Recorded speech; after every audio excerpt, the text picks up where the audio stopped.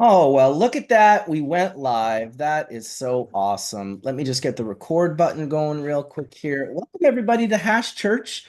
Season 11, episode 7. It is the sports medicine episode, thanks to Steven Philpott, who has helped curate this show for us today. I'm just going to quickly shut off or mute the pages that are not muted. There we go. Perfect. Okay, so yeah, we're going to get going here right away. Thanks everyone for bright and early joining us for Hash Church, as you always do. I'm going to mention and shout out our sponsors really quickly because they're awesome and we quite love them. So shout out to Sean at Heritage Seed Bank. You can check them out at heritageseedbank.com and you can use hash church 15 for a 15% discount. They are a US based seed company.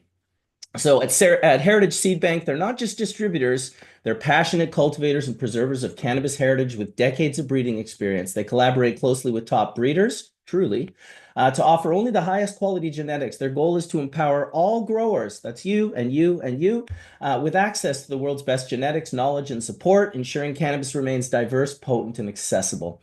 They pride themselves on ethics, integrity, and transparency. I've seen this firsthand, and working only with reputable breeders for ethically sourced top standard seeds. They offer exclusive, hard to find cannabis seeds with unmatched service, customer service, including fair pricing and accurate information. They're going to ensure fast, secure, discreet worldwide shipping with stealth packaging for international orders and free replacements for poor germinations or dissatisfaction and prioritize client satisfaction. So at Heritage Seed Bank, they've built a lasting relationship, supported growers, and uphold the tradition of exceptional cannabis cultivation. So shout out to the boys at Heritage Seed Bank. I also want to shout out my homies, Andrew and Corey from Sample Automation and their awesome little unit, the Rosin Reactor. So Sample Automation's rosin reactor, it automates solventless cannabis extraction by using precise control of temperature and pressure to decarboxylate resin, making it suitable for vape cartridges.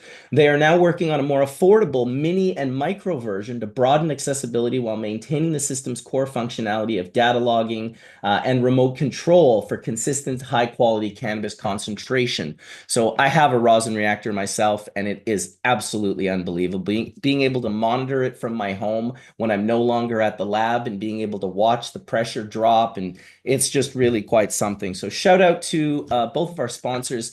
I also want to give a little mention to Low Temp and Puffco, who have just signed on to be sponsors as well, and we'll be bringing them into some future shows here. So without further ado, let's let everyone in. We'll start with Mr. Steven Philpott and his partner, Earl Lawrence.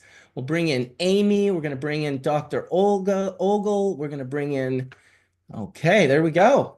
Let's see how that goes. So once everyone starts their cameras, that's when they'll show up on screen. Until you start your camera, you are a little bit invisible. And by a little bit, I mean completely. Welcome, brother. How are you doing?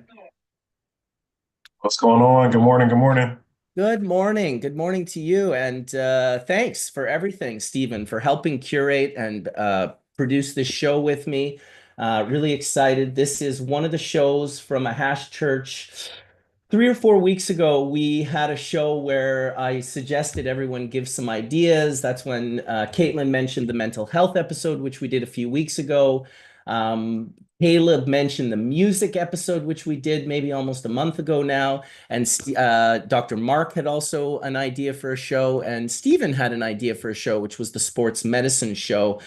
So without further ado, Stephen, if you want to, welcome everyone. We've got Amy Van Dyken in the room. We've got Whitney. We've got Whitney twice. Look at that. So good. We had to, she had to show up twice. So welcome to all of you, and thank you for showing up. And I'm looking forward to a great conversation. Just to give you guys an idea, we go pretty hard on Hash Church. It's often a 4 hour show. Don't feel that you have to stick around for the entire 4 hours if you're busy, but we do like to go as deep as possible. And we have some hardcore people who watch the show. There's 165 people watching right now, and we should get up to around 400 or 500 live and maybe 5,000+ in the first week of the show. So it should be good. Welcome, Earl. Hey, Bubble man, how's it going? It's going great. It's going great. Nice and early. I got all my responsibilities. I've only in the very recent past started doing sponsorship, so that's why it took me a little while to get you guys into the room. I like to shout out the sponsors prior to bringing everyone into the room, and it's funny because I've always worried about Hash Church being good, and I've always wanted, make sure the right people show up and the conversation is proper. But wow, the responsibility I feel with sponsors is on some whole other level. I was literally laying in bed last night, like going through like, oh, what do I have to say for sample automation? And okay, yeah, make sure you mention the code for heritage seed. I've done this show for 10 years and never accepted sponsorship, so it's not natural for me, let's just say. But shout out to the sponsors and maybe everyone can introduce themselves. Stephen, why don't we start with you, even though we kind of know who you are? Give us a little introduction. We'll go through the whole group and we'll go from there. Yeah, for sure. Can you all hear me okay? Absolutely. Awesome. Yeah. First off, Marcus, thanks for obviously using your platform to um, give us the community that's obviously very supportive of the work that you've been doing for, not to age you, decades at this point. But through some of obviously our mutual friends, some people in the industry, it's kind of nice to bring these different audiences together that all have interest in, sports, wellness, how it integrates into what we would call the evolving uh, cannabis industry. I use air quotes. For those who aren't familiar with me, I'm a Marine Corps veteran. I was actively deployed during 2011. So I got sent to Libya. I was 20 years old, couldn't even legally drink a beer, didn't know anything about like law, politics. But I learned a lot while I was overseas and spent a lot of time in other people's countries, learning from them, learning different ways of life. When I came back home, I was broken and mentally changed. And when you get opioids and different things like that, Earl, I'm gonna let him introduce himself, but I've known Earl since I was probably 10 years old. We grew up in church together. And magically, the state that I was stationed in, Earl was also in college.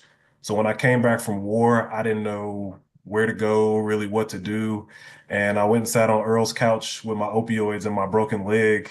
And when I didn't want to take my opioids, Earl was like, hey, there's alternatives to opioids.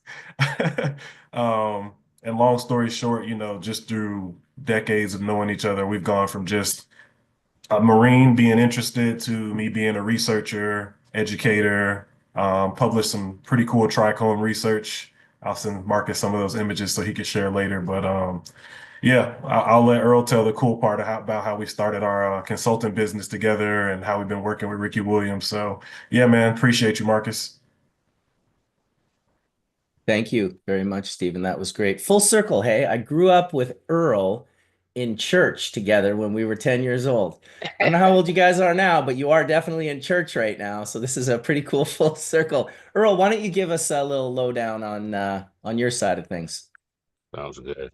Um, well, like Steve said, we're both from Chicago, background in church. Mine specifically, I had a lot of surgeries growing up, beat cancer, a few other things. So like over 20 surgeries in the midst of like from about five to past 20, helped like mold my purview on a lot of what marijuana could do as far as the good things and breaking away from some of the propaganda.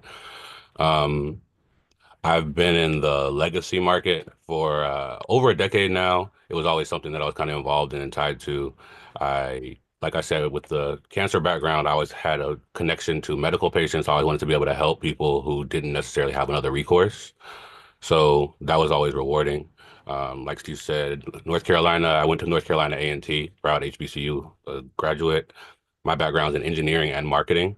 So after graduating, I came to New York and started to do everything from finance to independent consulting, web design, social media management.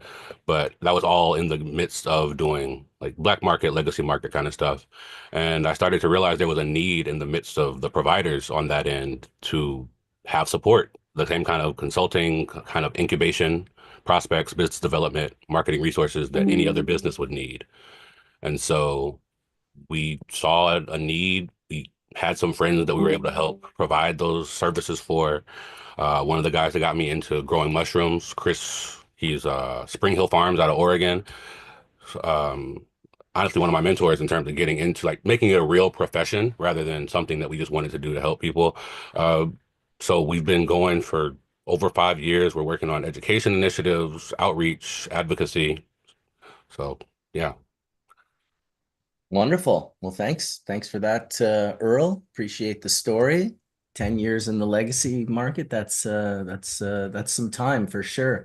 I'm glad to see you made it in, Dr. Uma. That's wonderful. She was having some connectivity issues. It's weird. We're psychically linked. I was like, I wonder where Dr. Uma is. And then she sent an email. And then I sent an email back saying, "Oh, don't worry." And then I looked and I was like, "She is actually already in the room waiting to be admitted." So we're just doing some introductions, Dr. Uma. You just came in at a perfect time. Stephen and Earl just gave some introductions. Why don't you give us a little introduction yourself? Are you guys able to hear me? Perfectly. Beautiful. Well, welcome everybody. What a pleasure and an honor to be here. I'm actually in India and I've been here, I think almost 50 days since the beginning of the year. And I've been in the cannabis industry for about 15 years. I'm a medical doctor and the stigma is a big issue all over the world. And my mission has been to change the stigma and for everybody in the world to know about the endocannabinoid system. And I do it through education. And I truly believe that cannabis should be a first line option and not the last resort. And it's not for everybody, but it should be a first line option, especially for cancer patients. And I had the opportunity to teach here at 4 different locations and understand there's a lot of work to be done all over the world. And I thank all of you for being here today. Well, wonderful. Thank you, Dr. Uma, and boom Shankara Shankara Mahadev to you and everyone Yes. else in the room. What an amazing country. What an amazing place. It blows my mind that cannabis is still not legal in India. It literally has some of the longest standing history on the planet. You go to Himachal Pradesh, you go into these Parvati valleys, you go into these areas where they've been growing cannabis for oh so long. I was lucky enough in 1998 to go to India for the Maha Kumbh Mela in Haridwar in Oh the my north. goodness. Yeah, oh my God is right. Let me tell you, it Yes. was to say the least amazing. I got to exist in a country of people who the only way I could put it together was when you believe the impossible can exist. And that is what I learned from India. I saw impossible shit. And for those of you that are familiar with the Kumbh Mela, this happens every 4 years in a holy city in India. It's Haridwar, Varanasi, Allahabad, Jaipur, I think are the four. So every 3 years they do, and there's four of them. So really, the one that I went to was called the Maha Kumbh Mela, and it was a one every 12 years. And then they do a 144-year one, just to give you an idea of the history of these people. And that is the Maha Kumbh Mela. And let me tell you, if there's ever if you want to go out and have a real adventure in life, that is the place to do it. Go check out the Kumbh Mela or the Maha Kumbh Mela. You will meet amazing people and you will see impossible things. So thank you, Dr. Uma, for being Thank here and you. representing India. We love that. Dr. Ogle, Whitney, I would love to hear from you. Whitney was introduced to me by my good friend Craig from Alpenglow down in California, just an incredible regenerative farmer, just a all-around epic, amazing dude on all levels. Him and his wife are just amazing people. They have an amazing farm, they grow amazing resin, and they're just really great folks. So that's how we got access to Whitney, and Whitney's here to share. So please let us know a little Yeah. bit about you. Shout out to Craig and Melanie from Alpenglow. They're great people. I'm so happy that we were able to connect. Hi, I'm Dr. Whitney Ogle. I'm a professor of kinesiology at Cal Poly Humboldt.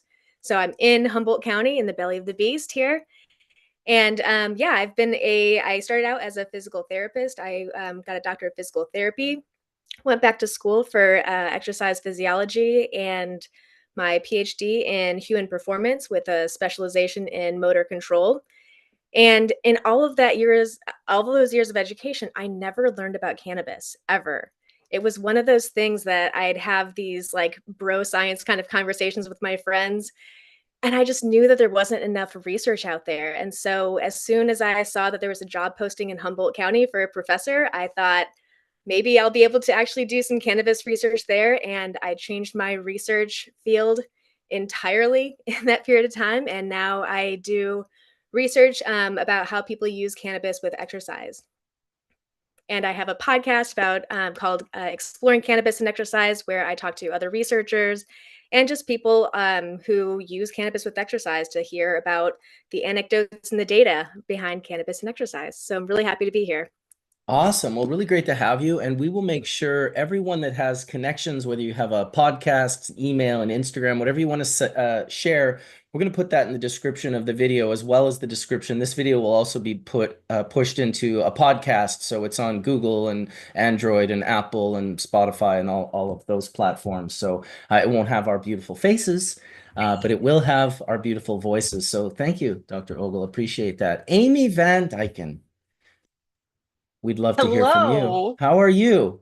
I'm well. I'm so excited to be here. Thank you for having me, Marcus. I feel like everyone is so educated, and here we go. I'm an athlete. I'm a six-time Olympic gold medalist in swimming. I am the first American woman to ever win four gold medals. It's only been tied. Simone Biles, Katie Ledecky, watch yourselves.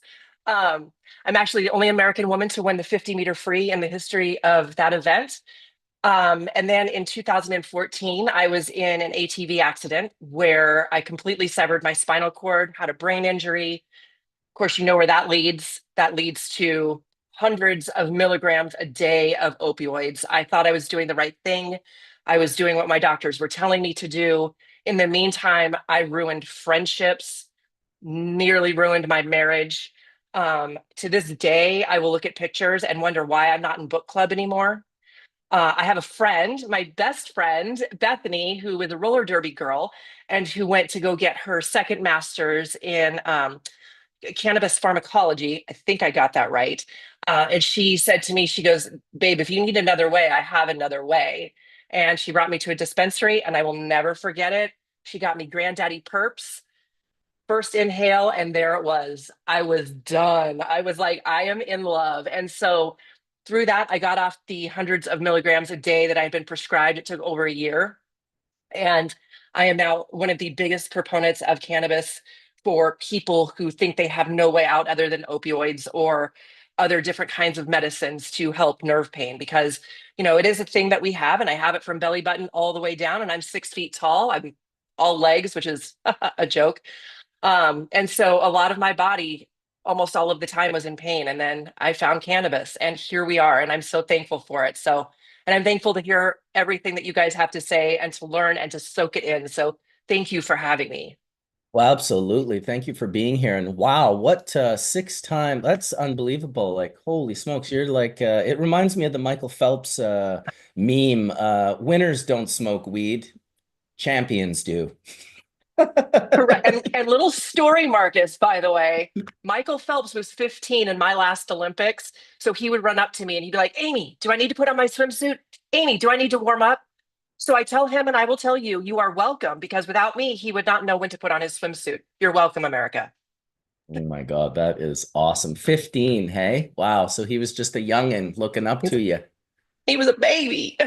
Amazing. Well, we appreciate having you as a proponent for cannabis, and it's a story I've heard oh so many times of people ending up on opioids.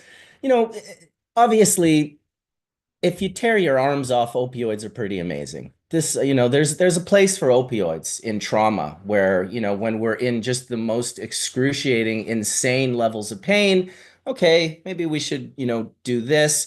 Very much like what Dr. Uma said in that sort of first line of defense. It's like, okay, you can use that sort of here, but let's like get off of it as soon as humanly possible. Let's look at it as, the absolute potential danger that it is. I live in a city where 400 to 500 people die every 30 days of an overdose, generally fentanyl or carfentanil. But it all starts with oxys. It all starts with opioids. It all starts with the quick, oh my, I hurt my back playing soccer. Oh, I was just driving to the grocery store and I got a little rear end. It's like, oh, don't worry about that. We can hook you up with some oxys and it's going to take that pain away. It's just like, yes, it will take that pain away while simultaneously getting you addicted to one of the most addictive substances on planet Earth. I also find it very interesting from a little scientific standpoint that, the part of your brain that controls your breathing and your heart has no cannabinoid receptors. It's one of the only places you won't find cannabinoid receptors. But oh, is it filled up with opioid receptors? Just chock full. And of course, this is one of the reasons why if you take too much of it, it can stop your heart and stop you from breathing. So thank you for that introduction, Amy. Really appreciate that. Last but or two left who are my regular panelists. We have Colin Palmer, Vessel Life Science. I've known Colin for, my goodness, it's got to be 25 plus years. We kind of met on the internet when things were very illegal, and we were both just like, kind of like, hey, lemon cake, hey, bubble man, like just kind of meeting each other in a very kind of funny way. Colin is an incredible musician and a real dynamic father and husband and friend and hash maker, and we're happy to have him here. Colin, why don't you just, for at least the panelists, give yourself a little introduction? Hello, everyone. Thanks for having me, Marcus, as always. My name's Colin Palmer. I have a company called Vessel Life Science, VLSNY in New York State. We're a licensed operator there, and we grow cannabis. We have a cultivation license, extraction license, and we mainly work in solventless extraction. That's our background, as Marcus mentioned. So it's been a lifelong passion of ours, and really, really stoked to be here amongst all of you, and six-time champion over here. That's quite the feat. That's amazing. So congrats on that. But It's as incredible. always, it's always great to be here. So thanks.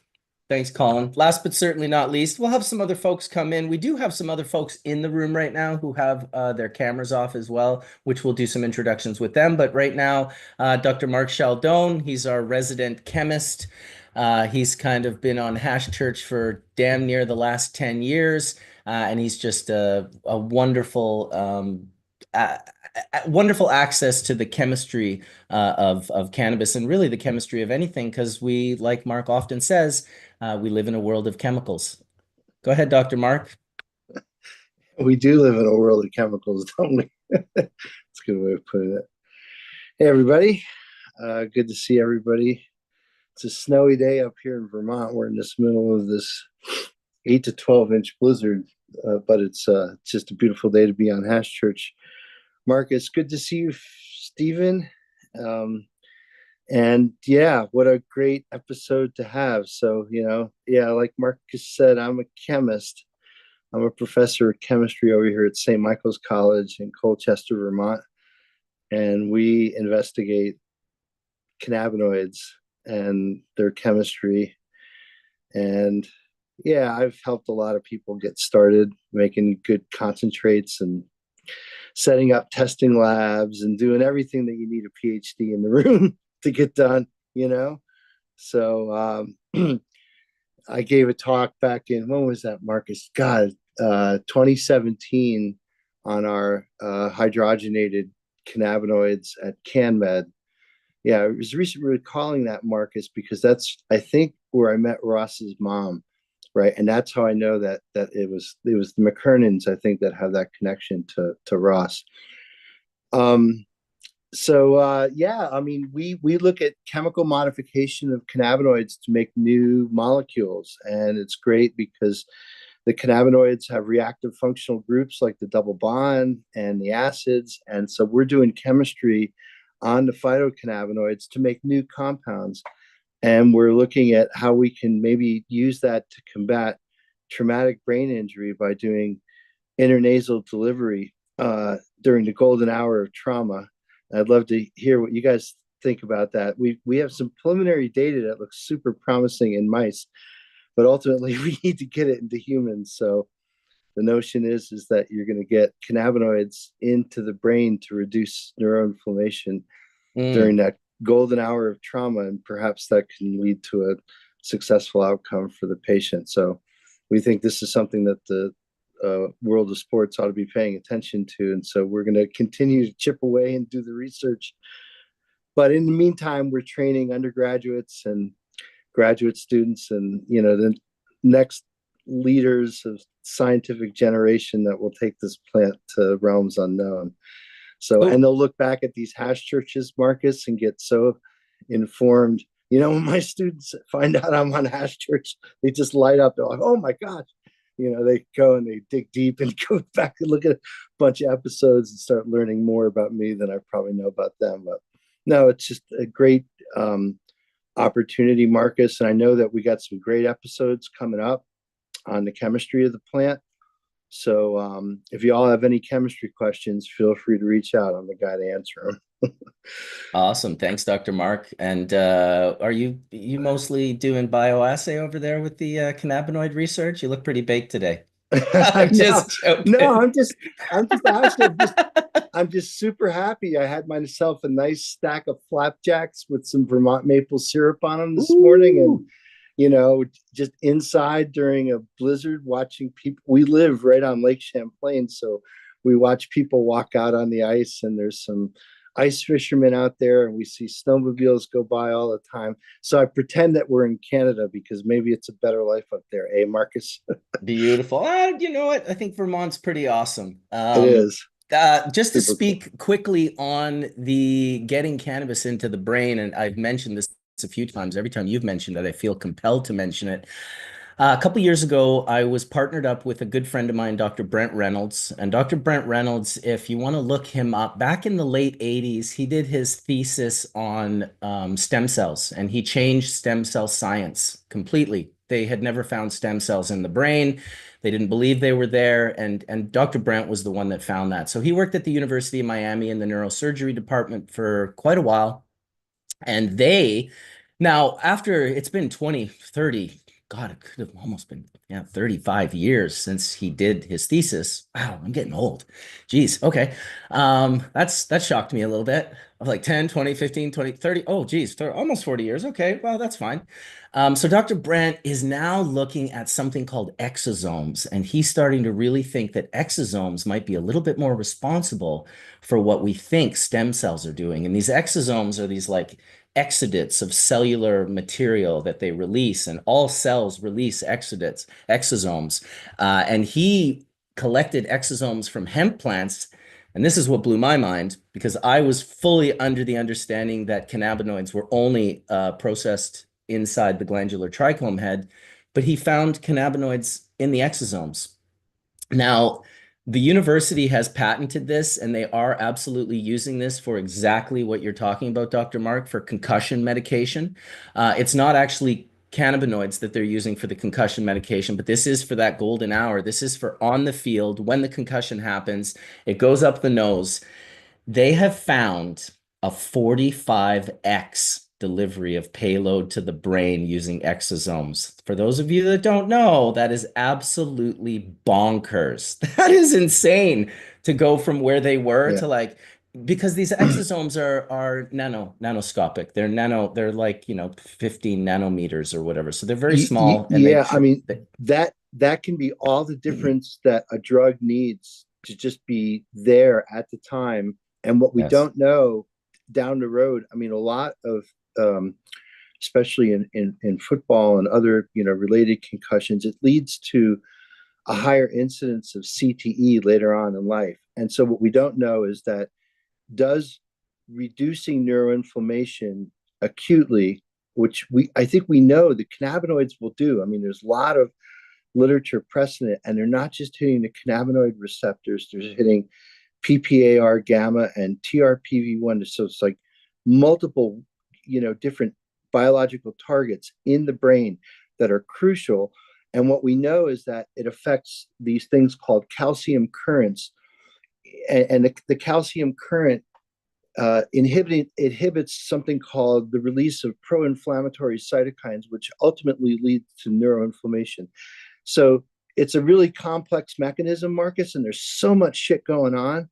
But like this exosome technology, or just being able to do, liposomes or just nanoemulsions to be able to get things through the brain, you're not relying on, what the pharmaceutical companies want to sell you, which is a pill, right? Pill that you take, and then it's going to go through the gut, and then eventually end up in your liver and end up in your system and eventually make it to the brain. This is getting the medicine into the brain during the most crucial period of time when you have to reduce neuroinflammation. And I think we know it's going to work. And I think, even something like just CBD alone, but certainly like the whole cocktail of cannabinoids that, underpins the entourage effect, I think it's certainly worth, looking at everything. Things like CBGA inhibit something called store operated calcium entry, which is, again, a very, very important mechanism that underpins the anti inflammatory properties of cannabinoids. So I think we need to get CBGA in there. The whole untold potential of cannabinoid acids being able to traverse the blood-brain barrier is a whole scientific frontier that needs to be fully investigated. And these kinds of drug delivery techniques that you're talking about is going to enable that. Absolutely. Well said, Dr. Mark. I want to bring up Oil. He's got his camera turned off. He's one of our anonymous friends today. He's a professional athlete. He's still competing. So he thought, well, maybe I've got some good things to share. I want to share, in particular, he wants to share some good things with athletes in regards to kind of how they can acquire cannabis exemptions and why that might be a good idea rather than get tested and failed for it. I'll never forget my good buddy Ross Rebliati in Nagano, Japan in 1998 after winning the gold medal for Olympic snowboarding, the first time snowboarding was ever in the Olympics. And they found like nanograms of cannabis in his bloodstream. And I remember my lawyer many years ago when I got arrested with 16 pounds of cannabis for the BC Compassion Club and some cash. First Compassion Club case in Canada. So it worked out very well. My judge's name was Paradis, which is French for paradise. We felt like that was a good omen. And then I got no fine, no time, and he ordered my money be given back. It was a win, win, win. Even the prosecutor who was prosecuting me asked my lawyer, hey, our mutual friend Bob's dying of cancer in the hospital. Do you think maybe you can get some of that medicine from your client? So while I was being charged with trafficking, the guy who was charging me with trafficking was in the hallway trafficking with me. So this is the world of cannabis and hypocrisy, and that's what I went through. So yeah, pretty wild stuff. And so we'd love to hear from Oil. He's going to go by Oil today, and I'm going to make the best attempt to not blow his anonymity. But how are you doing, Oil? Hey, yes, thank you, Marcus. Super happy to be here this morning, and I think it's a super important conversation. So I'm a professional tennis player. As you said, still currently competing, but I suffered a brain injury and compression fractures in my neck in a snowboarding accident in 2019, where I collided with a tree. So this talk about brain injury that we've already started on so far definitely hits close to home. And I feel I actually knew about this golden hour research, and I turned down the ambulance ride and made sure my friend packed up multiple dabs on the way to the hospital. So I feel that that was definitely, I'm glad I knew about this research back then. And I think it's super important for people to, while it was still a super long recovery and took, I didn't play a professional tournament for 2 years from the end of 2018, 2021-ish. So it was like a long way back. And yeah, that was, You're cutting out a little bit on us, Oil, but that sounds really interesting. When you said you suffered like a head injury and like your spinal compression, I was like, I had no idea tennis was that violent of a game. But then you added the snowboarding part, and I do know how violent that is because I live about an hour from Whistler Mountain, and I am pretty jacked today because I spent 6 hours on Whistler Blackcomb Mountain yesterday, raging the pow pow. Yes, it was dumping, and it was wonderful. I hope you're wearing a helmet when you had your accident. Yeah, unfortunately, I was not wearing a helmet, so a lesson for me, and don't make the same mistakes and wear your helmets, kids. Thank you, Oil. That's what I wanted from you. I was lining you up for that very thing. It might sound cheesy out there, young people, but learning how to walk is also very cheesy. It's best to just do once in your life. These head injuries can they can change your life in an instant forever. And I know what it's like to get sucked into awesome. That's what I call snowboarding. You get sucked into awesome, and you just got to be careful out there. You know, you gotta weigh the difficulty, and you gotta weigh, what you're sacrificing. So we're glad to have you here. We're glad that you were still able to get back and play tennis. That's wonderful. Yeah, thanks for coming on and sharing with us. I think we're going to have a really nice conversation. I think we've gone through the entire panel. We do have at least one other anonymous athlete that was going to show up. I'll reach out to him in a little bit. He's also competing at an Olympic level right now and wants to remain anonymous as well. But he's and I don't want to mention his sport because he might not want to mention his sport, but his sport is really cool. It's like, I was like, what? You're a what?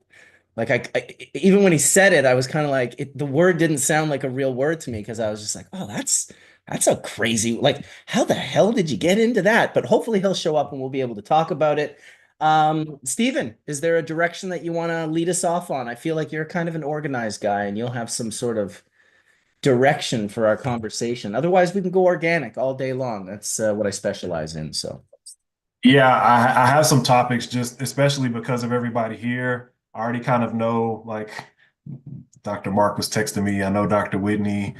I've seen Amy a bunch of times because I know Bethany. So yeah, so I have some things that we definitely want to talk about. One thing that I was going to say, and I'm glad that everybody is kind of giving their backstory. My experience is super odd, I'd say, because I went from being a Marine to coaching in the NCAA for 6 years. But during the height of COVID, when all the NCAA sports were being canceled, Earl and I actually did an online certification through the Trichome Institute. And Earl had already had his legacy experience, so we had talked about hash and all those different things. But once we got deep into like the trichome literature, it was kind of like a crazy rabbit hole. Like once you start getting at that point, it's pretty wild. But what's interesting is I met Dr. Uma a couple years ago at an event where we were with Ricky Williams. So everybody here is kind of has this crossover of experience.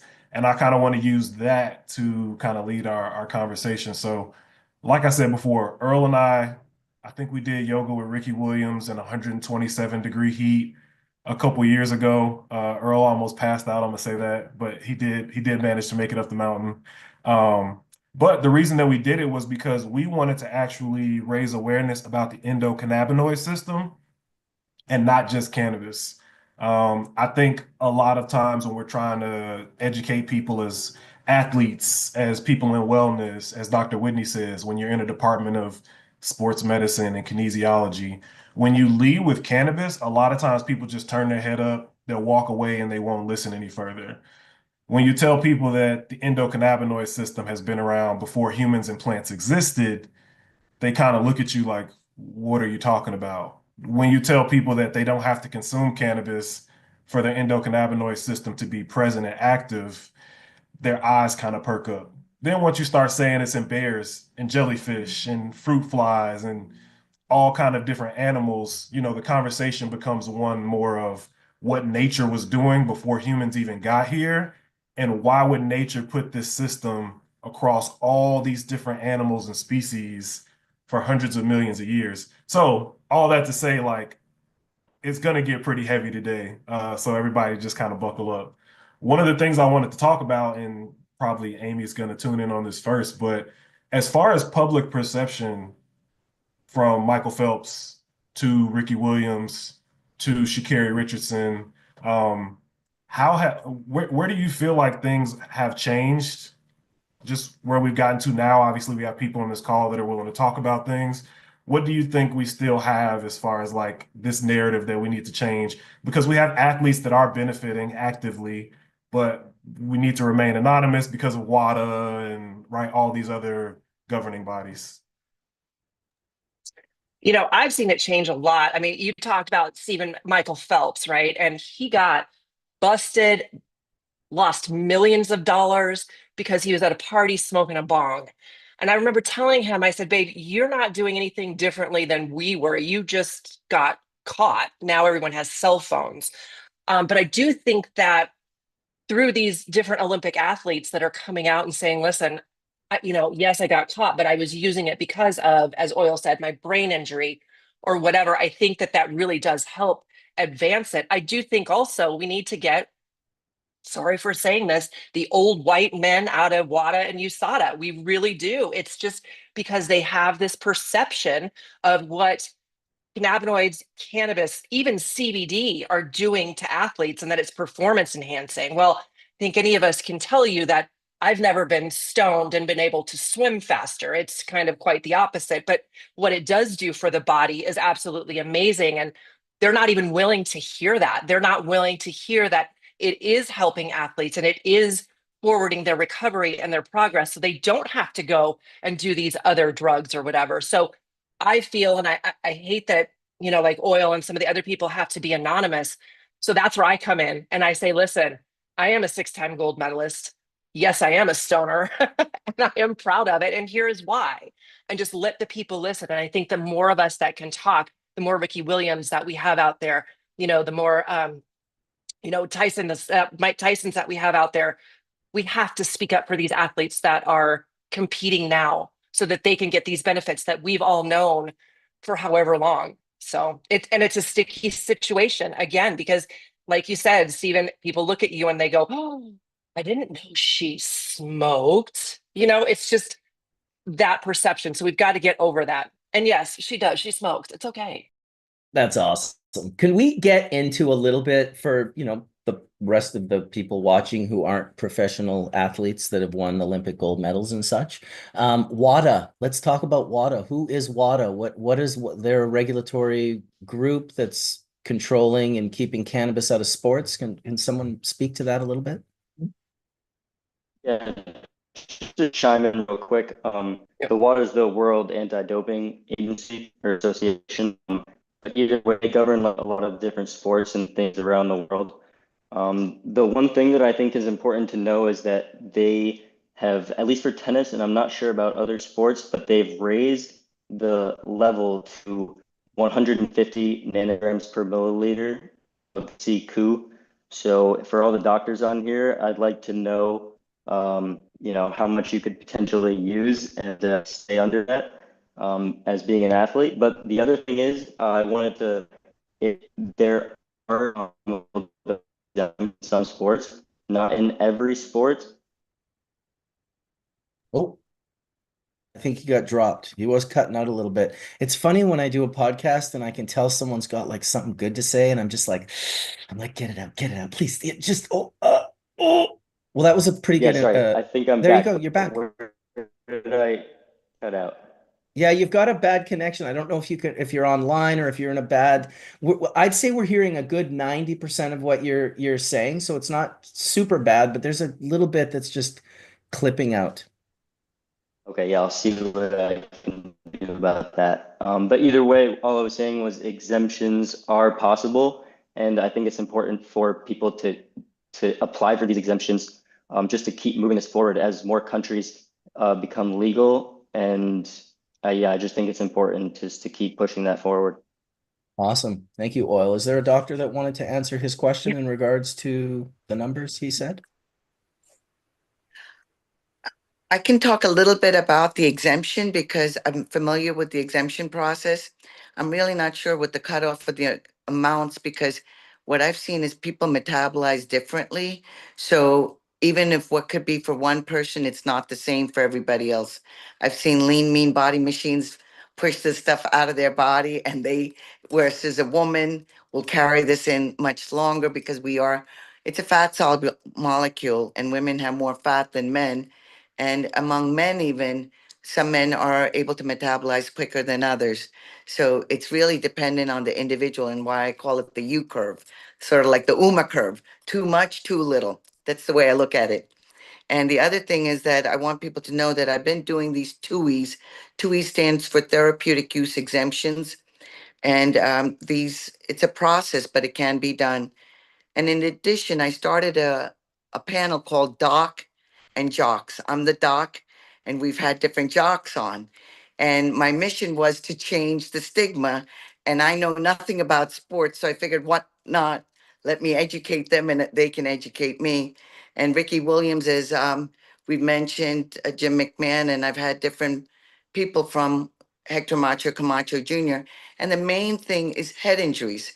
CTEs. And there's actually been a study years ago. I look at cannabis for three things: prevention, maintenance, and treatment.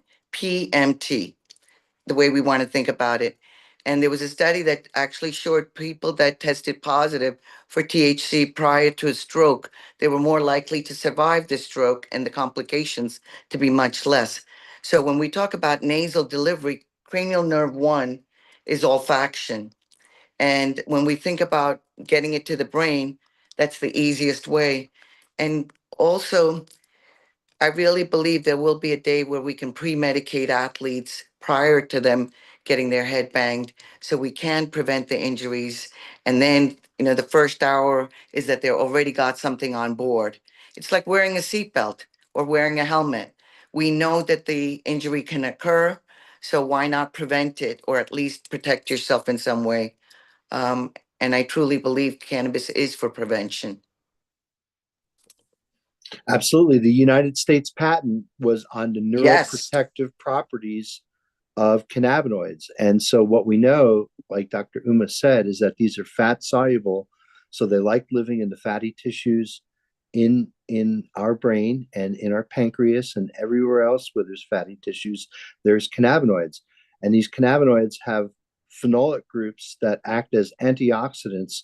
So they quench things called reactive oxygenated species, which are partly in implicated in both neurodegenerative disease as well as in traumatic brain injury and stroke. So you can think of it like this, again, the endocannabinoid system. Dr. Uma, if I'm wrong, tell me, please. The endocannabinoid system is the body's own pharmaceutical company, right? It's basically the thing that the chemical regulatory system that regulates all other systems.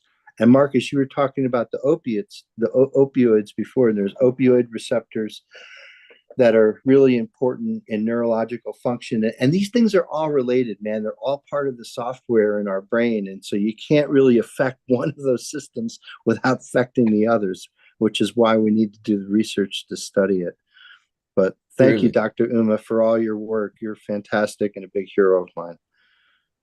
I love what I'm doing. And, it breaks my heart because I got involved in this because I never got to give this for my mother. And it was just so counterintuitive.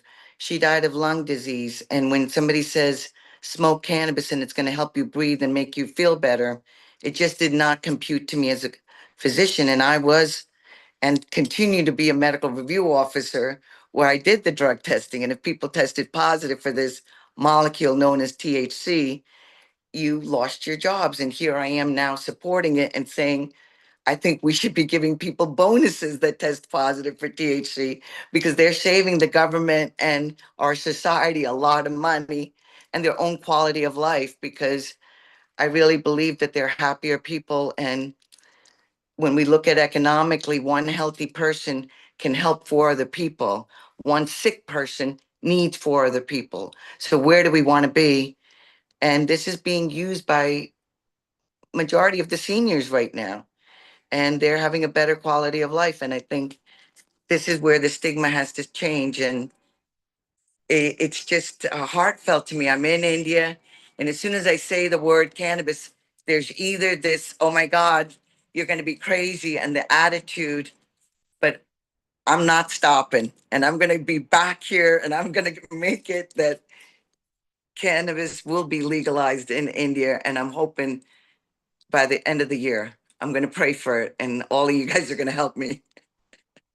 Absolutely. You have the help for sure. To me, it's important that India legalizes cannabis, that India allows cannabis. It really, really, like more than most countries, that one hurts my soul just because of the history that is there, like they are no strangers to cannabis and the protection of the cultivars and the processing and the sharing of that knowledge for literally centuries, right? Like this goes back so far. It's kind of neat because I have my own company, Dr. Uma, called Fresh Headies, and what I do is I make these bags that with screen bottoms and they're nylon bags, and basically they're called bubble bags. And you put water and ice, and you mix it all up, and the resin glands that secrete all of the medicinal components, both from the cannabinoid side and the aromatic volatile compound side, they're all inside this little resin gland head. And I guess some years ago, people figured out if you can break that little head off of its plant body prison, it's still affected by gravity in water. So it sinks in water while everything else floats, and it creates this incredible transfer chamber. And that's how we were able to isolate gland heads to 99.9% away from the rest of the plant, which is where you create the true potency of the plant. It's non-diluted. It's, I have always used the analogy that the cannabis plant itself is kind of like getting a pizza delivered. The cannabis plant is the box, and the reason I say that is because most cannabis is cellulose and fiber, which is what cardboard is made out of. And then the resin is actually the medicine. So I always tell people when I eat my pizza, I just open the box and take the pizza out. I don't actually eat the box. So I've been saying that for about 20 years, but it is quite a world of difference when you isolate these gland heads out. I'll tell you one thing: if I had if my mom got cancer tomorrow and needed to shrink a tumor out of her breast, I would not be giving her like cannabis to smoke. I would be giving her cannabis resin to consume orally. And so there are differences. There are amazing aspects medicinally and both recreationally for the smoking of cannabis. Medicinally, you can reduce ocular pressure in glaucoma patients in an instant with a puff. You can reduce tremors almost instantly in advanced MS and Parkinson's. There's a whole variety of things that you can do. You can stimulate appetite in a wasting syndrome patient. This is also from just having a couple of puffs. But if you're looking to shrink a tumor out of your colon or do something on those deeper levels, for me, I've always thought that the consumption of oral cannabis extracts, cannabis resins, is kind of where you wanna land. Sure. And I wanted to double back to what Dr. Uma was saying earlier. I'm from Chicago, huge Chicago Bears fan. Obviously, Jim McMahon, 1985 Bears Super Bowl legend. I will never forget when I saw Jim McMahon on television and he wasn't doing well. I just remember seeing it, and as somebody who coached Division I NCAA football as a strength and conditioning coach, as somebody who just grew up as a Bears fan, when I saw Jim McMahon like this, it was about the same time the movie Concussion came out. Um, and it just kind of you just had all these thoughts about football. I'll say this. Was it 2 years ago? I think it was 2 years ago, Dr. Uma. Whenever we were in Las Vegas, 3 years ago, I finished talking with Ricky Williams. We were talking to a group of athletes, and I turn around and Jim McMahon walks up to me. First of all, he walks up to me and he just goes, "Thanks for what you guys are talking about." And in my mind, I'm just going, I saw you on television. I saw this. I saw him not doing well on television. I remember after we went back and forth, I asked him, I said, what changed? And he turns around and he points to Dr. Uma, and that's all he does. He didn't say any words. He just pointed to Dr. Uma. And I was just like, that was probably one of the most profound experiences, just seeing somebody else's quality of life change. But then, like Dr. Uma said, that's one person. And that's one person that has the platform that people can see. But that just made me think about all the different people with, I mean, we're talking about Parkinson's, Alzheimer's, all these different neurological ailments. When we're talking about these receptors in the brains that we've talked about a couple times, there's all these different drugs that treat that target different receptors. But knowing that there's more CB1 receptors than all those other receptors, it really makes you start thinking about what I would call supplementation. Marcus used a really good analogy with the pizza box earlier. I always tell people your body naturally makes cannabinoids, but through depression anxiety, and a lot of different other things, your natural anandamide can actually drop, right? So they see that in research. People that have chronic depression and chronic ailments, they have naturally low anandamide levels. Well, first thing I thought was like, THC is kind of a supplementary product, right? It's a supplementary thing that can be used for an. Ooh, these trichomes look amazing. But it was one of those things that I thought about when I saw Jim McMahon. He wasn't doing well, and then he kind of turned around and pointed to Dr. Uma, and then we were talking about these different things about how your brain has all these CB1 receptors, and we see so many people with neurological ailments, right, that can obviously benefit. So, Dr. Whitney, that was something I wanted to ask you about. What do you think about the fact that now we know, right, these anandamide levels are low in some of these people with chronic ailments, and then as far as like supplementation, how do you feel about that word being used rather than just consumption or medicating? Yeah, great question. I think that it's when we look at the research right now and to understand why people are using cannabis with exercise, a lot of times they say that they use it with exercise to help them enjoy exercise. A lot of people have not had good experience with exercise. Myself as a former swimmer, Amy, oh my gosh, I'm so happy you're here. As a former swimmer, I had to stop swimming for years because I had chronic shoulder pain, and so it's taken me a while to get back into a pool and get back into exercise to actually enjoy it. When we think about our trans and non-binary brothers and sisters that are not having a good time with exercise right now, we need people. Exercise is good for all of our bodies. As you say, when we exercise, it actually gets our endocannabinoid system to work, to upregulate. And so, if if people want to consume cannabis so that they can experience some of those endogenous endocannabinoid system effects, then that's okay. I'm okay with people using cannabis to help them decrease some of those barriers to exercise so that they can actually have those positive experiences. It's so funny that you say that because if you look out on a trail, right? I'm out here in Arizona, we've got hiking trails everywhere, and you'll see people out there enjoying cannabis. But the reason is maybe they're not enjoying the hike, and that is what gets them to do it. I've done that a few times on a bike ride where I'm like, I just don't want to do it, but I need to get out. So, you have a little supplementation, and it really does help. And I love that you said that because it is so beautiful. And Stephen, when you were talking about Jimmy Mack, I was with you. I watched that ESPN thing where he was just awful. Next thing I know, we're having dinner, and in walks a completely different human being. And if anybody is not sold on this plant after seeing that, I mean, you can't be helped because, as you said, Stephen, it was just so to see him and have a conversation again with him. It is really beautiful. And he speaks, Dr. Uma, thank you so much for helping him because he was, as we all know, just in a bad spot. And now it is so beautiful to see he's out golfing again. If he's not breaking another Yes. hip, it's really wonderful to see. So He calls it, I taught him, I said, Jim, just remember THC, the happy cannabinoid. And it is always stuck in his head. And he'll say that. I know about THC, but Jim is one of those people, when I first met him, I had no freaking idea who he was. And I said, I'm doing the Doc and Jocks panel. And they said, who's your jock? I said, it's some football player. And they said, do you have any idea who his name is? I said, I don't know, but I'm going to be teaching him the same thing I've been teaching. And they said it's Jim McMahon, and he embarrassed the shit out of me. He introduced me as his wife. I said, I've never met this mofo in my life, and this is how we hit it off. And I said, and ever since then, I'm proud because I need vehicles. I can't do this on my own. And Jim has been a vehicle to get the word out and to understand that CTE is real.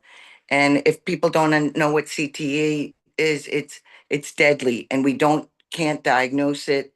And it's upon death when they do an autopsy and they find out that it's due to chronic trauma, and encephalopathy means enlargement, and ultimately it's every daggone thing's inflammation. It's some itis. arthritis, bursitis, carditis, conjunctivitis, gastritis, endometritis. I don't give a shit what the itis is, but it is itis, which is inflammation.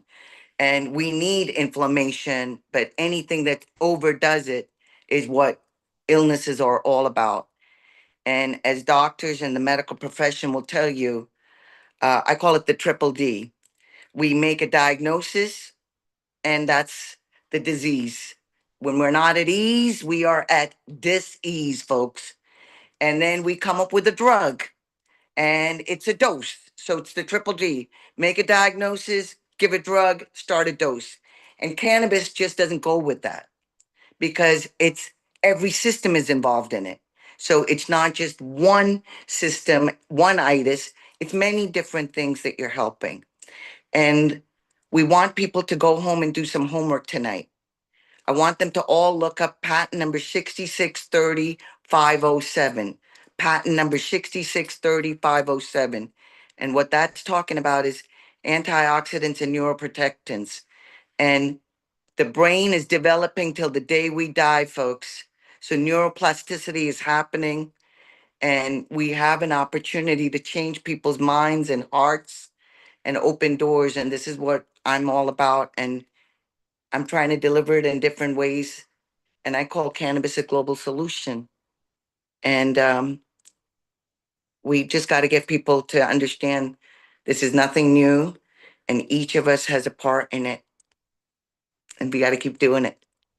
Beautifully Dr. well Uma, see, said. here's my brain injury. I'm a frontal lobe, so I can't stop things. You are flippin' magical. You are an angel princess, and I'm so glad that we get to listen to you. So thank you. And I'm a badass too. And a badass. I love it. You know, I've got a video. I don't know. As we're talking about this, I remember years ago, David Suzuki did a Nature of Things show on the BC Compassion Club. My dear friend Hillary Black, who started the BC Compassion Club back in the 90s. And Hillary was kind of just this like, she was kind of a, she was a West Vancouver girl, she was from that side of the tracks. And she decided to be like, I'm going to go to East Vancouver and I'm going to sell cannabis to homeless, mentally ill, drug addicted, terminally ill people. Try to find a more vulnerable group of people by any means. You will not find them because that is the most vulnerable group of people. And that's what she decided she would do. And I remember she was like, I don't like the word medical and I don't like the word marijuana. And that is where compassionate cannabis came from. She chose different words. This was back in the 97 or so. I was very lucky to be friends with her, still dear friends with her, but I was able to help. My court case was a BC Compassion Club. Hillary and all of these people testified on my behalf and came and shared their knowledge. But there is a Nature of Things video. I'm going to try to share it. I might not be able to get the audio through correctly. I definitely will be able to get the video. This is my friend Crash. He's 26 years old. He has advanced MS. You cannot believe how badly this guy shakes on the regular. He can't put a bong to his face because he'll chip his tooth on the bong. In this video, he's going to smoke a joint, and we rolled him up a fatty of oil and hash and weed. And you'll see him unable to talk, and then you'll see his neurological disorder almost dissipate by 80 to 90%. And now he's able to talk. So I'm going to try and share this. Give me a few seconds. I'm going to change the audio so that I actually, so that you guys will be able to hear what's being said as well. So just give me a quick second. Okay, there we go. That's good.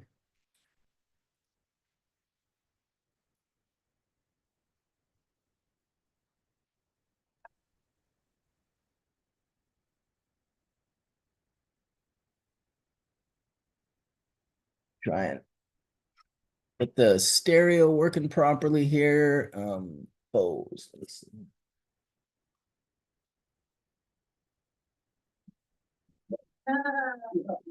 It helps. It helps. I remember the first time that you came into the club, the thing that made you stop shaking the most was just when Star just put her hands on your shoulders. If I have a beautiful woman beside me. It's incredible that affectionate touch can have that effect. Yeah. This way you don't shake as much, baby. Got it, baby? Right. Friends, you got good luck. What a long drive that is. He's a good one. Are you happy? It's actually hard to find pot that's good enough to really help him. We rolled a joint for him once that I think had 3 kinds of really good pot, 2 kinds of hash, and a whole bunch of oil on it. And that actually completely stopped the cough.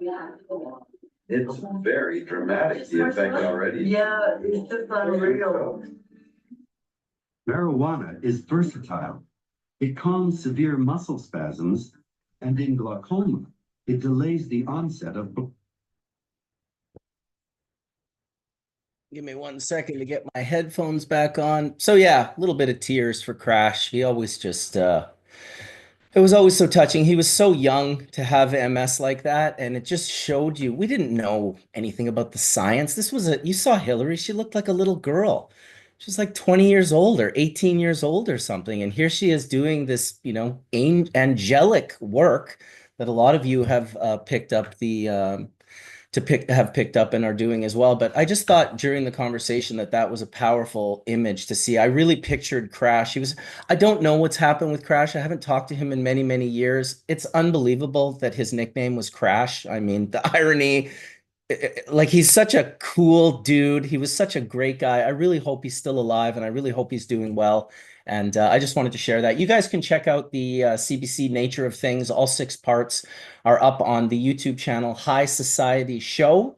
And that was about 15 to 20 years ago that went up. So yeah, sorry to get everyone a little teary there, but my goodness, how does a prohibitionist deny that? Like, I don't even care if there's no science behind that. How about just like, right?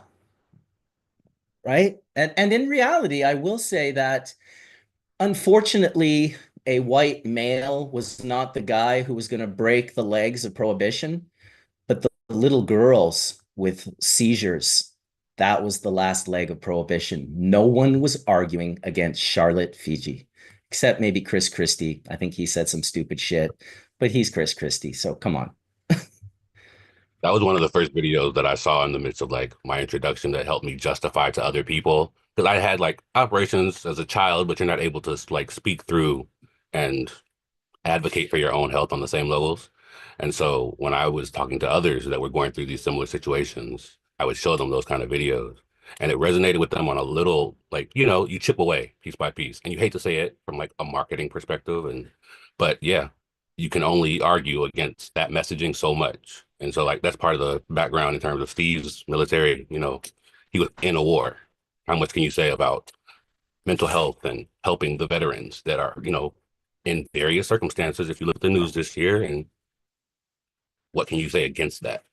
Sometimes you got to drill extra hard to access people's humanity, and videos like this are an extremely large drill bit that gains it just gains access. I mean, I don't understand how you could even have a debate, and any neurologist that witnessed what that guy just went through, he couldn't.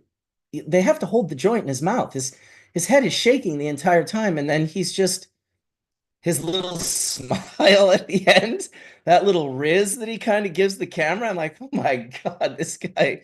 And I'll tell you, Crash, he was so good at making you feel comfortable around him. He never wanted anyone to feel sorry for him. He just wanted to make jokes and be happy and be a part of the rest of the group. So shout out to you wherever you are, Crash. I got love for you, brother. I think there's a lot of power to posting that kind of content and like making it clear that there is a benefit to it, because I have a hard drive worth of stuff that I've never let see the light of day because my friends, they saw what I did post in terms of what advocacy could look like. And they would say things like, you're never getting into college if you keep that online. You have to take that down. And you can't see any of it right now, but like that kind of content, knowing that there's a benefit to having it 10 years down the road, 20 years down the road, I think that having that up, it speaks volumes.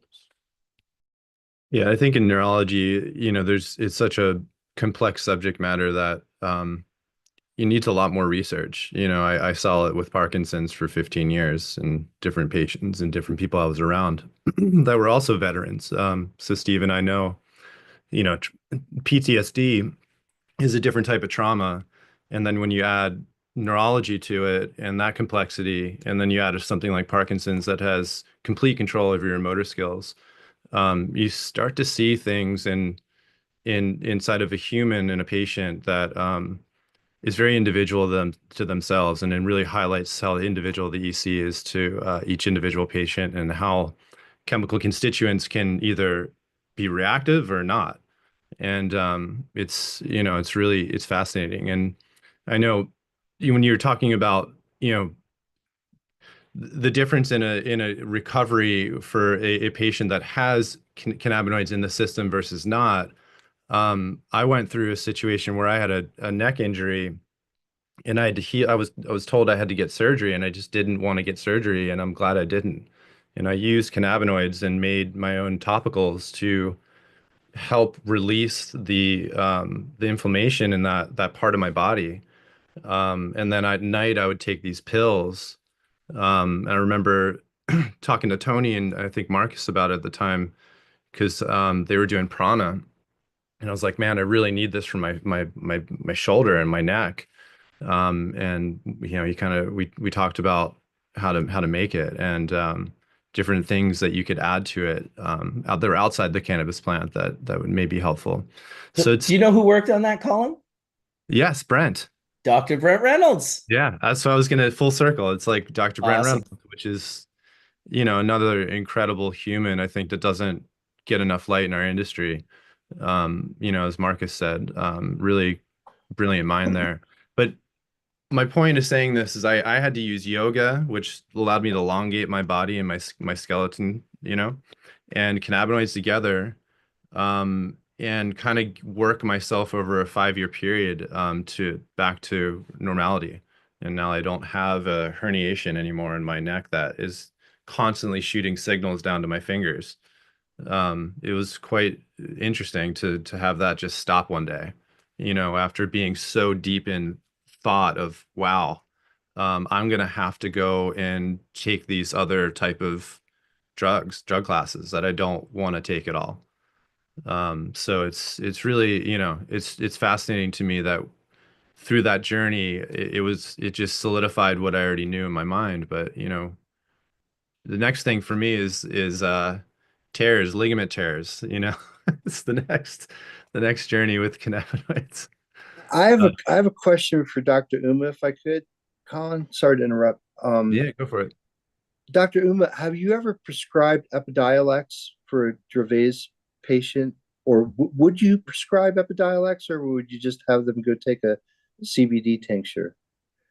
Thank you, Mark, for that question. So for people that don't know what Epidiolex is a available medication that's prescribed. It's a prescribed synthetic, and I want to explain that what the difference between phytocannabinoids, synthetic cannabinoids, and endocannabinoids, just to kind of give a little bit of background. Um, Epidiolex was a drug that's been created, and it's prescribed for two particular type of seizure disorders, Dravet's and Listart-Galt syndrome. And these are seizures that are not working for any other medications, and they've given this. The thing in that I have not prescribed Epidiolex. I have helped many patients that are on Epidiolex, mainly because Epidiolex to me still has the side effects because it is synthetic and it has a lot of additives in it, which people have a lot of different reactions to it. And it still can be toxic, okay, because it is synthetic in that sense. Um, as far as Epidiolex, it's a new drug that's been out, and some people can't get access to cannabis. They're in states where this is the only thing they can access. So something is better than nothing. Okay, so let's start there. If they can't get a hold of any cannabis and they could start with Epidiolex, it's a starting point. Um, there's endocannabinoids that are made within our own body. And this is where the concept that Ethan Russo talks about is an endocannabinoid deficiency, and why I do think of cannabis as a supplement, as a nutraceutical, is where I think it should be classified, and it does not belong on any schedule. That's where where Dr. Uma feels my stand is. It should not be on a schedule. So when we understand that our body produces endocannabinoids, meaning it's within our own body, the first drop of breast milk a baby receives has a molecule known as anandamide. And anandamide is what THC mimics, and that's what works with the receptors. CB1 primarily in the brain, CB2 in the immune system, and many others that we're learning about. So Epidiolex was made with a molecule known as CBD, which is one particular molecule. But I truly believe in the whole plant, and this is where phytocannabinoids come from plants, endocannabinoids come from our own body, and synthetic cannabinoids are made in a lab, just for people So, to understand. so Dr. Uma, I hate to disagree with you, but I think history and the public record shows that the CBD active ingredient that's in Epidiolex is not synthetic, and it is botanically derived from high CBD cultivars that our dear friend, and I'm getting choked up as I say this, Marcus, our dear friend David Watson's contribution to the starting of the GW Pharmaceuticals was Hortifarm's high CBD cultivars. So the CBD that is in Epidiolex today is not synthetic. It is botanically derived. There he is. Let me just clarify. The Epidiolex itself is something that's made in a lab. The molecule CBD is in it, but there's other additives that's added to Epidiolex. So I just want to clarify that. Yes, I just want to clarify that. So you're that is absolutely correct. correct. That is correct. It's an oral spray, isn't that correct? Kind of like this, just you'd spray it, and it's basically, I think, just a some type of fat solubilizing vehicle that basically takes the CBD and delivers it in a. I think you're thinking of Sativex. Oh, okay. I might be thinking of Sativex. Now, Sativex 2 is also. Can you describe what Sativex is, Uma? It's actually, I have to go into the details, but it's a combination, and it was also again made in a laboratory, but from it has GW been Pharmaceuticals, and it's a 1-to-1 THC to CBD ratio. and that's Right, where Epidiolex is only CBD. And I think it's important to know just a few things is that typically when a pharmaceutical company takes a drug through clinical trials, they have a patent on the active ingredient itself. But because CBD was a public composition, it was sort of a dicey move for someone like GW Pharmaceuticals to take it through clinical trials, which was going to cost a lot of money that then the pharmaceutical companies need to recoup in the sale of their drug. So I think what we know now today, again, is that a lot of people are getting CBD not from Epidiolex and not through a prescription. They're getting tinctures from Farm Bill legalized hemp. So I guess my question originally to you was, if you have a patient that comes into your office and it's a typical Dravet syndrome where we know from Charlotte, in fact, Marcus, remember Naya from Pittsburgh too. We had Naya's mom here on Hash Church several years ago. Naya suffered from the same debilitating seizures that Charlotte succumbed to. And I think that, again, if I remember correctly, we used Dr. Alan Shackelford's. He had developed a based on body weight, what the dose was for both maintenance and a rescue dose, Dr. Uma, for like if she were in the middle of a seizure. And I think if I remember correctly, the rescue dose was somewhere up around 120 milligrams. And I think the maintenance dose was somewhere around 30 or 40 milligrams. And this was, again, for an 8-year-old girl. So you could imagine someone that small getting that much cannabinoids. So I guess today, in today's practice, is it just okay to refer a patient like that to someone or just a CBD tincture, or do you actually think that something about the pharmaceuticalization of CBD into Epidiolex has now created a standardized version that's always going to be the same quality, always going to be the same potency. It's not going to have all the minor cannabinoids. And right, if Professor Meshulam teaches us anything, he teaches us it's not just in a single molecule. There's this synergy of all these other molecules. So what is the options for patients today? I mean, obviously Epidiolex is out there, but we could also just give them a high CBD full spectrum tincture, couldn't we? I'll tell you, with the Farm Bill, what it did is gave people access to something. And that was a great starting point. When I look at to this day, I get involved with a little bit of expert witness work. And this is the problem that I'm seeing. I had a case of a mother that gave a child CBD. And when they tested the child tested positive for THC because CBD can convert to THC depending on what's in the product. And depending on the individual, it can bioaccumulate. And again, if people metabolize differently, it varies. Long story short, the child tested positive, and the child was reported to DIFIS, to the Child Custody Service. The parents were reported. So this is where I feel like injustice still is continuing in our nation because people are testing for this molecule known as THC. And I think we need to daggone stop testing people for THC. And that's one of the first basic things that we need to do and stop the decriminalization. But I get off on this whole thing because I really feel that this is so wrong what we're doing and having people in prison. But when somebody comes into my office, I'm like, if they can't access anything, I'm like, please start with CBD. Please start there. Because as you said, Charlotte Figge was a child that brought this attention to the world. And what we saw is it does have those properties. It's a cannabinoid and it has anti-seizure properties and it works. That gun works. You can lower the threshold. I have patients now only using cannabinoids and they're not using any anti-seizures without all the side effects. I mean, Keppra rage, when I talk about Keppra rage, that's inhumane. When we have an option, it's one thing if you don't have an option, but when we have an option and we're not giving it to people, it's injustice. But I tell them start with CBD, start with like if we can get a 1-to-1 ratio. And the other thing that I wanted to comment was that I do believe in the whole plant.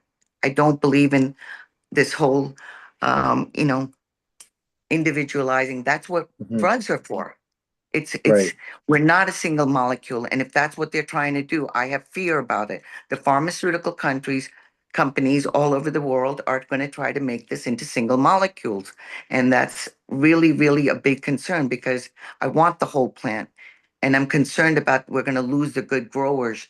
And even what's freaking coming out of the dispensaries is shit weed. I'm sorry to put this blatantly that's out there. And people that don't know are smoking the stuff that they're spraying stuff on. They're radiating weed. We're taking the molecule of the plant and then modifying it. And, all this stuff, I'm saying it out bold now. I used to say cannabis killed nobody.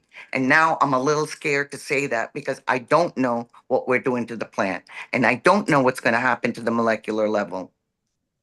Thank you, Say Dr. that Uma. again for the I video. want to take it just a little back, because obviously this was, one of Skunkman Sam, aka David Watson's home away from homes, and so I invited Ryan Lee in Chimera just to sort of fix up any little things we may have gotten wrong in regards to David's work and Epidiolex, and I know you're taking off right away, Ryan, but do you want to share real quick?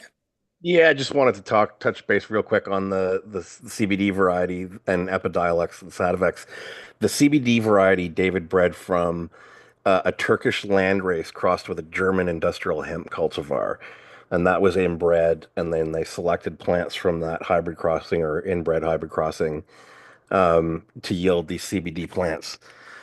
So it is like it is Epidiolex is a whole plant extract. Um, but it's a liquid formulation that the whole plant extract is the only I guess, effective molecule. If there's Active other, ingredient. yeah, they're the only active ingredient. There's other carrier molecules in there having to do with the liquid, but I think it is really just quite a pure um, extract. It's not single molecule. None of the GW stuff is single molecule. Like even Epidiolex, like they even or not Epidiolex, sorry, Sativex, they registered the actual terpene content. Like that's why those specific plants are so important. If they stop using those specific plants for the formulations will be deregistered because it's part of the actual registration process is that all the entourage molecules that are in that plant end up in the extract. And the other thing I just wanted to touch base on, Dr. David Mieri has done some work in Israel, and they've been doing, there's growers over there that are producing type 3 CBD plants for children with epilepsy, and they have these ongoing trials where they're using these oils. And something happened where the trials, like the children in the trials, stopped having the positive reactions to the grows or to the oils. And the researchers contacted back the growers to say, hey, have you changed anything? Are you using different plant varieties or what? And it turned out that they hadn't, that they were still using the same plants, but there seemed to be some seasonal effect um, with specific minor compounds that were found in the oil that were produced at different titers in different seasons. And so Mieri is like, he's an insane chemist. He's got this really high power analytical lab set up, and they did a really deep breakdown of the oils that were going into these the extracts that were going into these oils, and they actually found that there were some minor cannabinoid difference, even though the CBD content was the same.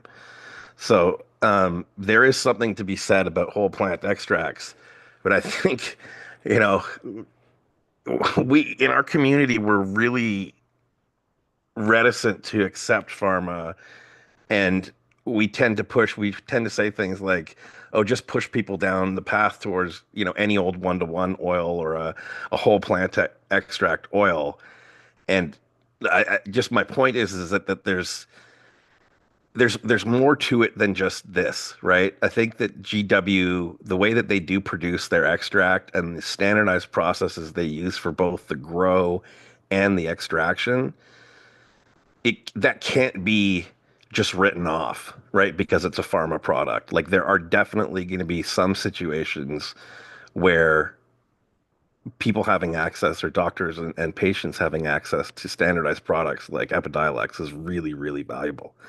So that's just another way how David has impacted not only, the cannabis community, but the therapeutic community. And, in my tours in these GW, in meeting a lot of these folks from GW at these international conferences, I have to tell you, they're no different than Wade, right? Like I had conversations with people that work for GW where they're speaking and offering care to the families with these 6 children in essentially exactly the same way that Wade and the Gladrius network helped, the children in California. Like this is not some pharmaceutical company where they're just churning out a product for profit. Like these people really do care about patients.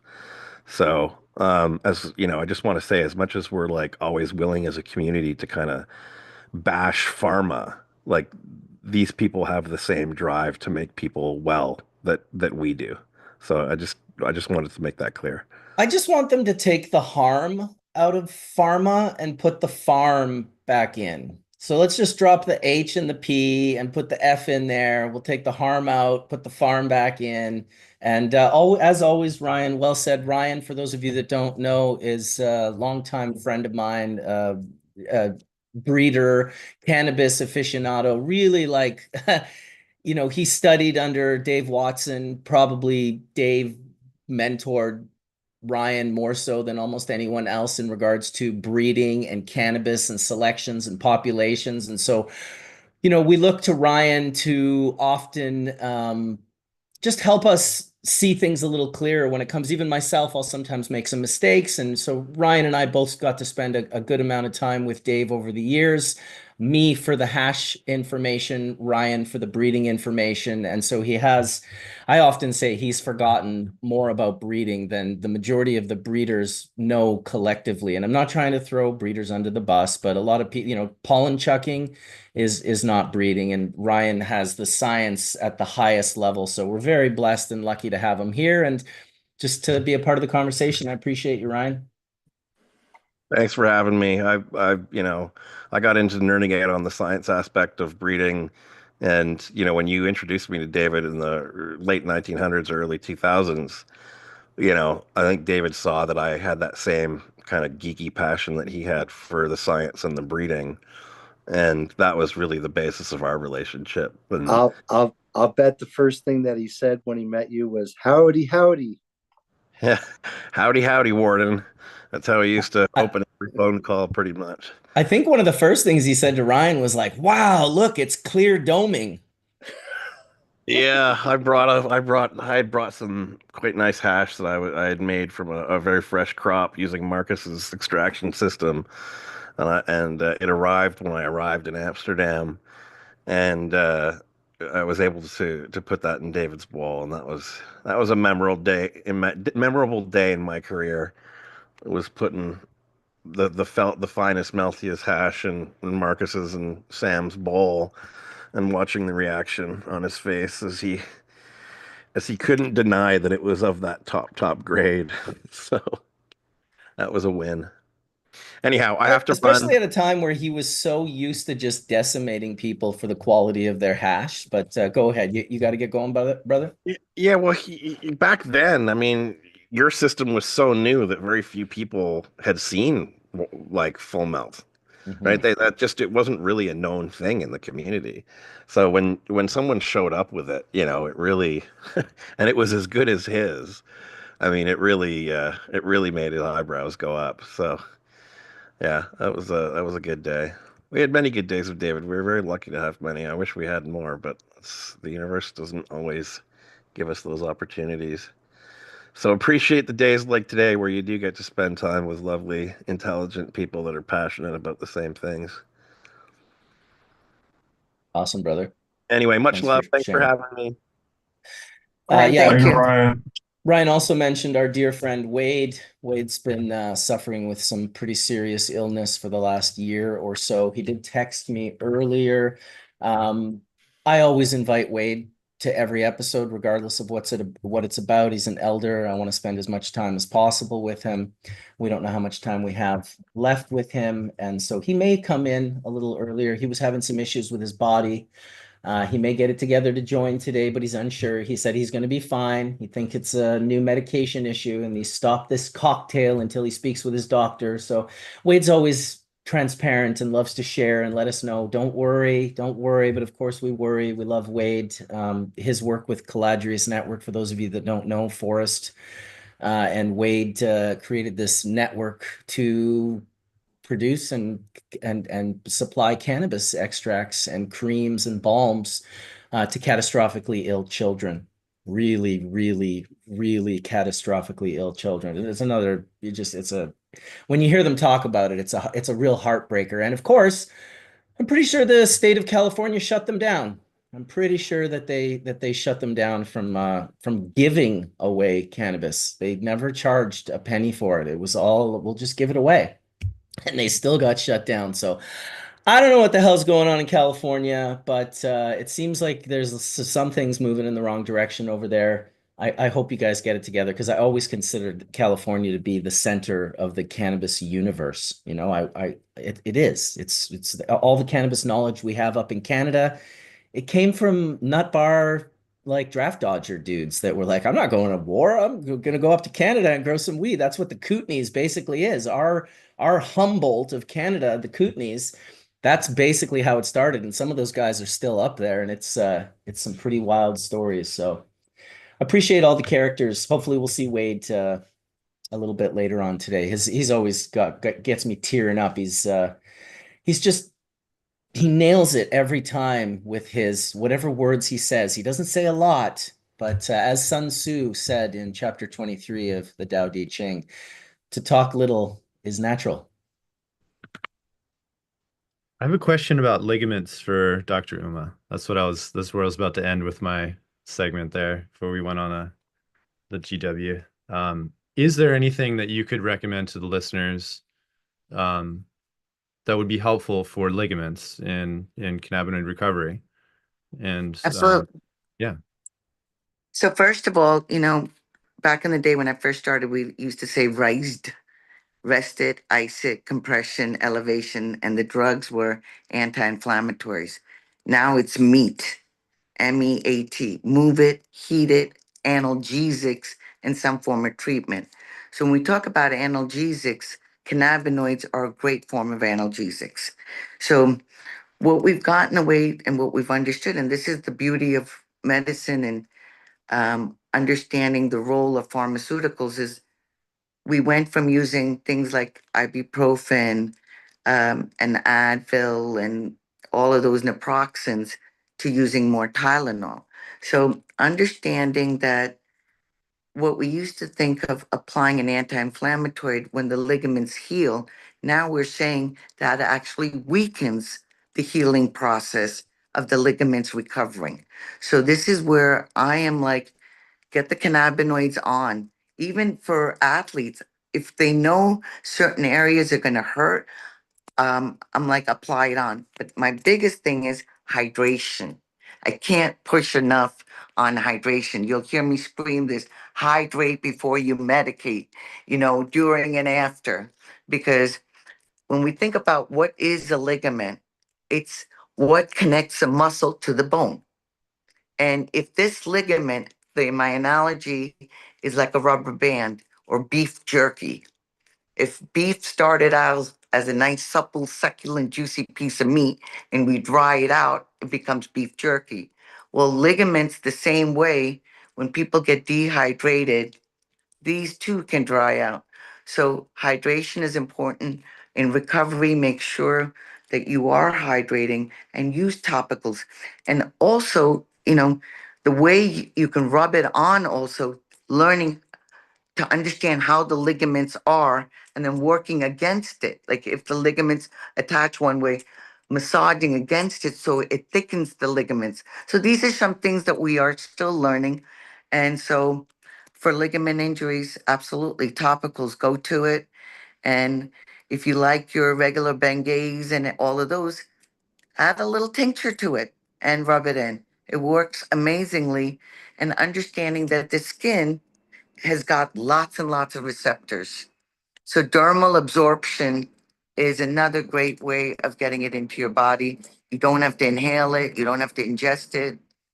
And understanding that the most common medications that are out there, ibuprofen and Tylenol, all go either metabolized through the liver or through the kidney, and these can impact other organ systems, and the list can go on.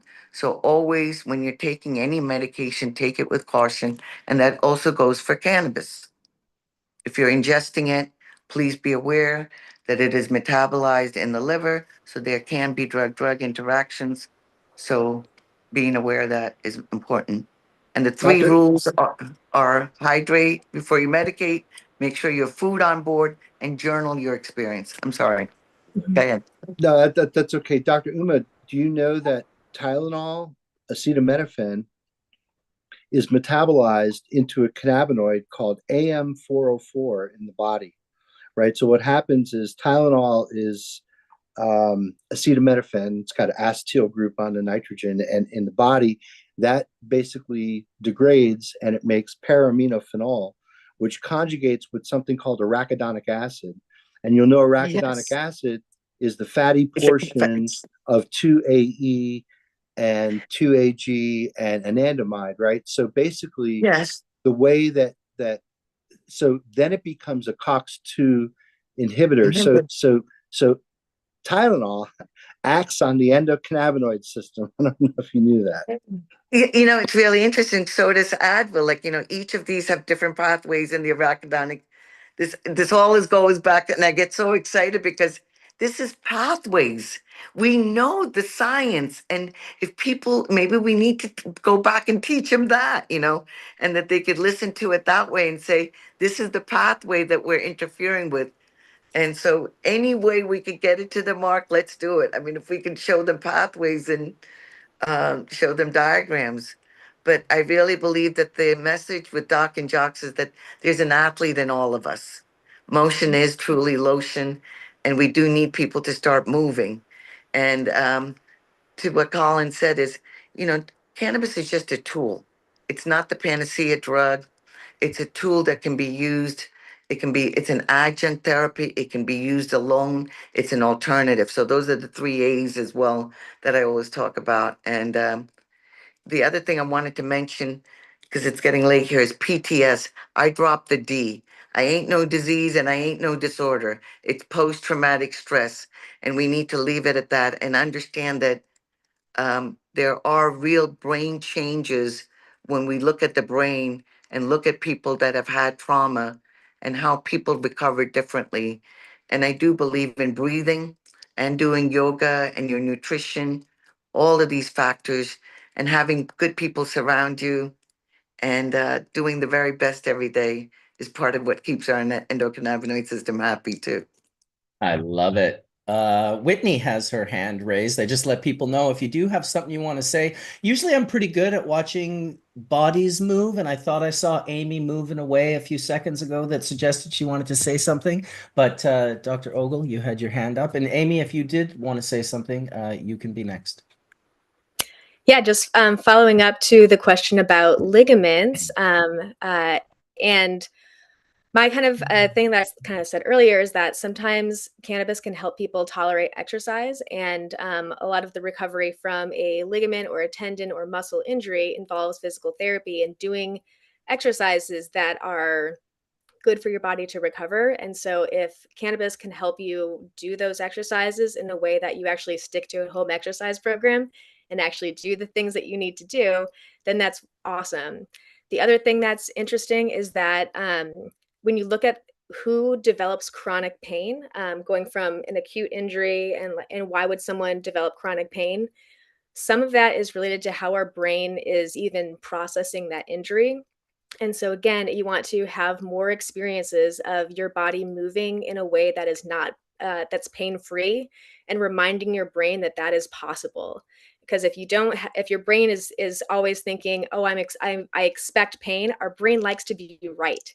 And so if we expect pain all the time, then our body will start changing the way our muscles will actually fire, so that we do actually experience more pain.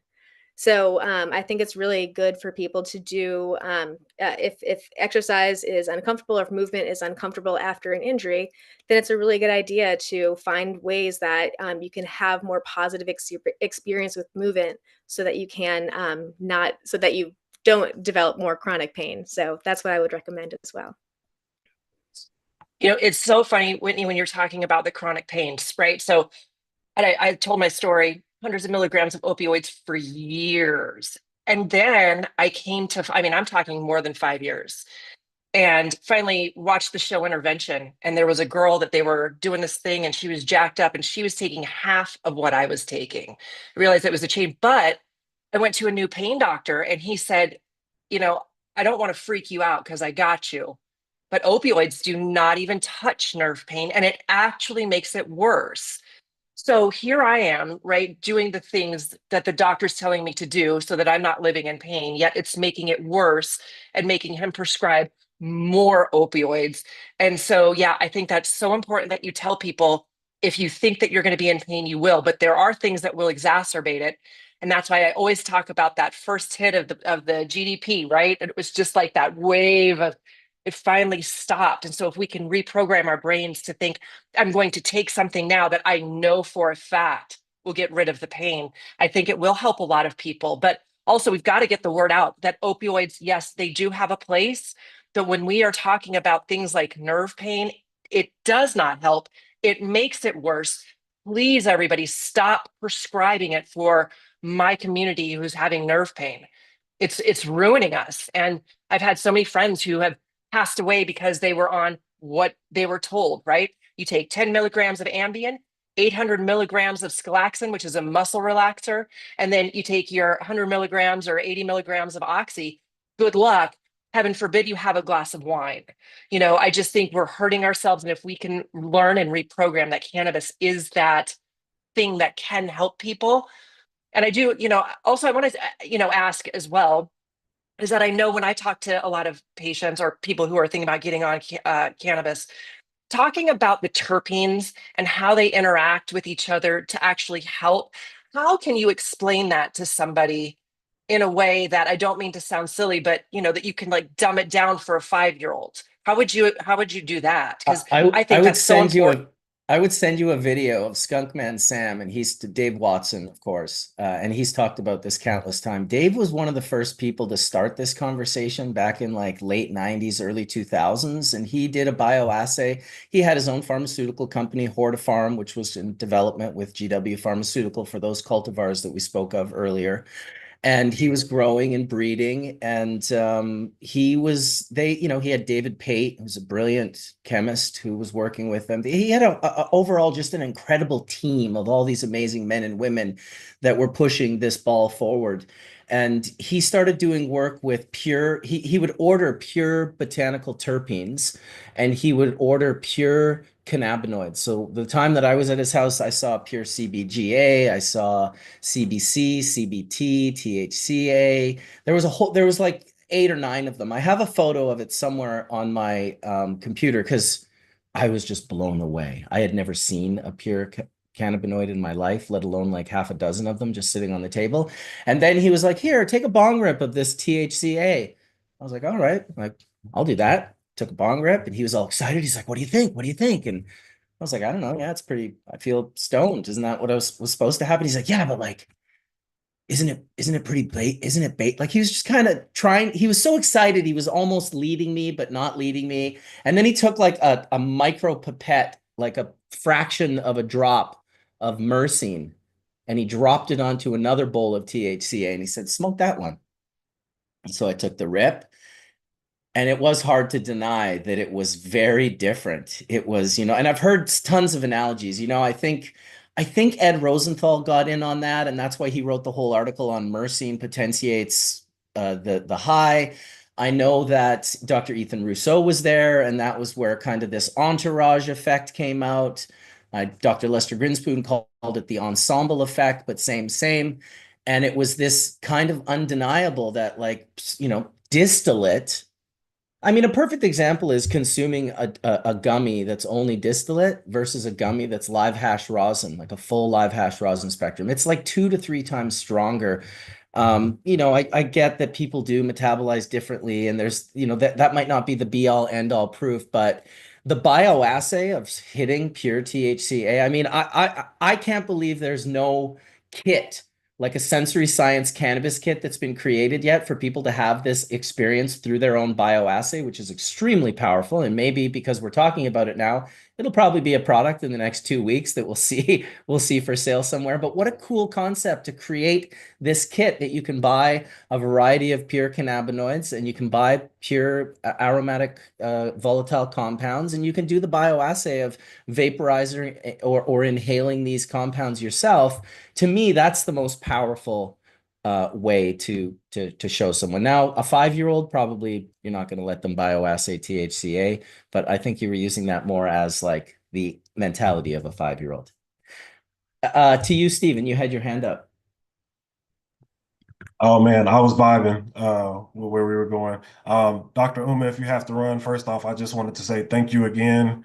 I cannot state enough how powerful meeting with you in person, seeing how these giant NFL players, when I walk in the room, they're like, "How much do you bench?" And, we kind of have this thing when Dr. Uma walks in the room, like people really understand why you're there. And I've seen that in a room with 30 NFL players. So thank you again for taking your time out to come spend this day with us. This is my life. I'm dedicating it to it because my parents are never going to come back, and they're watching over me now. And I get very emotional because this should be a first line option, and there's so much more to get done. And I'm not dissing pharma. There's a role for it, but this is a plant, and people are in prison for this plant, for touching it and possessing it and trying to plant it. And that's got to stop. and it's going to happen in my lifetime. I Dr. thank you all. Uma, I will say Uh-huh. to you, Dr. Uma, your parents never left. It's clear that they're still with you today. I know. Thank you. Thank you all. Thanks for Thanks, showing up. Dr. Uma.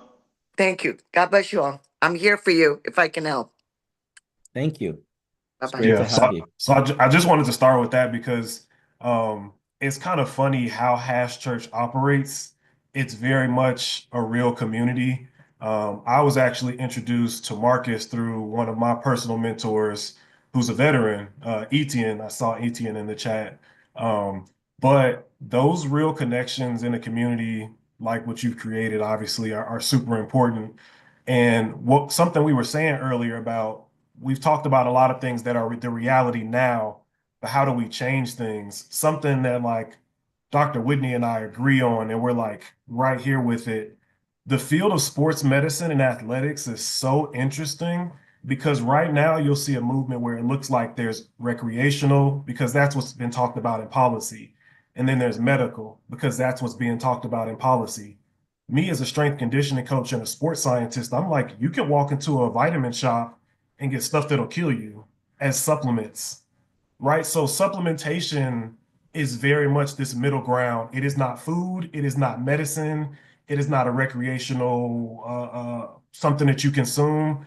It's very much like if you're exercising and your body is deficient in X, Y, and Z, or if you're going through something and you need something to add to your natural system. See, the supplement word is always talking about adding something to a natural system. I think the word drug, a lot of times publicly, we hear drug and we imagine something coming in and totally changing everything, even though synthetic drugs have only been around since the 1800s. So even that's still a new thing.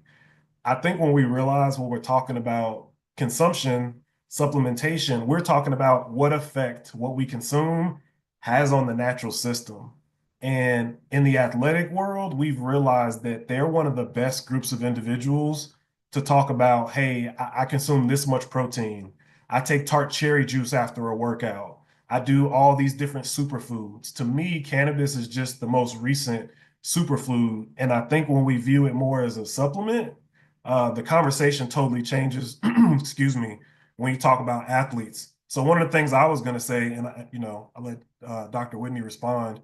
I think three of the things that I use to change the conversation are science has advanced what we know of as life, the human body. I mean, they just found amino acids in water out in space on asteroids. So like I think we have to be flexible to what we thought we knew. Three facts I say about the endocannabinoid system that are really easy for you to go talk to anybody about is one, we thought fight or flight was just its own thing.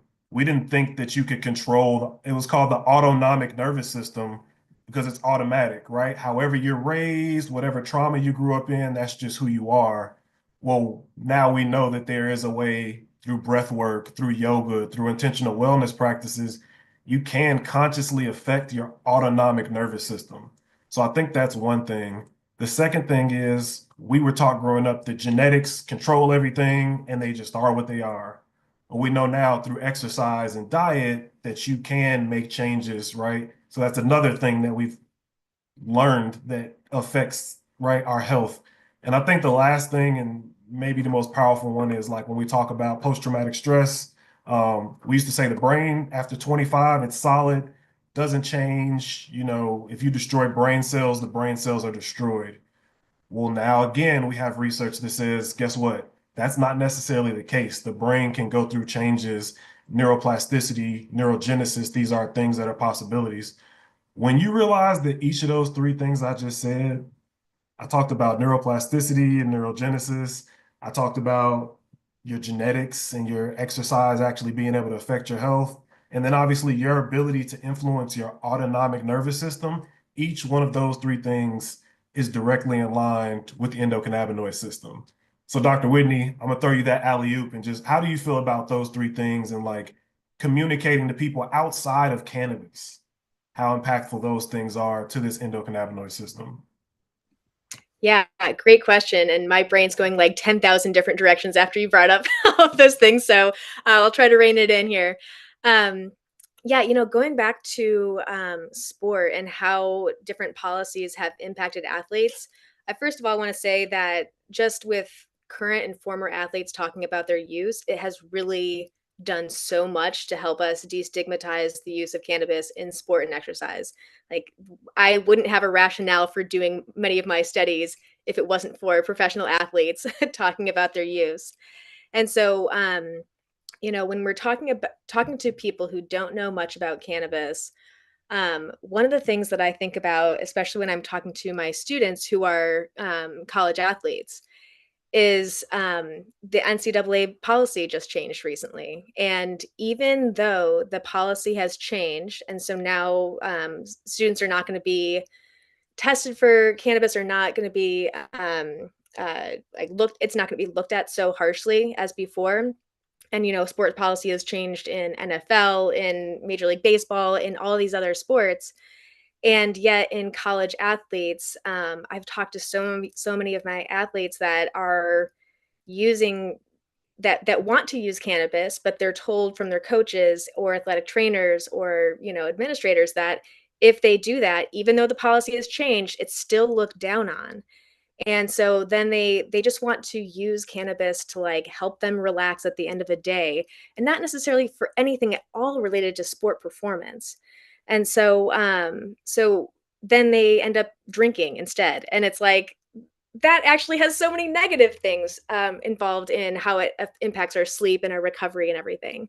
And so whenever I'm actually thinking about having we'll see if they say yes to this. I want to do a podcast with my athletic director at my university because I want to know how they're communicating with their athletes, because it has changed, and we need to, if the people who are in charge of the athletes, who are overseeing the athletes, if they're not aware of the information that's currently available to the public through research, then we need to inform them about what it's all about. And so I think all the different ways that we're talking about things on this episode today, we can really help to change the way that people who are not aware of the benefits of cannabis to start becoming more aware, so that we can update policies as well.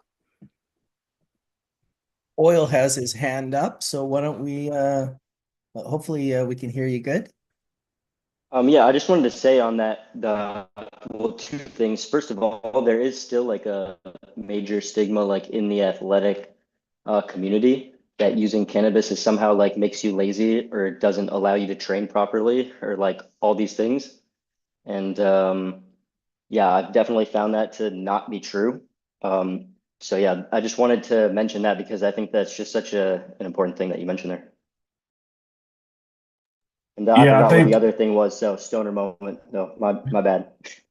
no, you're all good. One of the things I was going to say that you brought up, and I knew that this would flow into the natural course of the conversation, but I have a list of the leagues that do test and a list of the leagues that don't test. So currently, UFC, the NFL, the NBA, NHL, and the NCAA no longer drug test for cannabis. However, PGA, LPGA, MLS, the WNBA, and NASCAR all still drug test.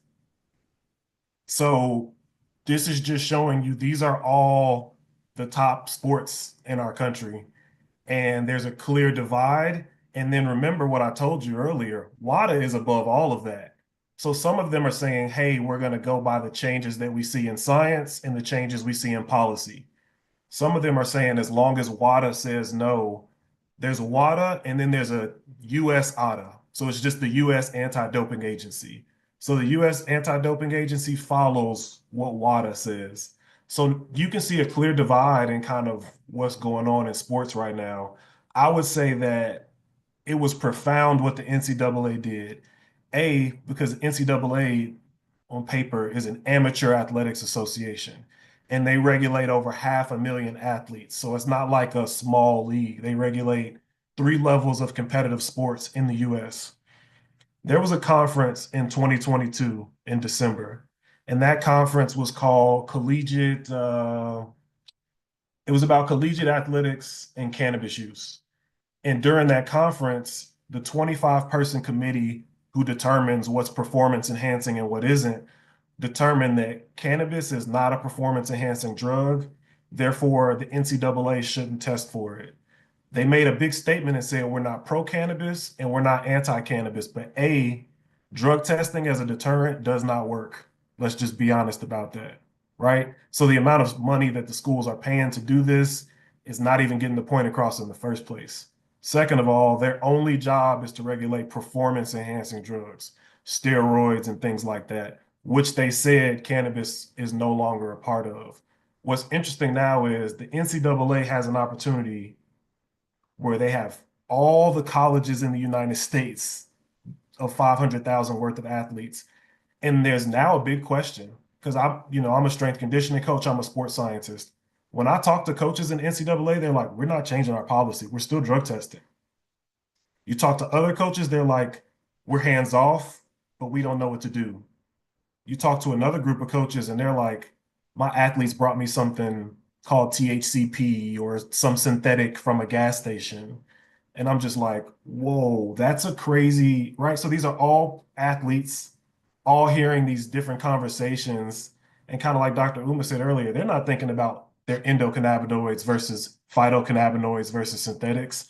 All they heard was that these leagues no longer drug test, and there's an accountability because what we don't want to happen is an athlete get a hold of something bad, something that's not natural, that become a public story, and all the people at these groups are going to say, that's the reason why cannabis wasn't legal in the first place. So that's why education is so important to talk to these athletes, because I'll say as a researcher of high performance populations, both athletes and military, people don't know this. Active duty military have the highest rate of suicide in the country. NCAA athletes, the second cause of death in NCAA athletes is suicide. And people don't think about those things. So those are college athletes, 18 to 24, best shape of their life. And they're suffering in a similar way to me as somebody who was a Marine who got deployed overseas. So when we talk about that stress and what it does, we're talking about a bigger conversation than even just cannabis consumption. And I think when you approach it as there's these issues and now we're proposing solutions, the NCAA made a huge statement by not just removing cannabinoids, but also saying that they were going to allow schools to educate, on the individual level. But now every school has to come up with their own education program. Every school doesn't have a Dr. Whitney, right? Every school doesn't have a Dr. Mark. So that's where like Earl and I are working with Ricky Williams, top researchers, top doctors, to create an educational program. It's called ACEs. Go ahead, shout it out. But ACEs is meant to bring that education more than just cannabis, but the endocannabinoid system to NCAA athletes, to these leagues who have contradictory statements, one side going one way, one side going the other way. So we kind of want to put that stake in the ground because I do feel a war on drugs 3.0 brewing when I look at, what's going on. So athletes, military are great, obviously, groups of people to have these conversations around because people listen a little more. So here's a question for you. Do you think that I competed back in the day. I've played lots of sports in my life. I know the intensity of like trying to win that 100 meter or that high jump or swim or whatever it is. It's exciting. It's awesome. I've been on losing teams. I've gone back to the locker room crushed and been like, okay, what are we going to do differently? Like, let's pick ourselves back up. Is it the monetization on this multi-million-dollar level that crushes these people's souls? Is that what it is? Because what is it? Like it's, oh, I'm going to lose my sponsorship. It becomes kind of like to athletes, it's really like we're gonna win. We're gonna do the best we can. We're gonna like be a team. We're gonna, they've got that aspect. And then there's the owners and the people who monetize these things. And I think that is where there's a fairly big disconnect. I've seen it from NFL football teams who are happy to sacrifice their players to CTE while they literally for decades denied that it existed after it had been proved to them that it existed. And so you have this sort of like, are those entities always looking out for the best interest of their athletes, or are those athletes disposable heroes? Amy, I'd love Yeah. to hear your take first. Thank you. I was going to say, yes, we are a piece of meat. Absolutely. And nothing says it better than, when I was competing, I was looked after. You get your body composition, you get your blood drawn, you get all the things, you get the nutritionist, you get the Dr. Whitneys out there, right? That help you through it. The second you're done. They don't want to talk to you. They don't want to talk about you. Nothing. Like, you are so far in their memory and you haven't even pulled your swimsuit out of the locker yet. I saw it with myself in the Olympics. I saw it with my husband in the NFL. And, to give you an example, when we're talking about what a piece of meat these human beings are, my husband back in the day, he was a punter and he would hold for field goals. But he also used to be a linebacker, all the things, whatever. So he was holding for a field goal in a game, had his head down, kicker stopped, didn't yell fire. My husband's down like this, gets hit on the back of his head under his helmet.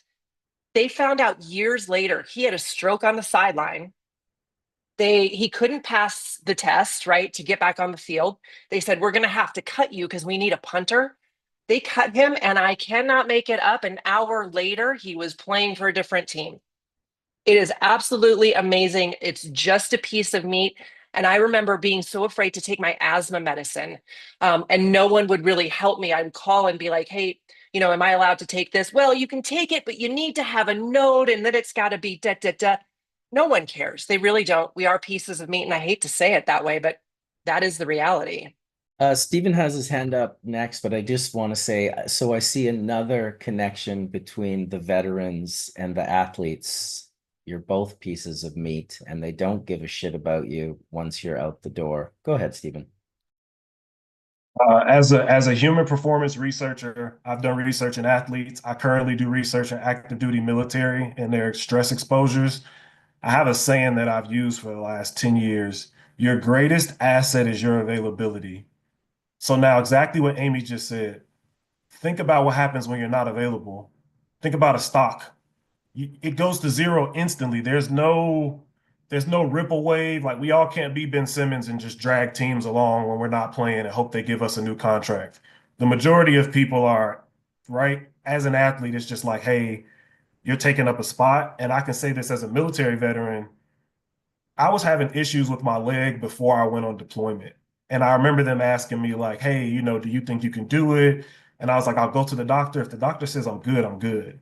Now, we found out once I came back, I had a fractured fibula, and it's a non-weight bearing bone. So it's one of those things where you can kind of push through and it just feels like a really bad ankle sprain.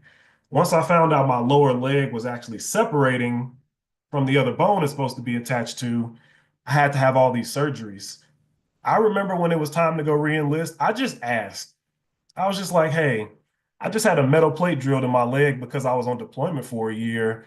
And they were like, we're downsizing, man. Like, performance-wise, you're damaged goods, essentially, at that point. So I think one of the things is your availability being an asset obviously adds stress, right? Your performance, it can't really drop. So it's not just your availability, but then it's how high of a performer are you? Because when we're talking about athletes, military, EMT, doctors, they are the highest performers, but they're also the highest at risk for suicide. So that shows it's not just a war trauma. It's not just a one-time bad event that happened. These are people who what they do is they push their bodies so that they're not actually hitting recovery. They're not eating well. They're not getting as much sleep as they need to based on how hard they're pushing. And what happens is when we talked about that autonomic nervous system, it needs to get back into rest and recovery and not stay in fight or flight. And if you stay in fight or flight long term, we know the mental health things that happen. We know what happens to your body in repeated injuries. And that's kind of like the whole conversation we're talking about is if you took cannabis out of this whole thing, the endocannabinoid system is involved in those switches that are supposed to flip to help you go back to recovery. And if you're an athlete where it's like, hey, I know you're supposed to sleep, but back to practice.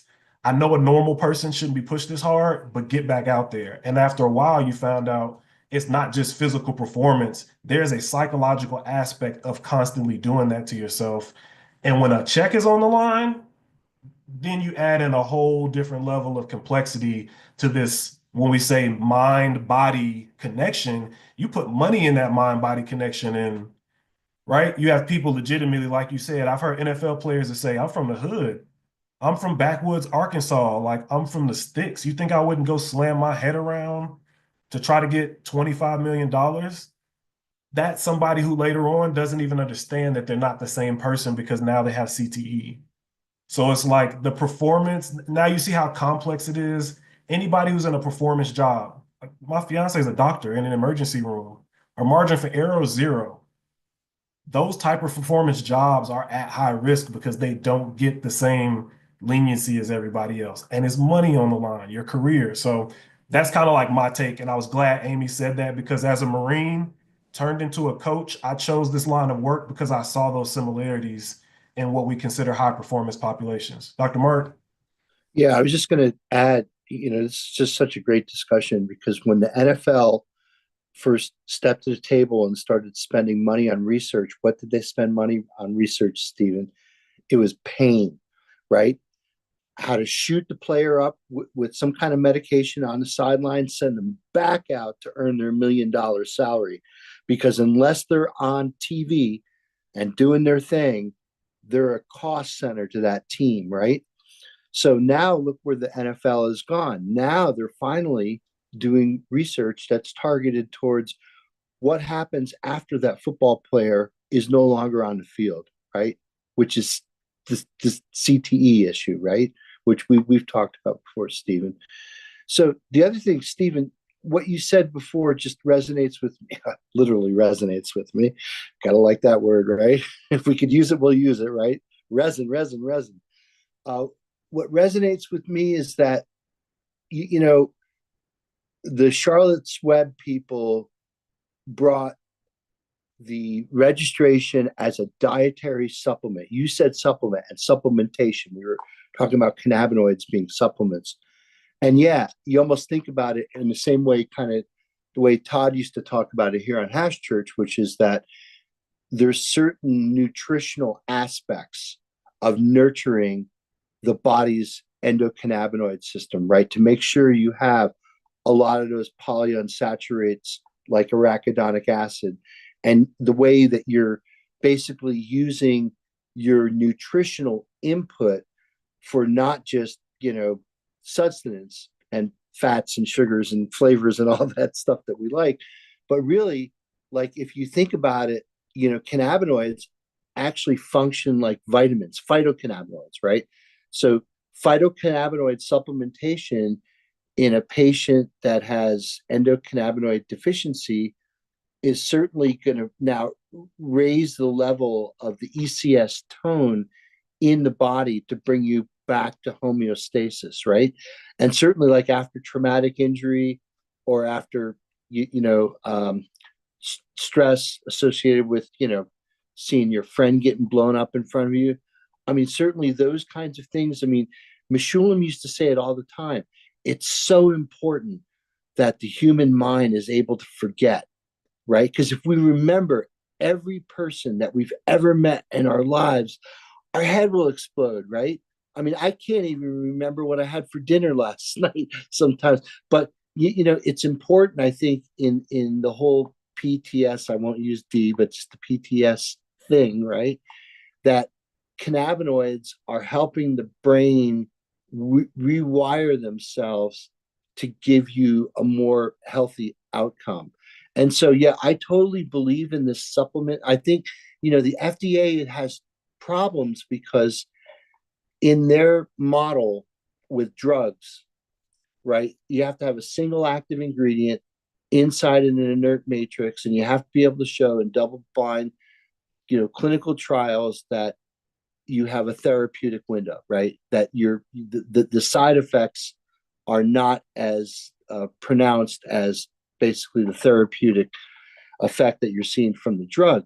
So it absolutely is kind of like a dietary supplement. So cannabinoids can be viewed as vitamins because they do have, on a molecular basis, a target inside our body. And we only know about just what we know about CB1, CB2, we know about TRPV1 and PPAR2, but man, there's just Avogadro's number of different possibilities in the way that these systems interact. Like we were talking before about opiates, and certainly a lot of these things feed into the dopaminergic, reward system of the brain. Oh, I feel good.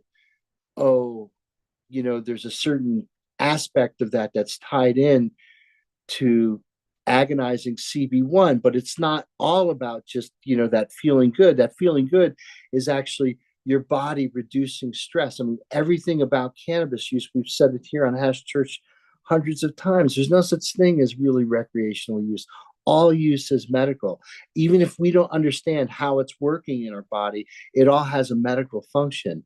But I totally believe like what you're saying is absolutely not only true medically and functionally, but ultimately has to be true at the regulatory level, which is that, look, it's not single ingredient monomolecular medicine, as Marcus would say, right?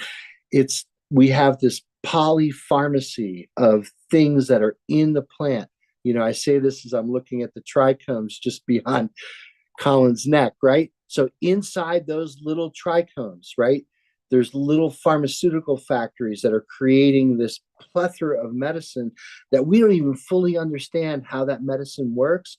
But certainly, like in the way that we treat other dietary supplements, like, I don't know, ginkgo or any of the other things you can buy in general nutrition or any other things, different extracts and whatnot. We don't fully understand how they work neither, right?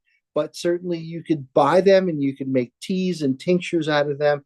So I think the place in the modern pharmacopoeia for cannabis is not in FDA approved drugs. It's not more versions of Sativex and more versions of Epidiolex. I believe there's a functional aspect about botanical medicine that the FDA needs to figure out how to regulate. Okay, it's not a dietary supplement. It seemed like that was the easy way out. Dietary supplement, bunch of active ingredients, as long as we could put some quality control measures on how these things are produced, that should be okay, right? But I think, and I don't know, again, not to get political here, but we have this new situation in Washington, D.C., where this person who's in charge of the FDA and the NIH and God knows what else is a person who's way beyond his capability in being able to understand. Everyone's saying, well, RFK is really going to be positive on weed because he's positive on natural solutions. And let's hope that's the case. I think the one thing that he can fix, which I think is part of our problem, and I'd love to get your opinion on this, Steve and Earl and everybody, is there's a revolving door in between the pharmaceutical industry and industrial agriculture and the FDA. Like the same people who regulate these things are the same people who 3 years before were a director of a group looking to develop an Alzheimer's drug, and now they crossed the street and now they're in the FDA. So I don't know, maybe RFK is going to bust that thing up. That's connects big pharmaceuticals with the people who regulate them, right? And inherently, there needs to be a wall between those two things in our life. And cannabis might be the thing, the thing that still flies in the face of reality, which is that it's Schedule 1, which says there's no accepted medical use. How can you say that when Epidiolex is an approved FDA drug? And Marinol is approved FDA drugs. So how can the active ingredient of approved FDA drugs be derived from a plant that has no accepted medical value? That's just bullshit. That needs to become unraveled. And maybe, hopefully, this change in administration and this human hand grenade who's been thrown into this thing will blow things up enough that it'll maybe shake out to where cannabis will be, what Dr. Uma was saying, that we will increase access and availability for patients like Wade and patients like, Forrest's son, his name's skipping me right now. Silas, and everybody who needs cannabis, right? All the people who needs cannabis, to me, it's a crime against humanity by our government to keep us from this natural plant that has existed long before we were here. And the last thing I'll say, just again, going back to the supplement idea, Stephen, is that we know that like whole plant extracts are more efficacious than the single active ingredients. So that kind of turns the whole fucking FDA thing on its head, right? I mean, because the whole FDA thing is find the active ingredient, put it into a matrix, show that you have a therapeutic window, you got a drug, right? So I think the cannabis plant teaches us no, we probably have this wrong. And there are things that have polypharmaceuticals, if you will, or just multiple active ingredients. And there is research now that shows that CBD extracts that have the full onslaught of minor cannabinoids as well as the terpenes. We know beta caryophyllene, right, is an agonist at CB2. And we know, again, through Dr. Russo and everybody else's research, and, you know, Marcus, this comes back to Skunkman Sam's. Skunkman Sam's initial, you know, premise is that it's not just THCA, it's not just THC, there's terpenes, there's other things involved. And I think we need to be able to take that to a form of regulated medicine where, or maybe completely deregulate it, just remove it from the schedule, remove it and just make it an agricultural crop where, again, the farm bill has failed because I think the people who passed the farm bill were snookered on oil, soap, and rope. They did not contemplate a route to market for cannabidiol. They didn't, because you can't take cannabidiol to market because it's a violation of the FD&C Act. If you have an FDA approved drug, the active ingredient of that drug cannot be used in food, feed, or cosmetic for interstate commerce. So that basically puts the CBD industry itself into basically nascent form, which is one of the reasons why I asked Dr. Uma, does she prescribe just a CBD tincture, or will she go, you know, full pharma and say, okay, you need Epidiolex for this thousands of dollars, you know, as compared to some just, you know, inexpensive CBD tincture. So I think supplements were the right way to go. I think the FDA could have played that card. They decided not to. Maybe RFK will change it. Who knows? But it's Well, we got a few people with their hands up. I wanted to just make one point Marcus, that, you know, no, you did. That was great. There's a whole bunch of pathways of conversations there, as always. So I was even just saying in the chat, I love Dr. Mark. So the fact is they want to stabilize something that's only special because of its volatility. Cannabis is special because of its volatility. Okay. It's not stable. It never will be. You can make it stable, then they call it distillate. This is what we're talking about right now. Now, of course, distillate has its place. There's going to be a place for distillate. But there's the volatility is what's special. To me, they need to understand that they're never going to stabilize it, and that what it needs is much like vaccines, a cold supply chain. It needs to remain cold throughout its life cycle. So Colin had his hand up first, I believe, and then Dr. Ogle. Did I get that right? So thanks, Marcus. So Mark, I think, you know, just to kind of jump in on and dovetail off of what you're talking about, I think there's a couple of things there. The DOJ and the inability for, you know, Department of Ag to really agree on anything, I think that's a real hurdle for where this is headed. And then the Cole memo is a layer to this that I think is problematic. The Cole memo is something that fundamentally needs to change for all of the things we want to see change. And that's really the hinge that I see from a political point of view. That it's kind of it's like it's a really difficult subject matter, but it's something that over time I hope changes, but it doesn't seem like it will in any timely fashion, right? So and then furthermore, I feel like the FDA, sure, they're there, but it's really lazy of them, as you highlighted, for them to not develop some sort of special team or subset of the FDA that deals with this subject matter that has experts on it because they're generalists, right? Like it's very clear. Um, so that's my piece here. I just wanted to kind of say those things. I feel like it's important to note the Cole memo hinges everything that we want to have change, and that is probably the most difficult thing in it to change in a timely manner. So Thanks, Colin.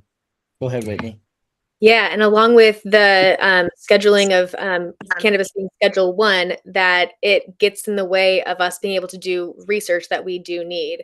And so therefore, we're kind of basing a lot of our science right now on a lot of the cellular kind of side of things or just on anecdotes, but we need to do human subjects research where people are actively under the influence of cannabis. And there's so many different ways of consuming cannabis. And I mean, even within like different strains. I mean, there's so many different things that we need to investigate. And right now, because of the scheduling, I mean, even in California, I'm in Humboldt County and I can't like have participants come into my lab high. It's like I'm on campus. I know that half of my students are high all the time, but I can't tell them to come into campus and do research in my lab under the influence. And that's the kind of research that we need to do to actually see how this is impacting athletes, and so we can increase the benefits and decrease the risks that are potentially involved in cannabis use. So You we gotta really do need to change these policies so that we can do good research. You got to sell it through language. This is just bioassay. We're merely bioassaying the work that we're doing here in the lab. I do want to welcome Handroll Bar came in a little while ago. I believe he's one of our anonymous athletes. And I also want to welcome Ox Williams, who just popped into the room, who is an American mixed martial artist. He's, I believe you compete in the welterweight division? Oh no, No, I no, wish I'm I wrong. did. No, I compete in I'm light wrong. heavyweight. Which I'm one is a it? I'm a light heavyweight. Oh, light heavyweight. Oh, wow. I was going to Yes, say, you do look like you're bigger than. Well, welcome, brother. Welcome. yes, welcome.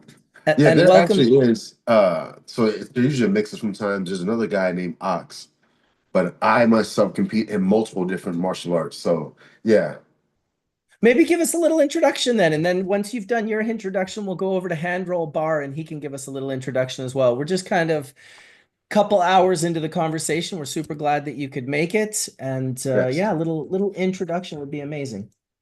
Well, I'm originally from Chicago. I've been living in Las Vegas for the last going on 11 years now. I compete in MMA, boxing, karate, and also wrestling and jiu-jitsu. So I wouldn't just call myself an MMA fighter. I'm sort of just a martial artist. But my hands in the cannabis industry, I've been cooking for a while now. Been cooking with Magical Butter for a couple of years. I started cooking with other different chefs in the industry, and just trying to get my name out there more and get more experience in the cooking side of things. So yeah, I'm glad to be a part of the panel. Talk with you guys, pick your brains about your takes on cannabis and also how it helps other athletes and people through daily life. So yeah, that's about it, man. Awesome. Thank you. Well, we're really glad to have you, man. And that is exactly what we've been talking about for the last few hours here. I'm not sure if you're familiar with everyone on the panel. Steven Philpott Jr. is really the gentleman who curated this panel. And if you aren't hooked up with him, I will make sure to hook you up with him at the end of the show. Handroll Bar, are you present in the room? Let's see if he's there. He's got to unmute his mic if he is. We'll see. He might not be in the room. He might have stepped away. That's my timing No, sometimes. I'm here. Sorry, I was just trying to figure out how to unmute. Oh, okay. Well, welcome. I'm sorry about that. No problem, man. You're one of the gentlemen that wanted to remain anonymous, correct? Absolutely. Okay, cool. Unfortunately, I'm an athlete. I'm an Olympian, and I'm still competing. So it's kind of hard to shake the stigma that's associated with cannabis. I'm actually at a competition right now, so I've been trying to find a way to find a private space so I could speak because there's kids and parents watching, and yeah. Wow. Well, we appreciate you showing up. Do you want to tell us what sport or maybe just leave that out as well? Yeah, I'm gonna leave that out because if I tell you to spoil, you'll single me out so fast. Yeah, exactly. Okay, well, hey, we're really happy to have you here and to join the conversation. You and Ox just both came in at the same time, so feel free to chime in any time. And thanks for, spending some of your time with us. We've been having a pretty good conversation here so far. Just with the doctors and the athletes and the different, we've got Dr. Mark, who's a chemist, who's been breaking down the chemistry. Dr. Uma just left a little while ago. She had some really great information. So, you've got another Olympian on board here with Amy Van Dyken, who is, she's not doing that anymore. So she's like loud and proud. Let me tell you. It's awesome. It And is welcome, nice to be able Etienne. to speak about. Sorry about that, Marcus, but it is nice to be able to speak about it a little bit. I mean, I understand how Handroll is feeling. Probably a little nervous, so it's okay. We got you. You're all good. Thank you, guys. Awesome. No, I just wanted to pop in and say thank you. I also want to say proud of you, Steven. I love seeing you shine. I've been mentoring you a few years, and I'm so proud of everything that you're doing and the panel that you've assembled. Nothing but mad respect to you, sir. Thank you. I want to shout out Etienne. Um, when I was going from being a medical patient to managing a dispensary to teaching cultivation in Chicago, going through all these different steps, I actually had a panic attack one day before I went to speak to a group of politicians about my friends who overdosed on the same drugs I was prescribed when I was still active duty. And I realized how alone I felt, and I didn't really know who I could relate to. And something that I've learned is that through all this time of prohibition, parents of sick children and people who are in the military never stop fighting. They've never stopped asking. Every time they've gotten to know people in the military and parents of sick children, they knock on the politician's door, they advocate publicly. And I think it was important to me that Etienne gave me context on, he won't say it, but as far as him being, Etienne, is it one of the first dispensary owners in the US? Yes, I'm the oldest dispensary, 25 plus years. So that's a military veteran, oldest running dispensary in the US.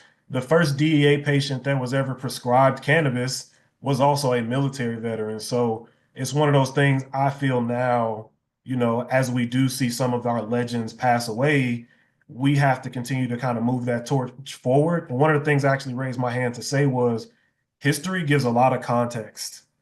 When you think about prohibition only being around 100 years, um, prior to that, there's literally bottles from the Food Drug Syndicate that say cannabis in them, right? So we're not actually talking about something new. We're talking about going back to something that was a normal way of life.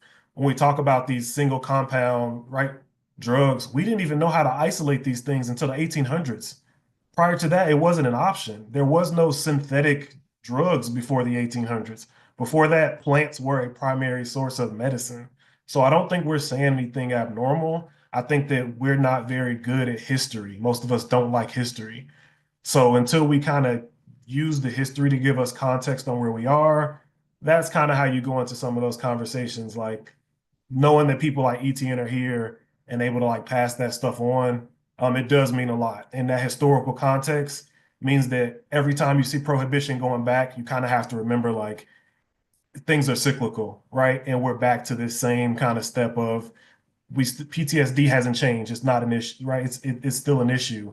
But now we know that this also affects people that are EMTs, firefighters, athletes, right? High performers aren't just military population. So now we got more people to kind of come to this fight. So I just wanted to shout out ETN and like give some historical context that's why as a veteran, as a scientist, I feel like I have a very unique opportunity to speak from both sides of that. The other thing too is I don't think we necessarily as humans are good at knowing, and Dr. Whitney's gonna laugh when I say this, we don't really know what our body is. Like we don't understand it. Like on a very fundamental level, the average, at least I can say in my country, we don't understand the human body. I use a great example that's relevant to cannabis and the endocannabinoid system. when you say metabolism, somebody would say my metabolism's good, it's fast, it's slow, it's bad. They're thinking about the rate at which their body is breaking food down. But your metabolism is not just food. Your body, when it needs calcium, it breaks down its own bone. When your body's trying to make endocannabinoids, it breaks down your own fat cells. It needs something to start with in order to create these things. So when you don't realize, when you say the word metabolism, your body is constantly breaking itself down and building itself up nonstop. And the endocannabinoid system is directly in the middle of that whole chain reaction that never stops until right the day you leave this planet. So I think when we learn more about our natural human bodies and we're like, oh, metabolism isn't just your diet or what you're eating, it's the process of you breaking yourself down and building yourself up. And the ECS is right in that. So that's kind of one of those things, Dr. Whitney. I'd like to know what you think about that. But I think that having that context helps people learn about their natural body. And then the ECS is something good that you can kind of throw on top. Yeah, absolutely. When you look at, I keep on going back to pain for some reason, but people who understand the neuroscience of pain are more likely to recover than people who don't understand the neuroscience of pain. And so that's where the purpose of education and understanding our bodies a little bit more can be so much more helpful than just like, oh yeah, do this exercise or take this medication. One of the other places that my mind goes with that is that when we look at reasons why people use cannabis with exercise, it helps them to feel that mind, body, spirit connection or feel more in tune with their body. And so, kind of follow up question to the athletes here. I think sometimes athletes know their bodies way more than the average person. But not always. That's not always the case. I know that we can like dissociate from our bodies a little bit, especially when we're trying to just keep on overtraining. And so is cannabis helpful in athletes being able to get in touch with their own body? Or do athletes already have a better idea of their own body?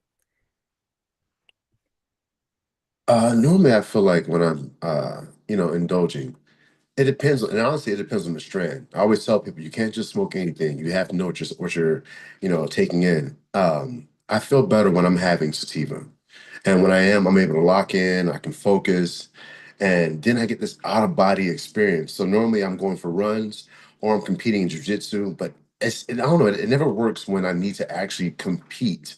Like if I have a wrestling tournament coming up, or I'm competing in karate, or even the night of a fight and I'm on UFC Fight Pass, and they're like, dude, you gotta lock in. I see other guys over there in the corner, popping gummies and going to the bathroom, taking smoke breaks. I'm like, for each his own, but I can't. And I don't know why. I haven't figured that out, why it doesn't work like it would in practice. When I'm at practice and I'm training for a competition, I'm real flowy, like I'm in that flow state of mind. But the day of competition, I don't know. For me, I don't recommend it. I don't. But Interesting. yeah. Just real quick, just wanted to shout out Etienne because I know he's done so much for activism, and I think where a lot of athletes place in the cannabis community is athletes are like influencers on a pretty big level. So I think just breaking that stigma with athletes, I feel like we can help to help people understand how to live a healthy lifestyle. Because in like I know in America and a lot in the world, like people are at a pretty bad state of like unhealthiness just as a general population. And like athletes take care of their body, for the most part, so incredibly well and with so much care. And I think that it's important to spread some of that knowledge of how to use cannabis like properly in an athletic and healthy lifestyle. So just to take it back to the activism a little bit, I think that that's huge. And then just the last thing is just to bring it way back with just alcohol, and it's just incredible how cannabis is um, not performance enhancing according to their definitions of WADA and everything, but that it's not legal and that you can just go and use alcohol like at will. And just to the mental health aspect was like, I know in tennis, it's not like you're getting hit necessarily. But where the mental struggles come in tennis is the individual nature of the sport. And like you could fly like halfway or all the way across the world, and then just to lose like in the first round and then have to fly like back halfway across the world to play like in another location and then also lose first round, and then you have a great week and everything's nice, but it's like that's where this weird like kind of mental struggle is for I know a lot of individual athletic sports is, and that can just be wearing. If you're having a bad month, lose 4 or 5 times, fly around the world twice, and you just start questioning your existence for sure. Go I ahead, just want to Steven. shout out, because we're talking sport, Berkeley Patients Group. That was our cycling team back in '04 through '09. I wanted to advertise on the backs of healthy people because all I met was sick and dying people at my dispensary. So UCA Cycling, pardon me, USA Cycling absolutely hated us. They hated that we had the pot leaf on it. They didn't like anything about us. They would look for any reason to disqualify my cyclists. And my cyclists went on to become pros. We were a one, a 1-2 team. So we were able to send kids off to the pros. Some of them went off to Europe and others. And we were in Velo News, and we competed against Sierra Nevada Cycling Company, which was a beer company. And Velo News was like, well, how can you guys promote, cannabis? It's like, well, one of my guys was like, well, you're promoting alcohol right now on those guys, and they're on the cover of your magazine. You're hiding us within your pages because you're ashamed, and we're proudly out. And the thing is I was able to select from the best amateurs in Northern California, and we crushed major races. And I learned to become a cycling coach, and I had to learn how to actually call races and patch up my people. But if they piss test positive for cannabis, Jesus Christ. I mean, it was just absolutely stunning. But, my players used it in recovery, and they use masking agents to cover up because they have to do things like, they touch Tide soap and then pee through the Tide, and that Tide would actually negate that test. So athletes have also learned how to game the system because the system kind of gamed them. So, people use and continue to use and figured out ways to go through. We ended up stepping out of cycling. It's very hard. It sucked up a lot of my spare time, but I absolutely loved coaching people. But it showed me inherently in how if the system doesn't like you, they will fuck you so hard you can't see straight. Sorry to be so bold, but I think you athletes know exactly what I'm talking about.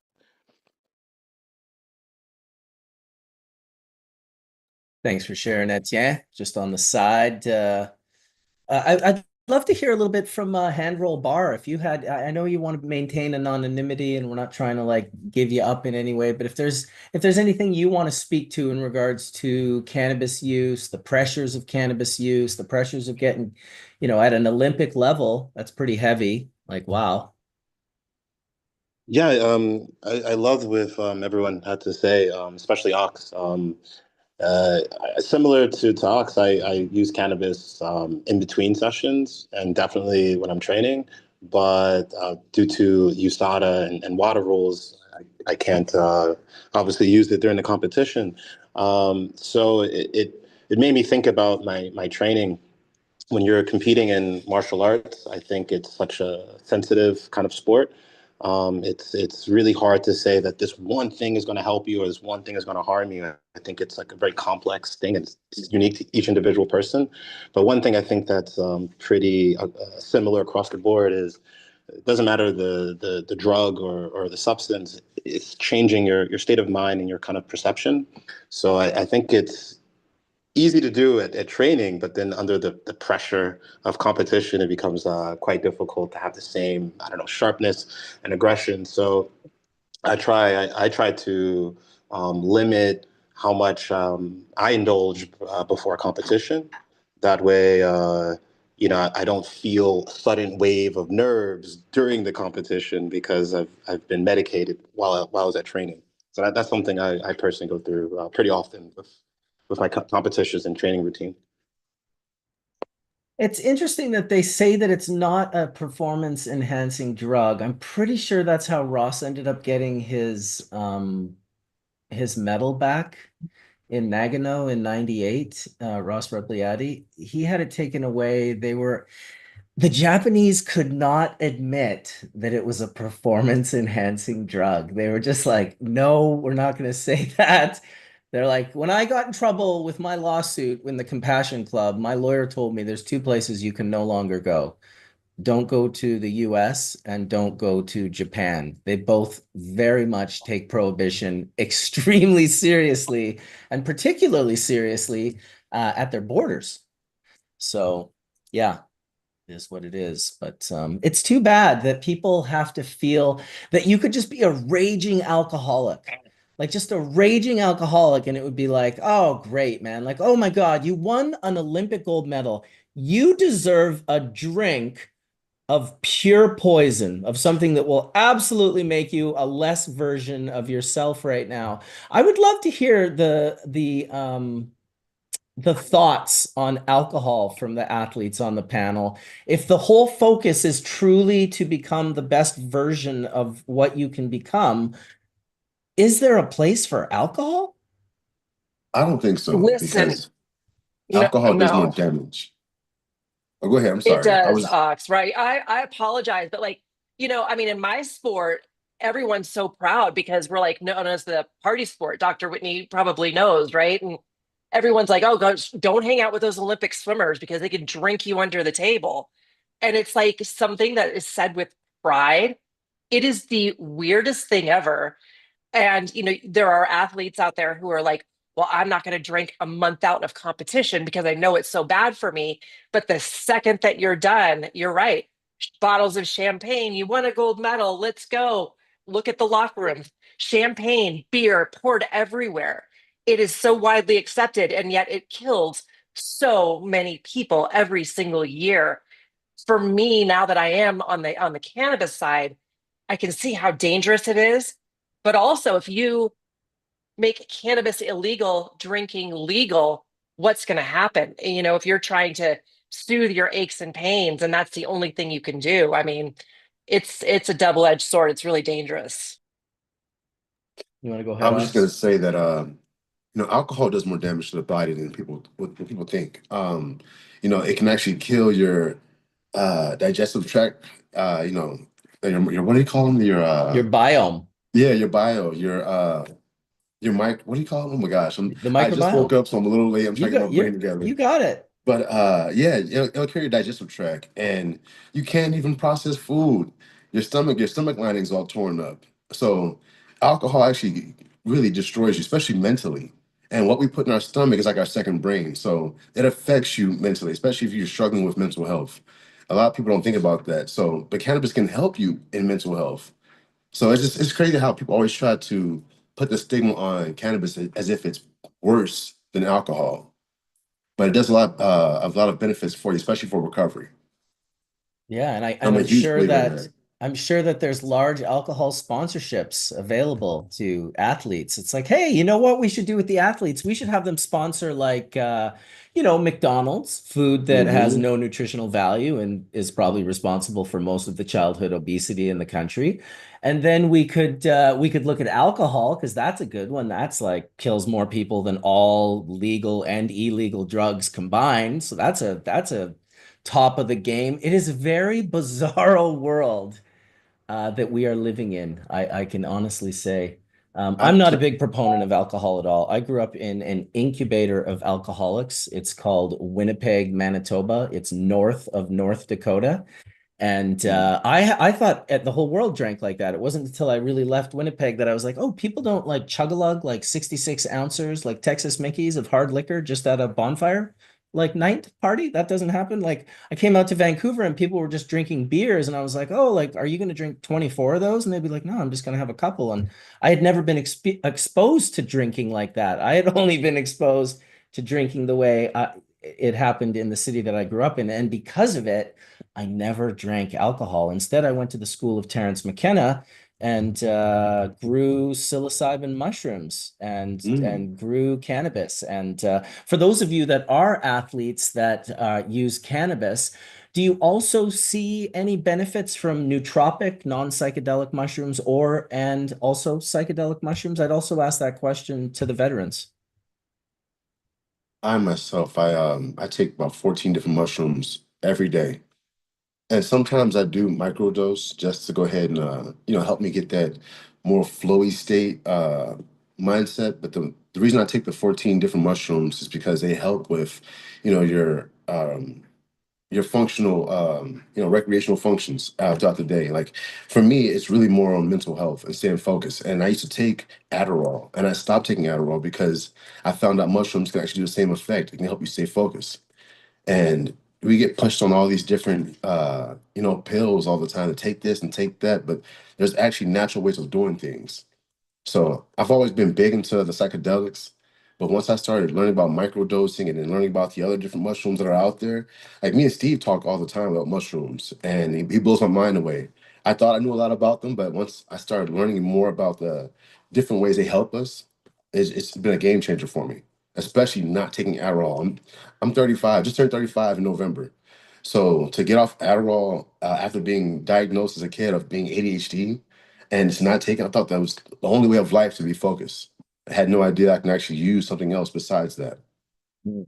Well, that's very powerful. Good for you taking all those mushrooms. Stephen, you've had your hand up for quite a while. I apologize. Go ahead. Oh, no, you're all good. I love the flow of the conversation. Something I was going to talk about is in kinesiology, sports science, sports medicine, there's something we call optimal levels of arousal. Mm. And it is essentially when we talk about that focus. So optimal levels of arousal can mean this. You have two athletes that are both on the same team. One needs to be screamed at. They like to be cursed out. They like to be like kind of triggered to get to that level of, oh, I'm fired up now. Like whoever I go against, they don't know who they're about to see because my coach got in my ear and I'm a different person. That's one level of optimal arousal. That's for that person. On the other end, you may have somebody who's very meticulous, somebody who's very into the mental aspect of the game. I remember those pictures of Michael Phelps just sitting on the sideline with his headphones in, and he had his mean face on, and there were people walking around stretching, jumping up and down, and Michael Phelps like wasn't blinking, like 1,000 yard stare level. So what that means is that not everybody needs to be in the exact same state of mind to reach their peak performance. And I think when you hear different amounts of cannabis use, you realize that kind of goes into the same thing that we're talking about. We were just talking about mushrooms. I equate mushrooms to this. Just as a military veteran, when I came home from deployment, I didn't really feel like I fit in. I didn't feel like people understood me. I felt like people had never left the country and they had a lot of opinions about the rest of the world. Mushrooms gave me this exact phenomena. It's the best way I can explain it. Prior to taking mushrooms, say I bought like $100 hat, walked out of store, and a bird crapped on my hat. My first reaction without thinking would have been to just snap. Once I started taking mushrooms, that exact same scenario, you pay for $100 hat, you walk out of the store and the bird craps on your hat. You're like, why would I pay $100 for a hat? And it's interesting because as a veteran, I know how my mind liked to operate. Very analytical, very sharp, but almost a little on edge. So I wasn't in my optimal state of arousal to be functional. I actually need something to lower the threshold on where I just naturally am. And I realized cannabis can buffer people up or down, right? It can help relax somebody who's maybe overstimulated, or it can maybe help somebody focus who, isn't maybe in the right headspace. So that's how I feel like as a military veteran for both like mushrooms and cannabis, that optimal level of focus that you're looking for, like Dr. Uma said, that U curve, I feel like that's what people are looking for because we're all trying to like buffer our natural stress. That's what everybody's doing. Like nobody wakes up one day and wants to become a drug addict, right? Nobody wants to wake up and just become addicted. We typically have stress that we're trying to buffer, and then we get to a space, right, where we're like, hey, this works, this doesn't work, or I tip that scale too far in one direction. So that just shows how unique all of us are.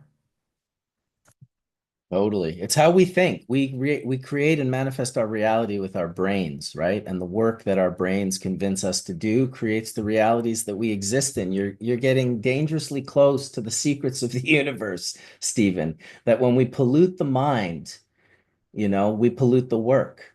And when we purify the mind, we improve the work. And it's just night and day. Anyone that's lived those experiences, like, oh my God, how many milligrams of of Oxycontin were you taking, Amy, or opioids? Like that is insane. You must have been a zombie for 5 years.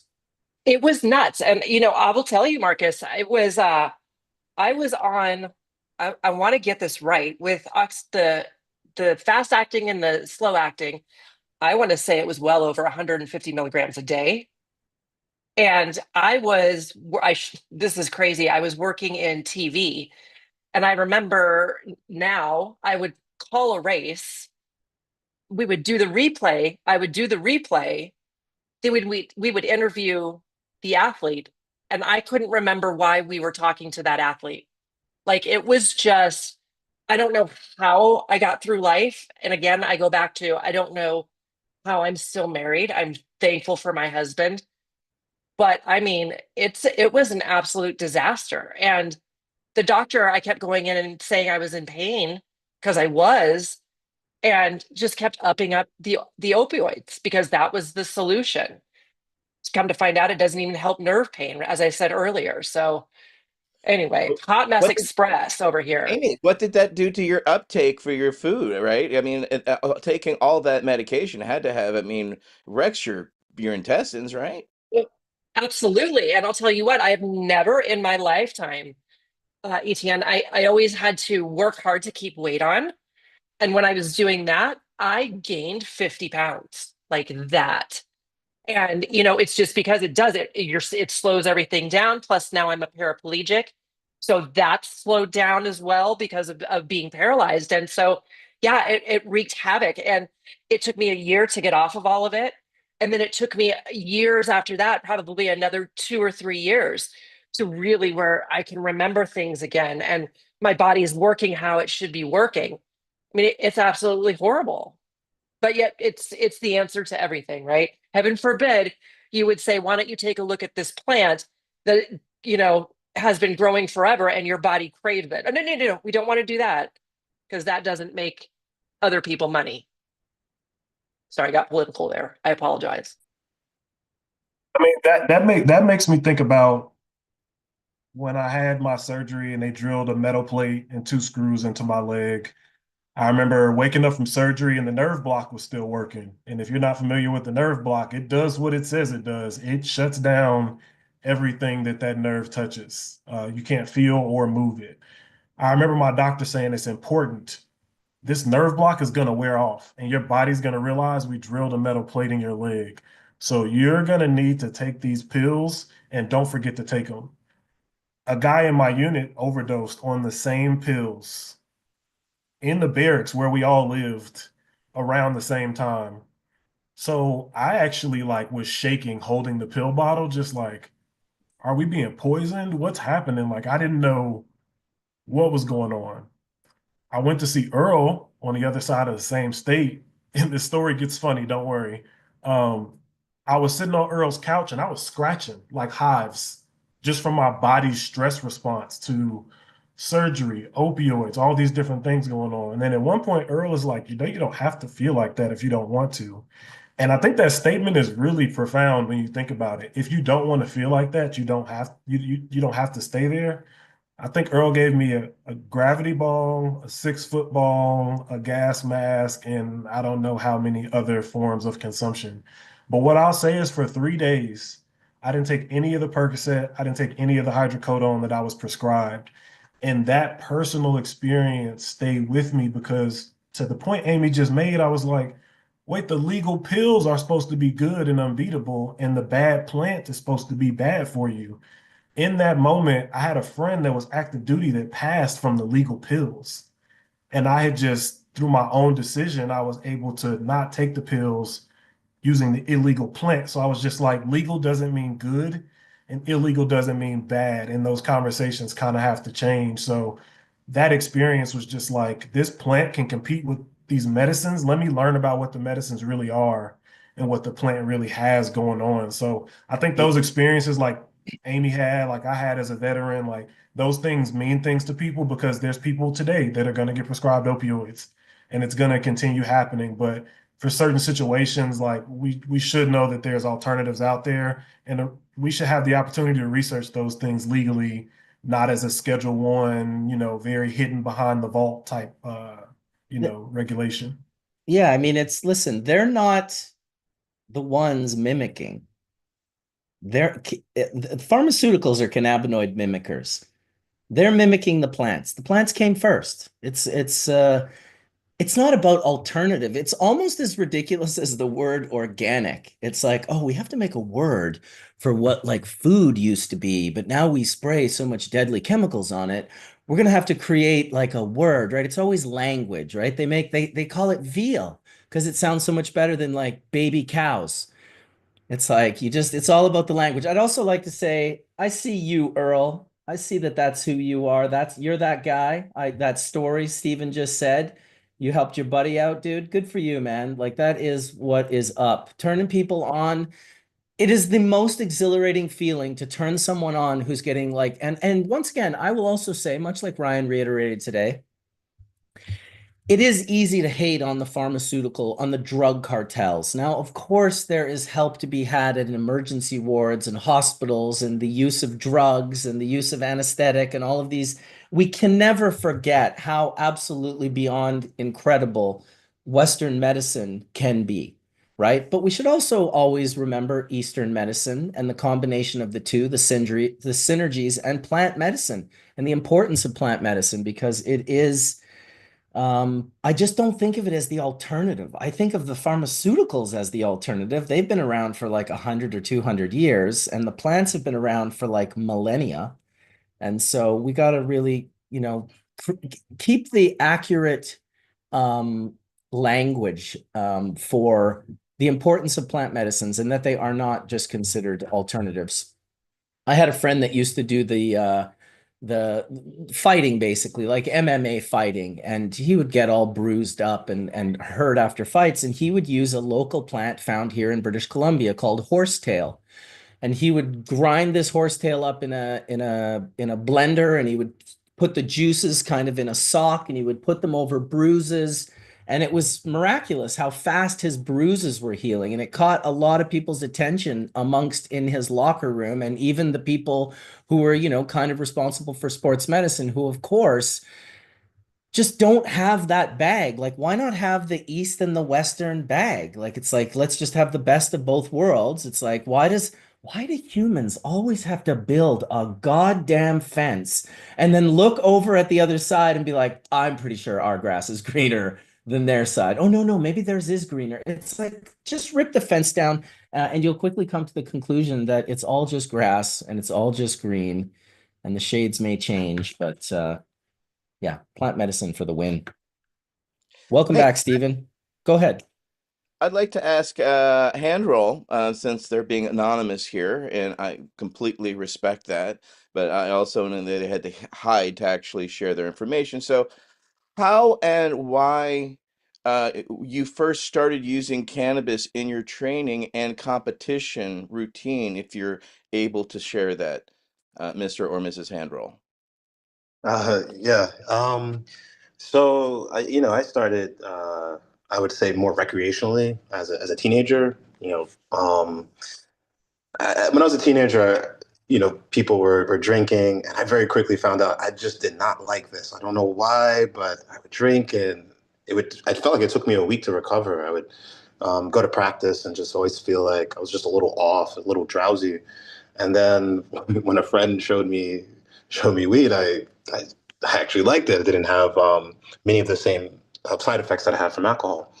But as I went further in my athletic career, uh, I also suffered from an injury that resulted in 3 surgeries. And as many of the athletes on this panel can attest to, they recommended I take a whole bunch of pain medications and opioids.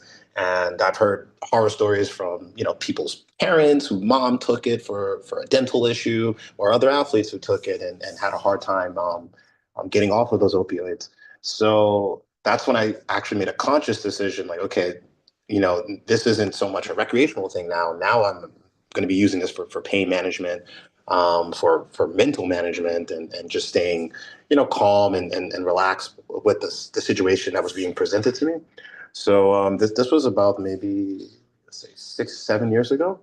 And at that point, I realized how I could use cannabis to my advantage for sports.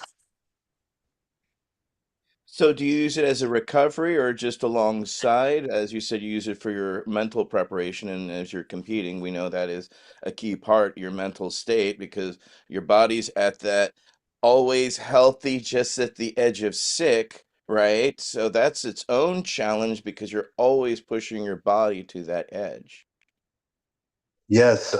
So yeah, at first it was, just recovery, pain, being able to sleep better, sleep faster, sleep longer, sleep at the moment that I want to sleep. It's sometimes hard to just go to sleep when you want to. That was the initial ways that I saw how it helped me. But then eventually it became something, especially as the conversation around cannabis has started to lighten up, and people have been a little bit more open to it. I've been more open to using it more, and taking it with me to events and competitions. So um, I find the hardest thing for me as an athlete is the idle time. That's the time that I have time to think and worry and wonder and speculate. And if I'm completely sober, the days before that, I think it's just only going to exemplify those kind of feelings. So that's kind of how I like to use it. It helps me stay focused on the most important task at hand because, you know, once you're traveling, you're doing all the things you need to do to get ready, go to your hotel, flights, all that stuff. Um, and you're in a calm state of mind that you're used to. You don't really, think about so many other distractions. I also think that uh, the use of cannabis makes you like really organized because you're thinking like, okay, this is what I did before I smoked, and this is what I'm doing after. So, you have everything laid out, much more organized for me. So that's kind of how it works for me.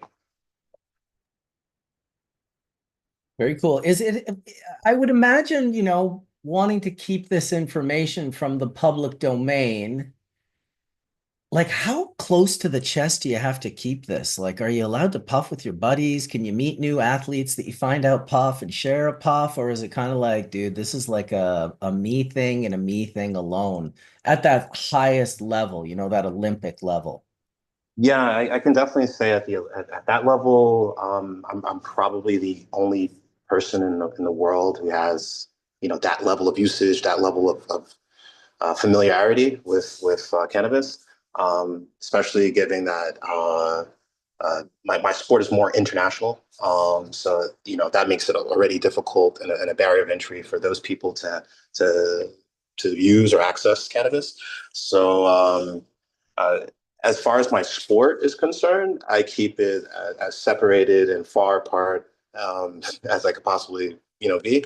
Whereas where I'm from, my home city, it's a completely different story. I live in the United States, and depending on what city you're in, it's completely open, a whole new kind of world for cannabis. And I'm very, very heavily involved anonymously in the cannabis world in my home city. Awesome, man. Very cool. That's heavy. That is heavy. That it's, keeping it reminds me of George Costanza. I got to keep my worlds apart. The classic Seinfeld, Costanza, can't stand ya. Anyway, just a little humor there for you all. Welcome to Wade, who's just popped into the room and having a sip. Sorry, Wade. I'm just going to wait for you to put water or liquid in your face, and then I'm going to be like, hey, Wade, how's it going? Let's hear from Wade real quick. Just being silly. Really glad to be here. I'll do my usual of listening. And yeah, at some point, I would like to share a bit what's going on for me. But right now, yeah, I'm just going to try and get up to speed. I'm loving this topic. Um, yeah, Hey, I'm loving this topic. I'm gonna stay on with hand roll for a second. Do you notice a difference in when you don't use cannabis as opposed to when you do use cannabis? In what setting or timing? All the above. I mean, Absolutely. I mean, as you seem to use it medicinally as part of your routine, so it seems to be something that you've integrated into your lifestyle. yeah, absolutely.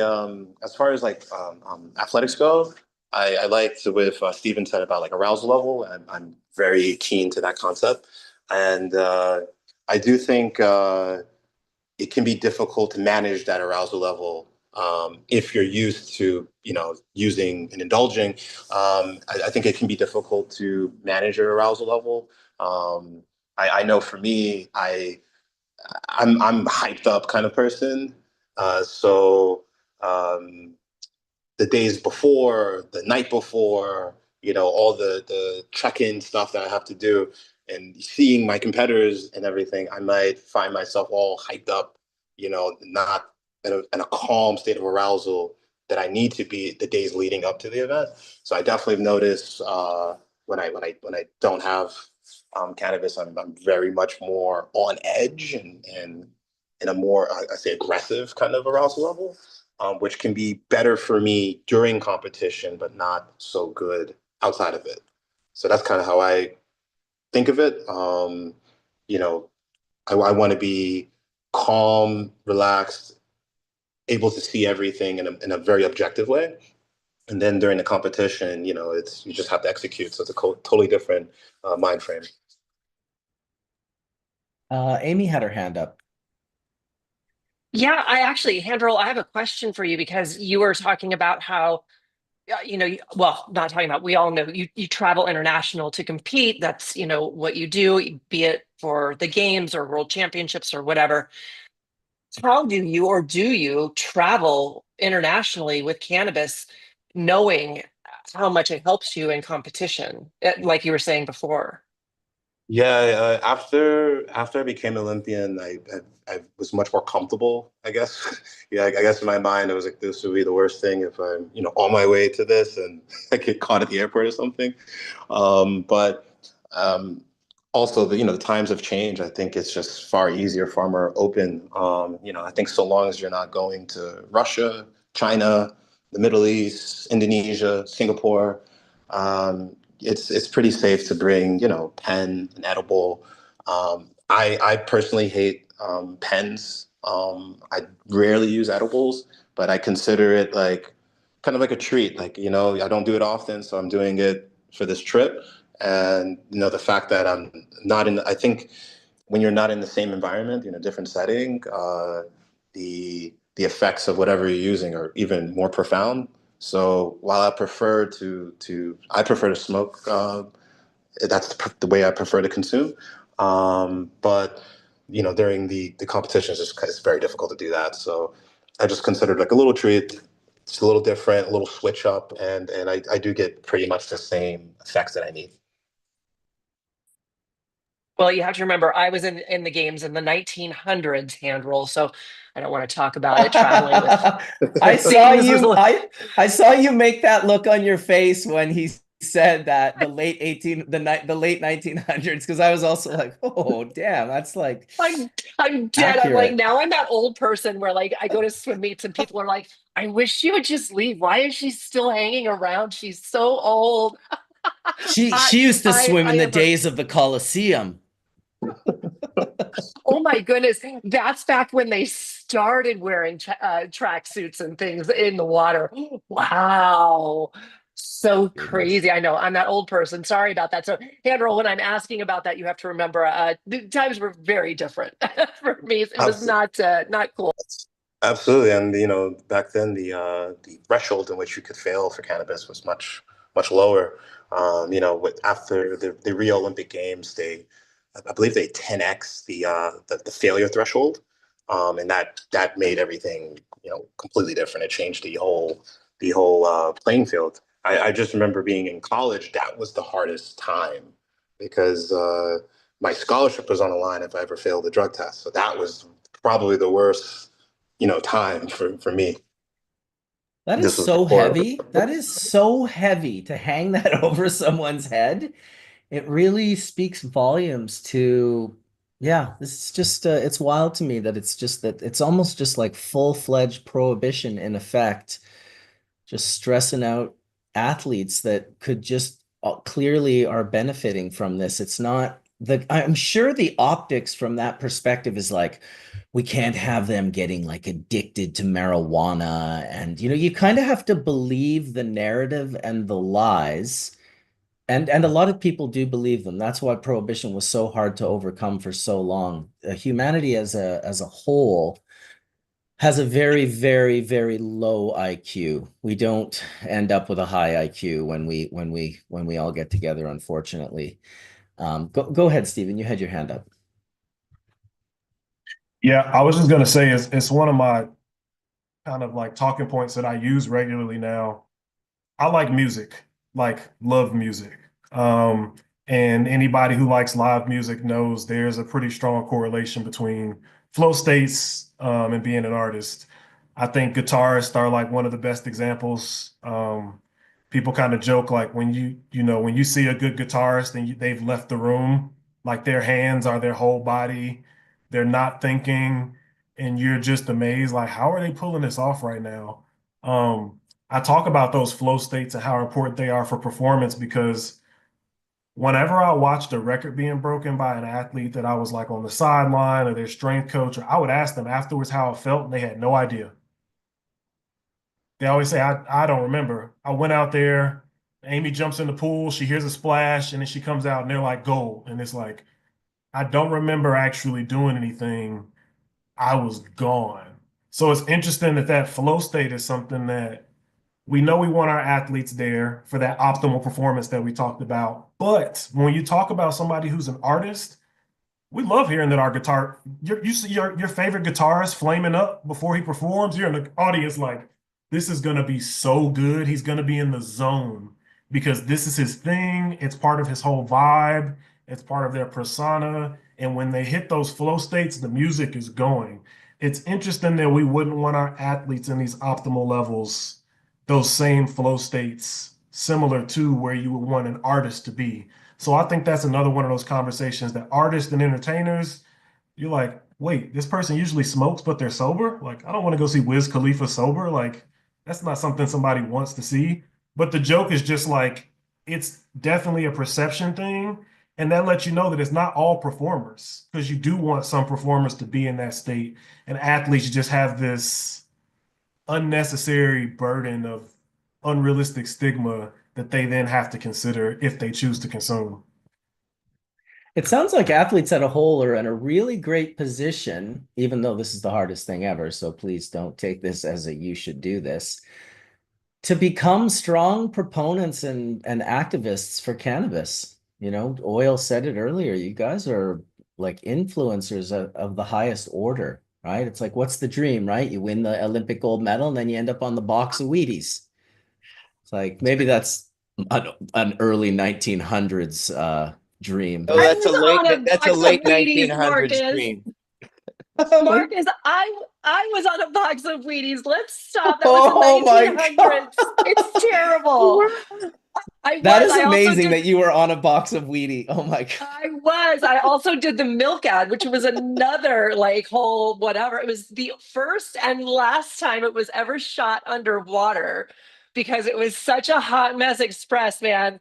But yeah, so yeah, I know all these kids are like, what is that? What is the milk ad? And all of us like Gen Xers are like, ah, That's amazing. That is amazing that you just even said that right now. Like that was a Skunk Man Sam move, actually. You just pulled a straight Skunk Man Sam move. You were just like, actually, Mark, I was on a box of Wheaties. So yeah, by the way, sir, yes, you can use the Googles on me and find all those things. But yes, the we chat love the room is Googles. loving this, by the way. The chat room is absolutely, there's 320 people in the YouTube chat, and they are just like, nailed it. Wow, Amy, that's so awesome. Oh my God. They're just It's like all of a sudden I'm like, I gotta go now. Mic drop. Can't beat that. So anyway, sorry, I didn't mean to, but like if you got the clout, you gotta use it a little bit, especially since it was the late 1900s. I remember telling my nieces and nephews that yes, we did have the Olympics in the 1900s. I'm like, you guys are idiots. my God, that is amazing. I'm sure really in reality, there's only been a handful of people. I'm sure it's not tens of thousands of people that have been on boxes of Wheaties. So good for you. That's exactly if you got the It clout. was fun, like, you know, when I did it, and then you go through the cereal aisle and you're like, oh, there's me, there's Michael Johnson, there we go. Like it's just weird, right?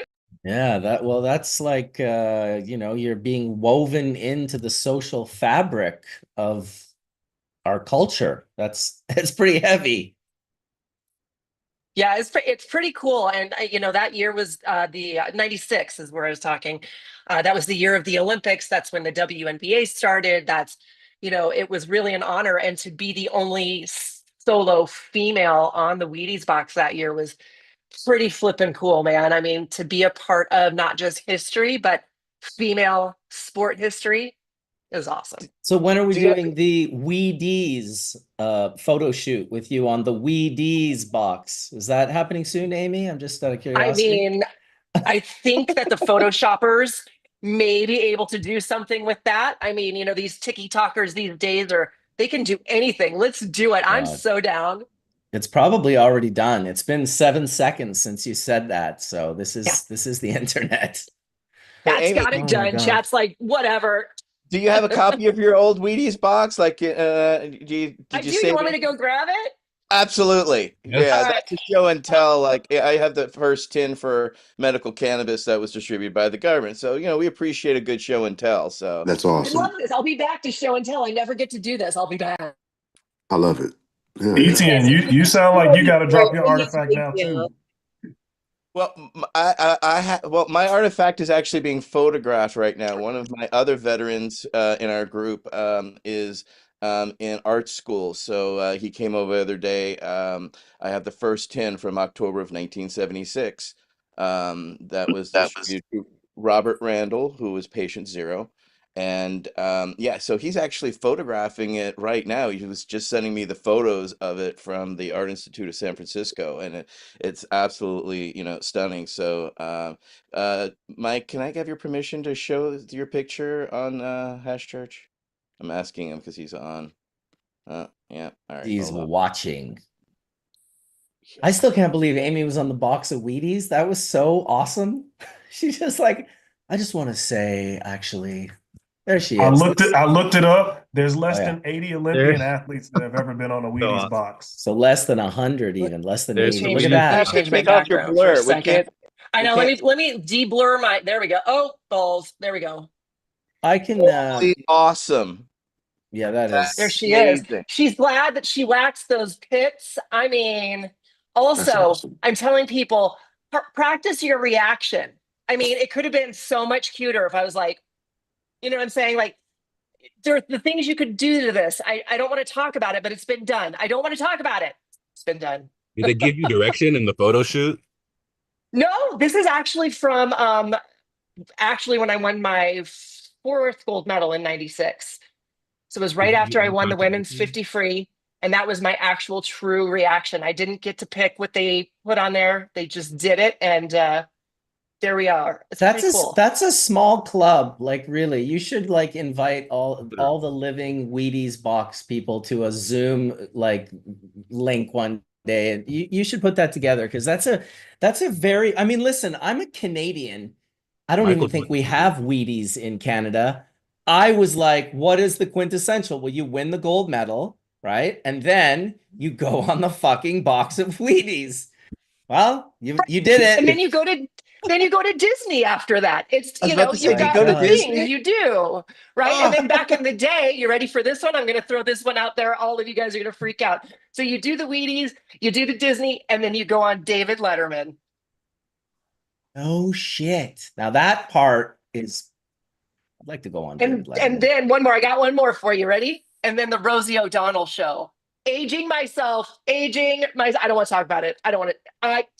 Earl's back there going, for the love of God, does she have one of Mike, those alert things? I've fallen and I can't get up. Like, God, did Rosie you take your O'Donnell had a Geritol and show? your insurer this morning, Amy? For the love of God, is she gonna be okay? She's coding. That's awesome. so did you also get to go to the White House too? I did, and oh, the story. So after you win a gold medal, you get to talk to the president. The president at the time, my president at the time was it was Bill Clinton, and so I had spoken to him several times, and then he loved him. He was such a kind man, and then no, whatever politics, wonderful man. So he invited me then to go to track and field. I couldn't go because I had a photo shoot. Blah blah. Show up at the White House. The picture of him, me, and Hillary was hilarious. I'm there smiling, of course. I'm with the president. he's smiling and he's kind of red. And Hillary, I was like, oh no. And then weeks later, the whole Monica Lewinsky thing blew up. I was like, I could have been the humidor. It could have been me. Oh my goodness. Amy, why don't you put on that bathing suit and come on over here to the Oval I Office? I do have a blue bathing suit. I don't I want to just talk saw her in about that it. blue dress and I Marcus. couldn't resist. Oh All my right. goodness. Just to change the subject for a second, there is the first tin from October 1, 1976, of 300 joints that the U.S. government delivered to Robert Randall, patient zero. Dude, that would be so much cooler if Robert Randall was on there like Amy was on the Wheaties box with his arm Right? up all high and like, just like, I'm the first patient in the US, federal cannabis patient. Yeah. Seriously. Also late 19th century there, 1976. Sorry. Jesus Christ. I have a can of that as well, of that same tin. Maybe not the same number, but That that. that And then that and also have the cigarette case too for that they put them in, which was it's that interesting. can speaks volumes to what we were talking about earlier in the sense of, um, single molecule medicine versus full plant medicine. And it doesn't become a one or the other. It becomes like access to all.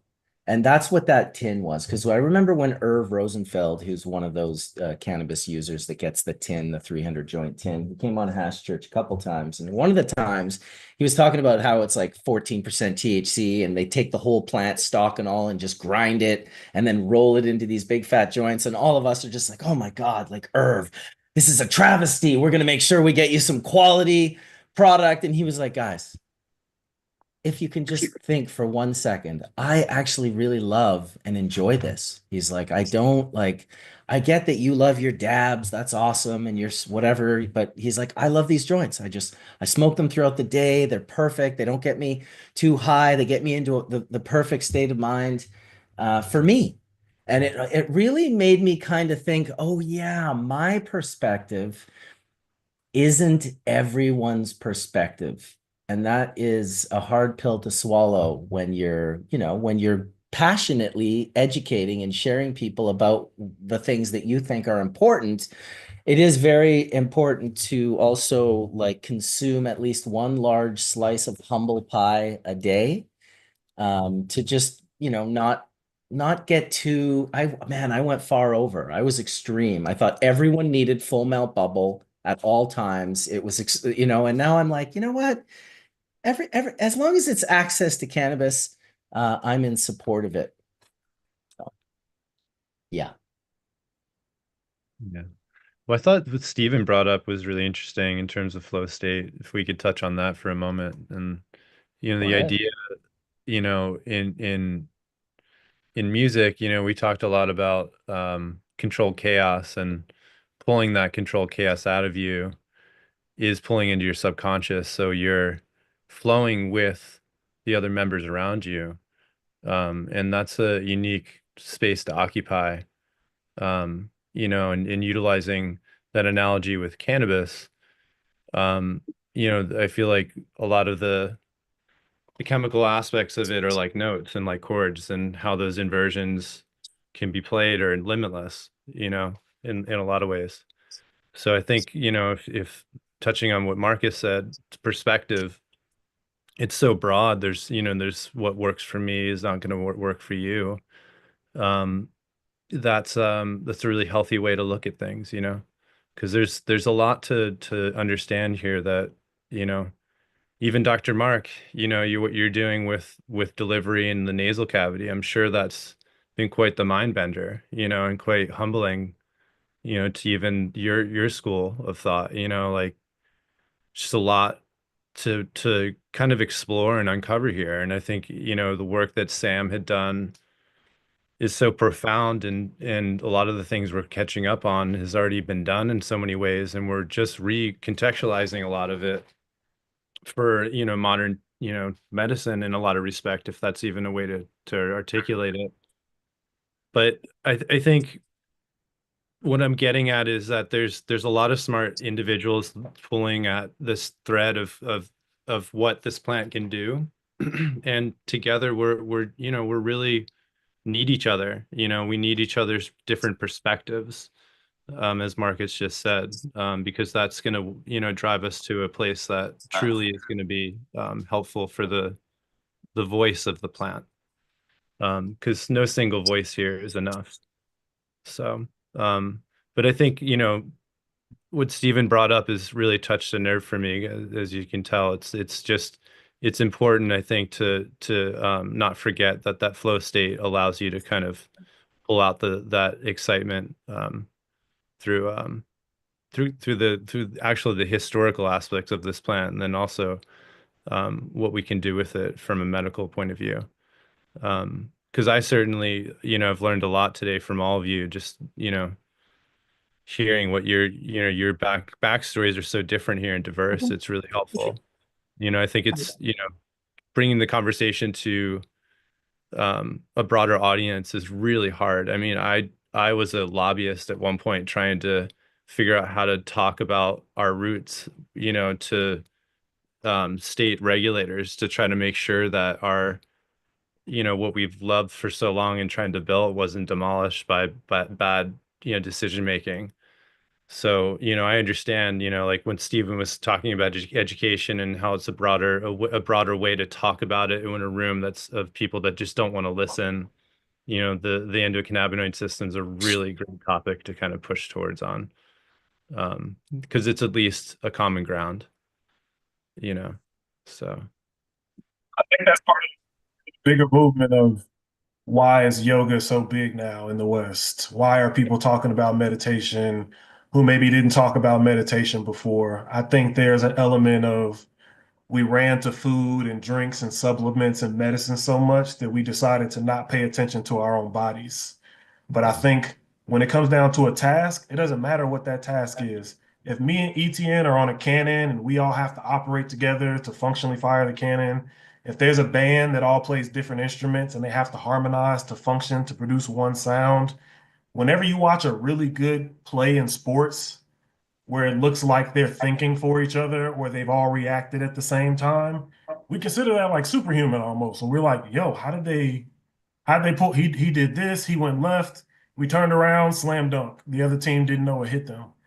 Those are synchronized flow states between different individuals, each having a unique sensory experience, but able to harmonize across a group of different people. That shit, that's the real like ultimate conversation. Like the endocannabinoid system is that. That's kind of where I am with it. I'm past just like kind of like Marcus said, like, yeah, if doing dabs is your thing, if just topicals is your thing, if you got IBS and you do suppositories, let that be your thing. But the ECS as a whole and flow states, that is like everyone having a right to a certain quality of life and being able to perform right while obviously mitigating stress. So that's kind of where I am with it. I'm sure Dr. Whitney has the similar sentiment. Yeah, and that brings up the idea of body autonomy, that we should have control over what we want to put in our bodies or not. But yeah, back to the idea of that flow state. One of the things that I think is interesting, I had a conversation. One of my very first podcasts was with one of my former students that's now a pro MMA fighter.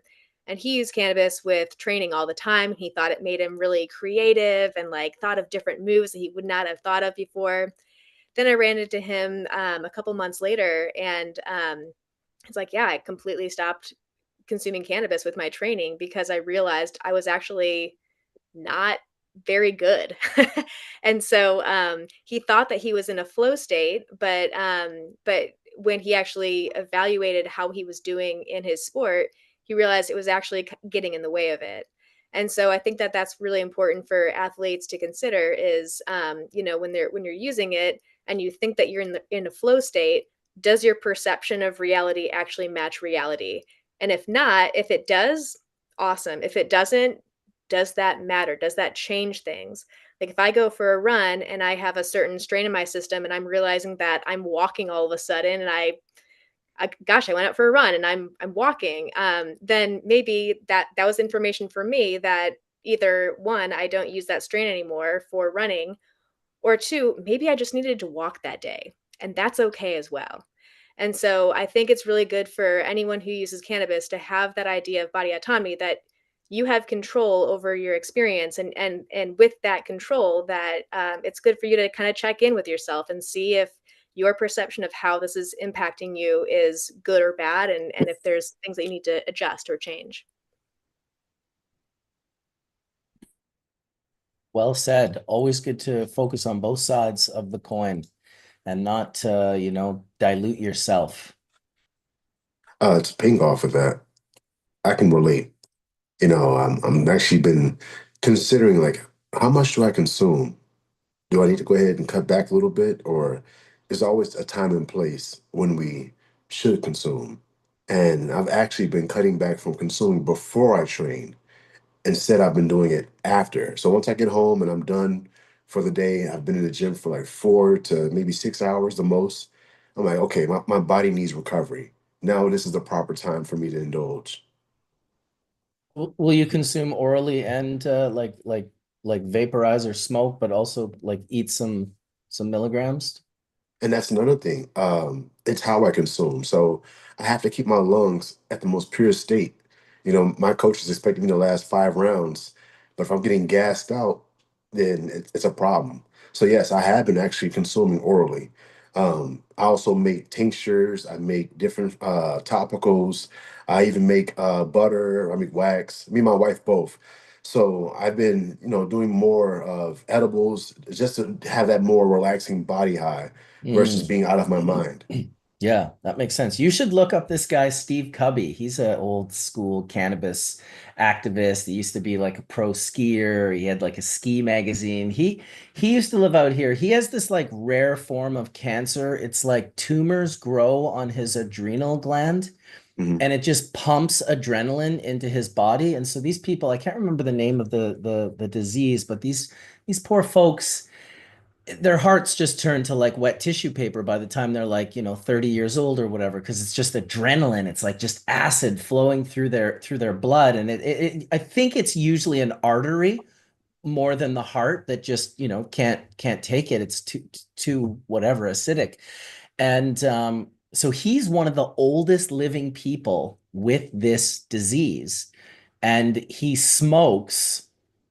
Dude, like an ungodly. I haven't smoked cannabis in like 25 years. I just vaporize. I vaporize at a Mhm. very specific temperature. I vaporize through like a quartz banger. I have it all. It tells me the exact temperature. So I feel pretty good about my lung capabilities. But Steve Cubby, he straight smoked like an ounce or two of cannabis a day in joints. Mhm. Like I'm telling you, just being around this guy was hard. It was so much smoke, and even I was like, dude, like like burning anything can't be good for your lungs, blah blah blah. Well, he goes to like I don't know the names of the US hospitals. I don't know if it was the Mayo Clinic or some other really high-end clinic where they test everything about you. And he was like 48 years old when he went to this, and they tested his lungs on this crazy machine that he was blowing into, Mhm. and his lungs tested, and I don't want to get this wrong. He was 48 years old of a 28-year-old male Olympic athlete. Now, was he more of a paper consumer or he did tobacco?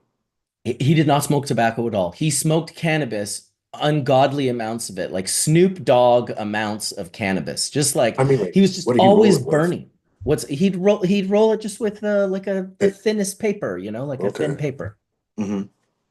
So it shocked me is all I'm saying. I'm not saying that smoking is good for your lungs. I will say that he had his lungs tested at like one of the highest level places, and he came back with this ridiculous result. And I just was like, I don't know, I just felt like I had egg on my face. Clearly I don't know everything about everything, but I was like, dude, it can't be good to be smoking that much, like just anything, like you're just burning so much material. Go ahead, Steven. No, what I was going to say is this is part of the conversation that I realized athletes get marketed consumables more than anybody else. It's why when you watch sports, they talk about food, beverages, supplements, and drugs. that also goes into their athleticism as well. Because if an athlete goes, hey, I heard berries are antioxidants and they're good for inflammation, should I take those? Then it turns into, I heard avocado is a healthy fat. Should I take that? Then it turns into pomegranate. Then it turns into kale. Then it turns into everything, whatever is the popular thing at the time. Guess what? The first group of people who line up to want to use it?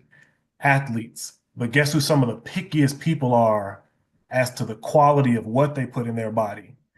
Also athletes. So that's one of those conversations people don't realize. Again, we're talking about one of the best populations to put that pressure on the quality of what's coming out. Because we know that athletes want to, right, do better for their body. We know athletes want the quality. I've had athletes ask me, there's two tart cherry juices at the store. One is $3 and one is like $10. And I said, send me a picture. And I was like, oh, that one's from concentrate and that one's from fresh cherry juice. And they were like, okay, now they've been educated on quality and now they can make an informed decision. I think that's why we need more information so athletes like Ox, like the other people on this call, can make an informed decision instead of just going, it's all cannabis, it's all the same. It is not. So people should have informed like opportunities to know what they're consuming, what they're putting in their bodies.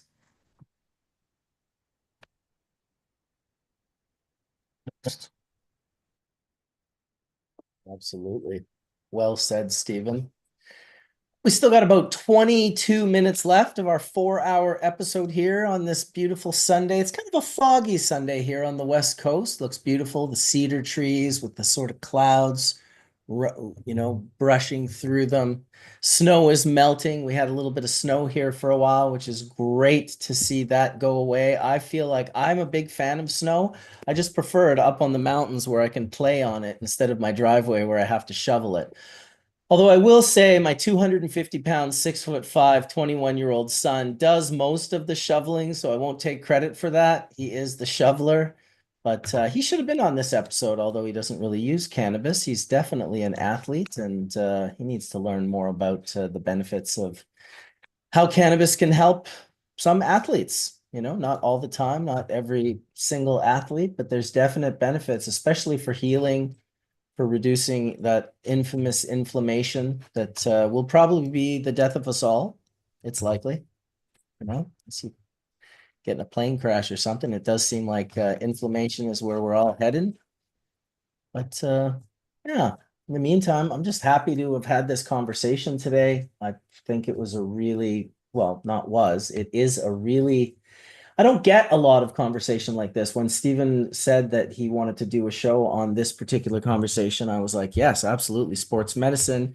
It was a little bit hard to put together. We are going to do more of these because Josh and Kelly had a whole slew of people from Dragonfly Earth Medicine on their side that they were going to be inviting. They are unfortunately, I think they're flying to Spain right now. I think they're on a plane to Spain. I'll tell you, when I first started doing Hash Church for 167 Hash Churches in a row, I did not miss a Sunday.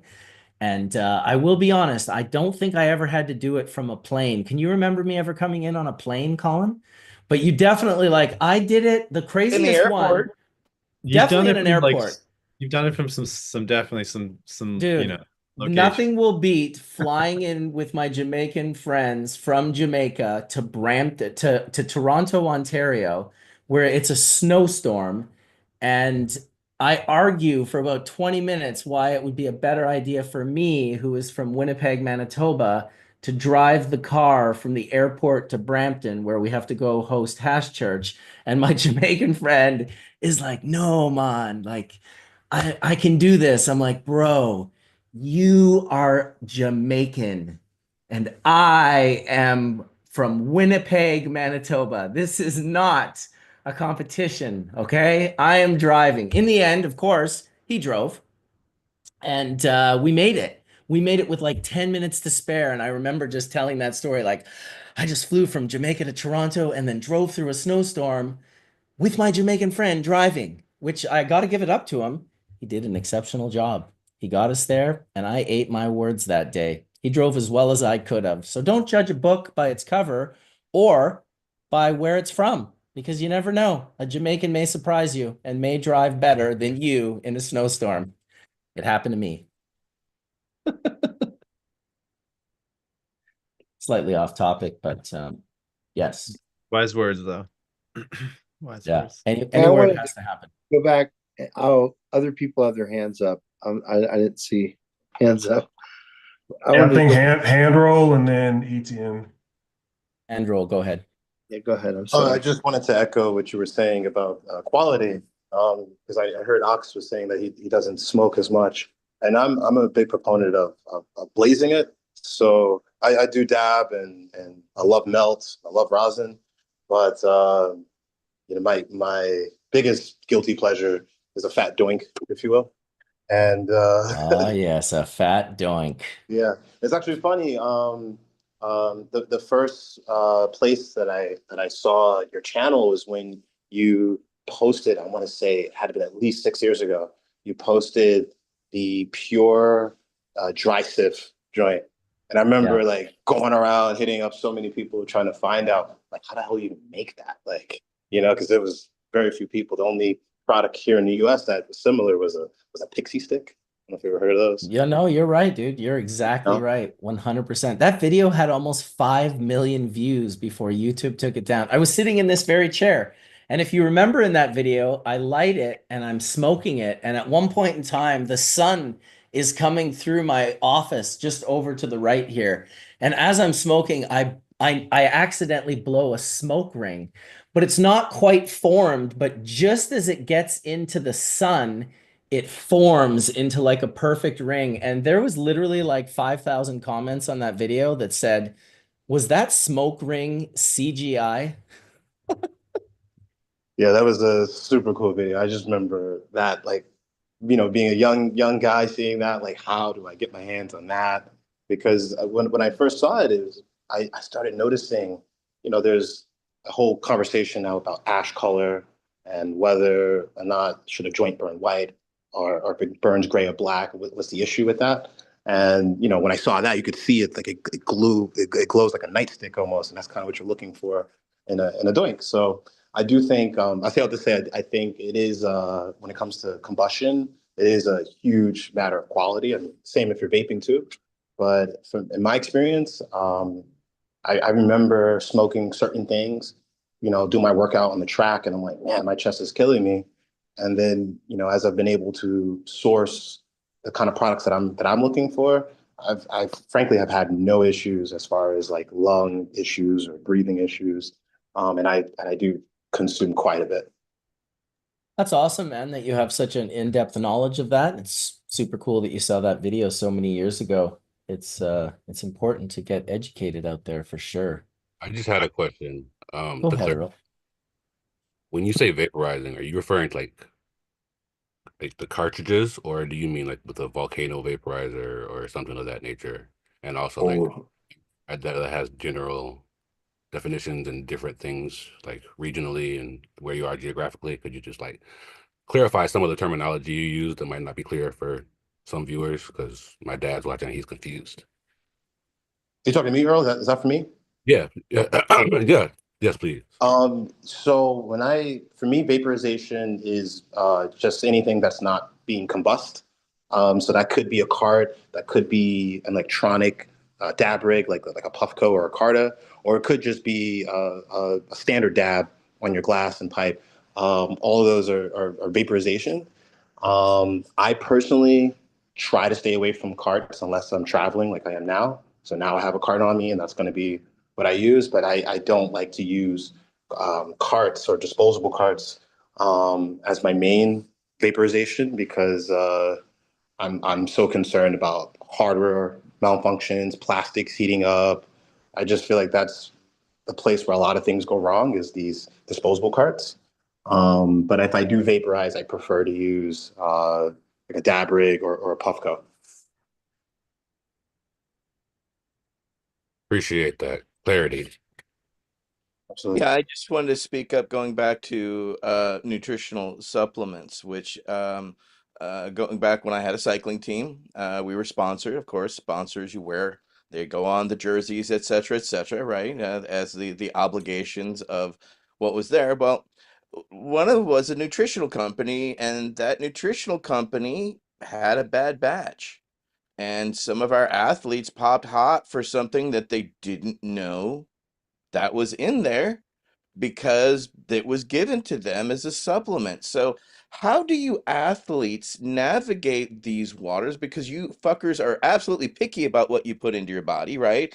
How much, Amy and Ox and others, how far into your research do you decide before you put it into your body? Because you piss test hot, you're the one out of the competition. It destroys your life, your reality, and all that hard work and training that you've prepared for so hard. So, and you've heard these horror stories from other people. I'm not the only one to tell you such things. So, how do you decide on, okay, I am going to do this and put this into my body?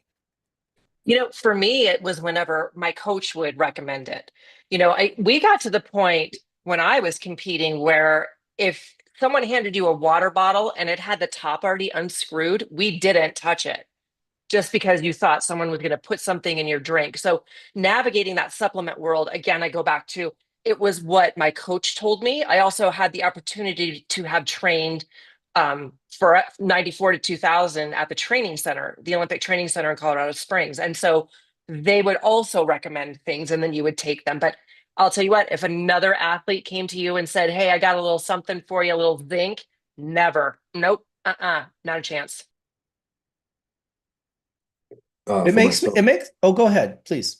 I was going to say that I always do my research. One of my teammates, Khalil Roundtree, he popped dirty, and it was because someone recommended that he should try this supplement, and he even asked them, what's in this, or because USADA is the one that covers well, not anymore, but they covered UFC for a few years, and you have to be very, very picky about what you take because you just never know if a company is using the same lab as another company that has things that are banned.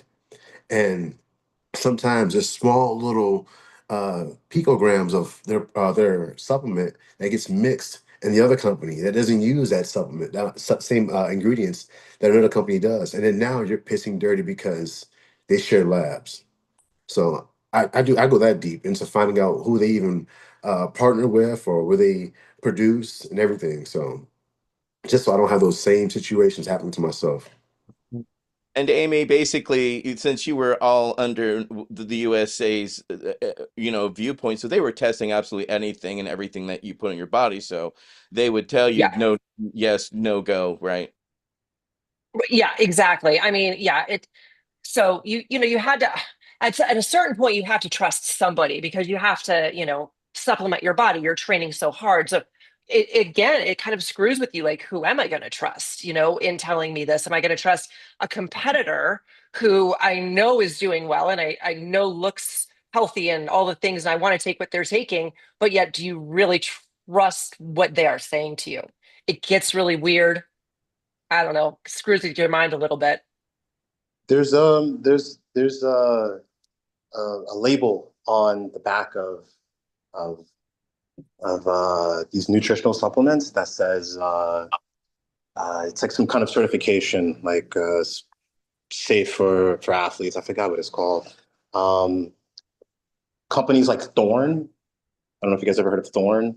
Is one of the few companies that certifies most of their products like that. So for me, it was very simple. If it didn't have this certification, you knew you were taking a risk no matter what.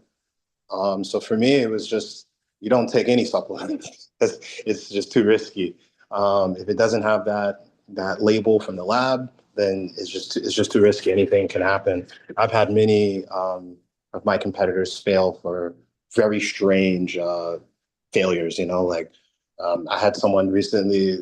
They drank a tea apparently and failed for cocaine. So I don't know. Like you have to be very, very careful. I'm with Amy where I don't drink open water bottles or anything like that, especially as you're leading up to a major event like World Championships or Olympics. Yeah, that's pretty crazy. I know that if cannabis was legal and was, available to athletes at these super high calibers of levels, that it would probably require some form of, stamp of approval from a body like that. I don't think it would certainly not be the same cannabis that is sold recreationally. I think USADA currently allows cannabis for out of competition use. And during competition, that's when you have issues. The idea and the thinking is that they created a threshold. I believe it's 15 nanograms per something, and the idea is that in order for you to have that, in order for you to fail, you would have to have been high during the competition. Now everybody's body is different, and we all know that THC is stored in your fats and lipids, and that's how they're testing it through urinalysis. But for majority of people, if they smoke the night before even, you'll be okay passing the drug test the following day. Under Just real quick on that. The certification is either NSF, this is the third party testing, and then there's also one that's BSCG. So those are the two most stringent testing ones. Just wondering though, I'm pretty sure it's 150 nanograms per milliliter of the urine secretion. So yes, it was I was going to ask previously you, 15. how do Excuse you? me. I don't know if you can.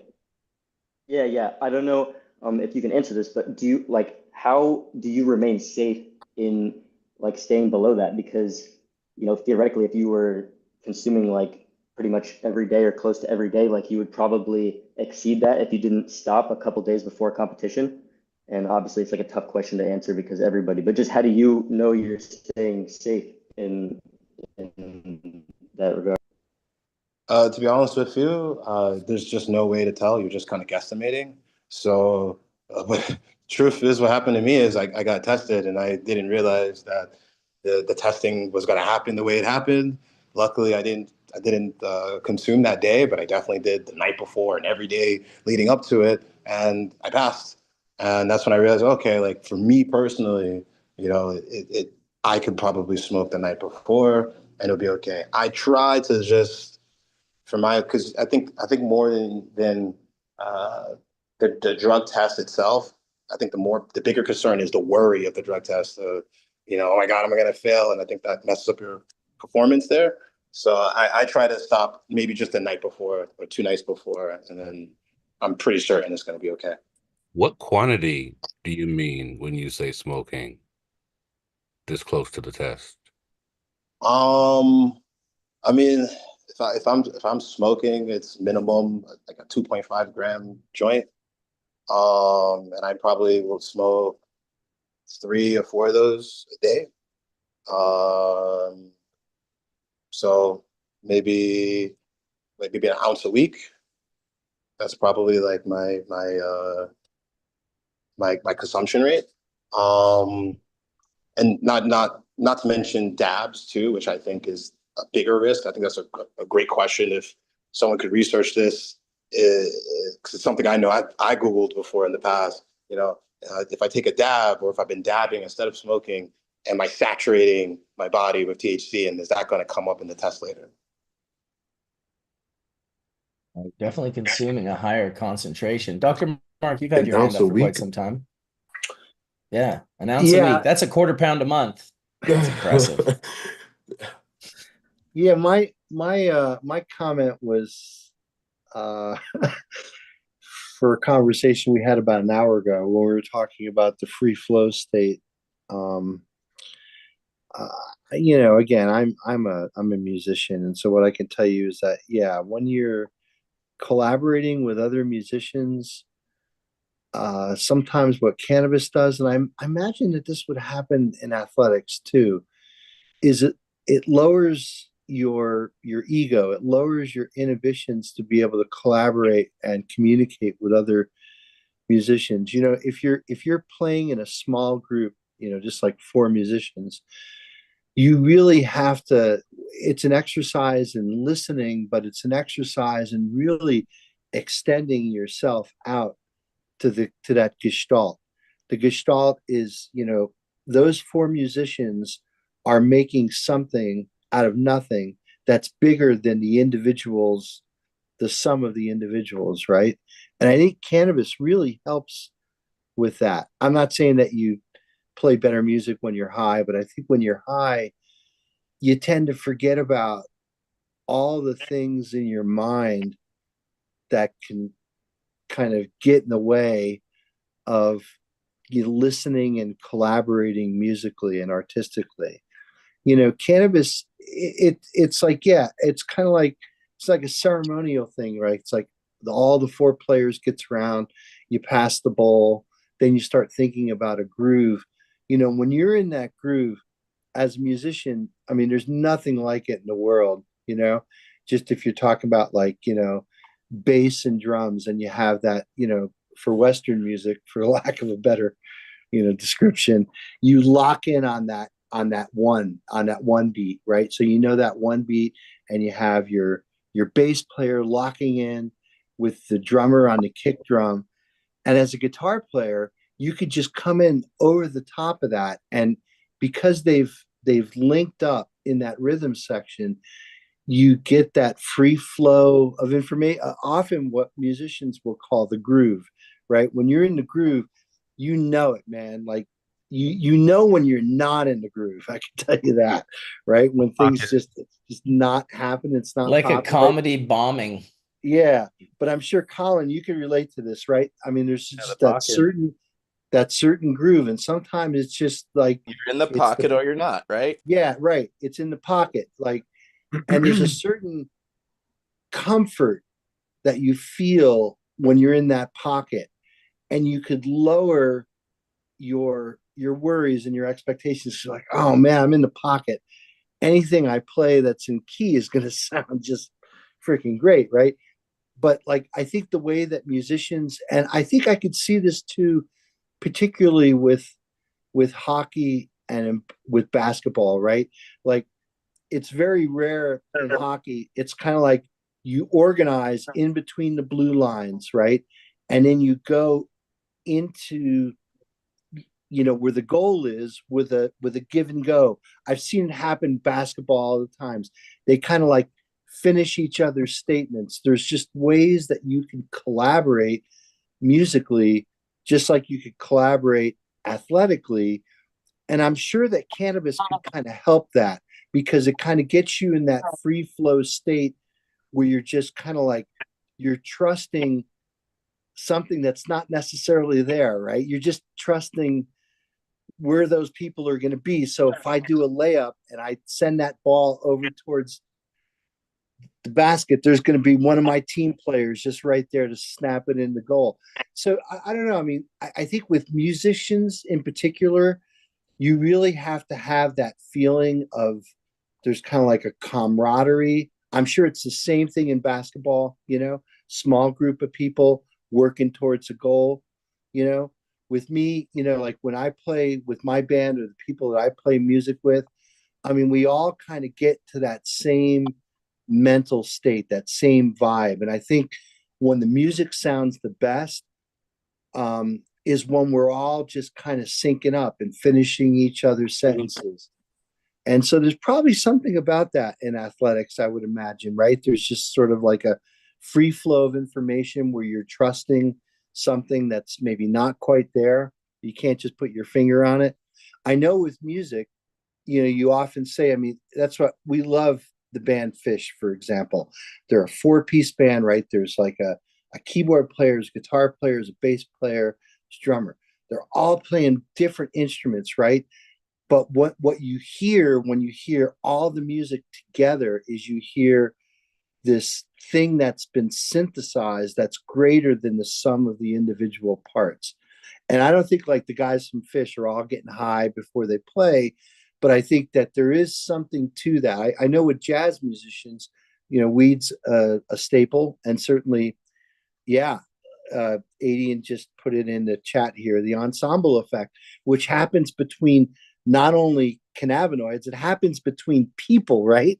There's a certain people ensemble effect that happens. And I think cannabis just lubricates the wheels to make that happen. I don't know. It's hard to describe, but anyway. I think you're right, man. Like I was just thinking as you were talking about how Miles Davis used to talk about boxing all the time and how instinct was like all you got and your reaction and how you react.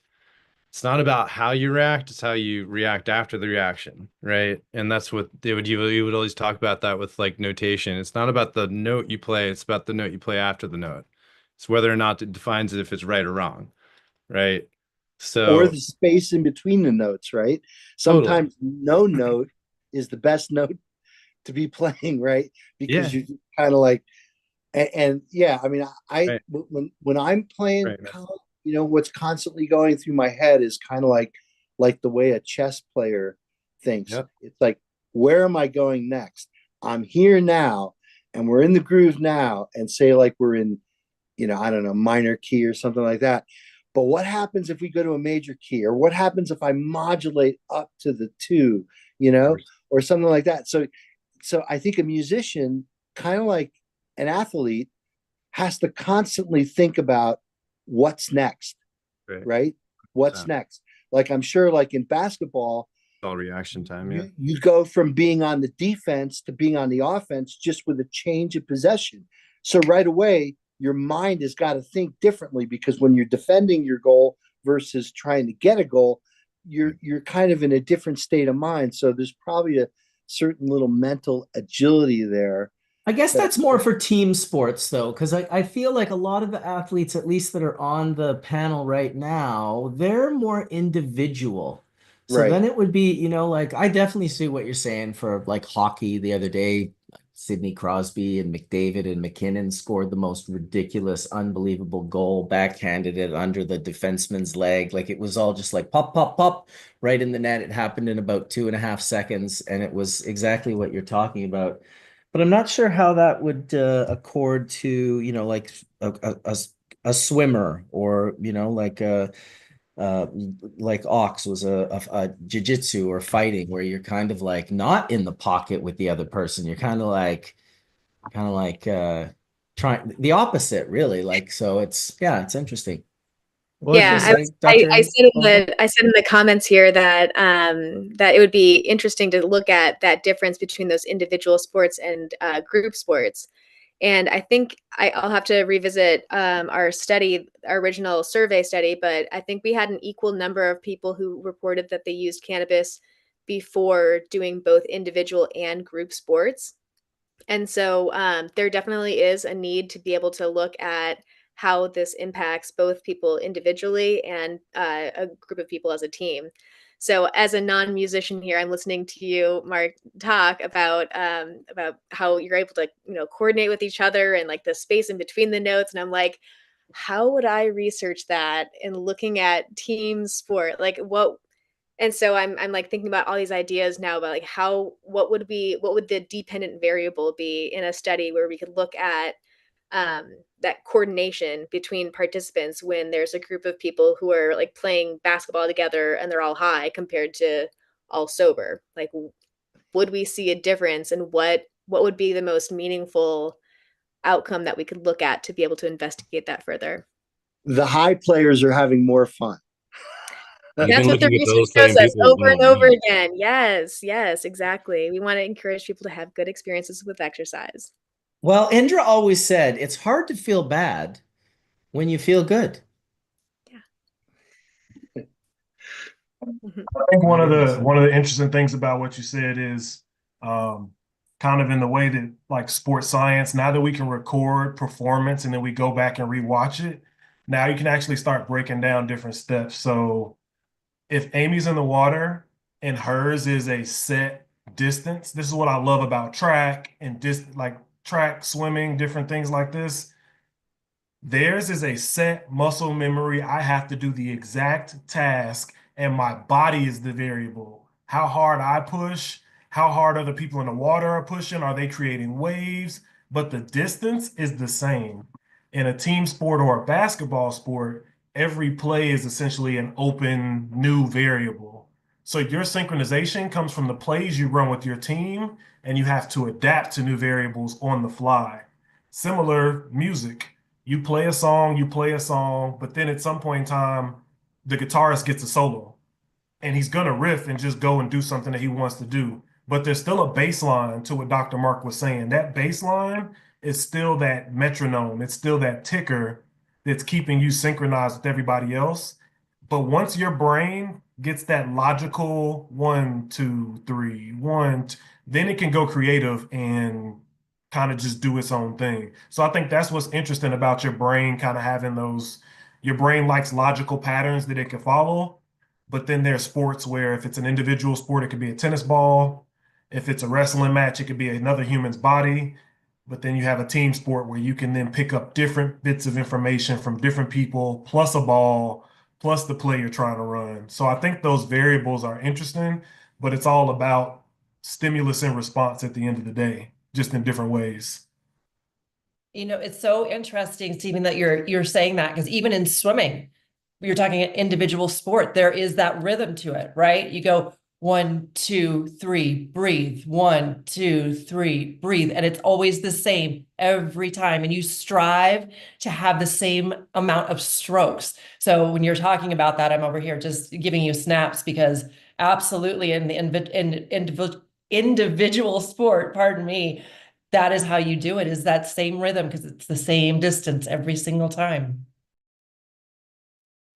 So yeah, I just wanted to chime in on well, one thing Steven's touched on was like I look at that as the root note. You know, you always have let's like a good bass player is like keeping it together, playing the root note. So you always have something to go back to, even though as far as you can take it, you can always go back home.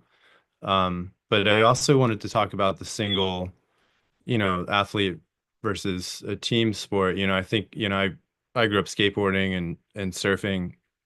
And skateboarding in particularly is about repetition and trying one particular thing over and over until you get very comfortable with your physics and where you land on that particular piece of board, right? Or maple. So, and I think it's important, like surfing, same thing. It's the positioning and getting in harmony, just like swimming. Like you have so many paddles to get into that wave, and depending on how powerful that wave, based on the seconds it is, and maybe 19 seconds, super fast wave that's got a lot of energy behind it, and you're just trying to get into it really quickly. um that type of stuff I think is interesting to look at if you're studying something, is look at those parameters in which they're um doing that over and over and over and over to understand inherently that reaction time, to understand their positioning in the water, to positioning themselves to catch that wave at that perfect time, to get into that, right as the wave is starting to break, to be able to pump up the wave to hit top of the wave, to to release their fins, or if they're trying to get barreled, they're seating themselves inside of the wave in a particular way, and then their physics of their body on the board and where their shoulders sit. Learning all of that as a young kid all the way to now, it's a journey, and something you'll forever do.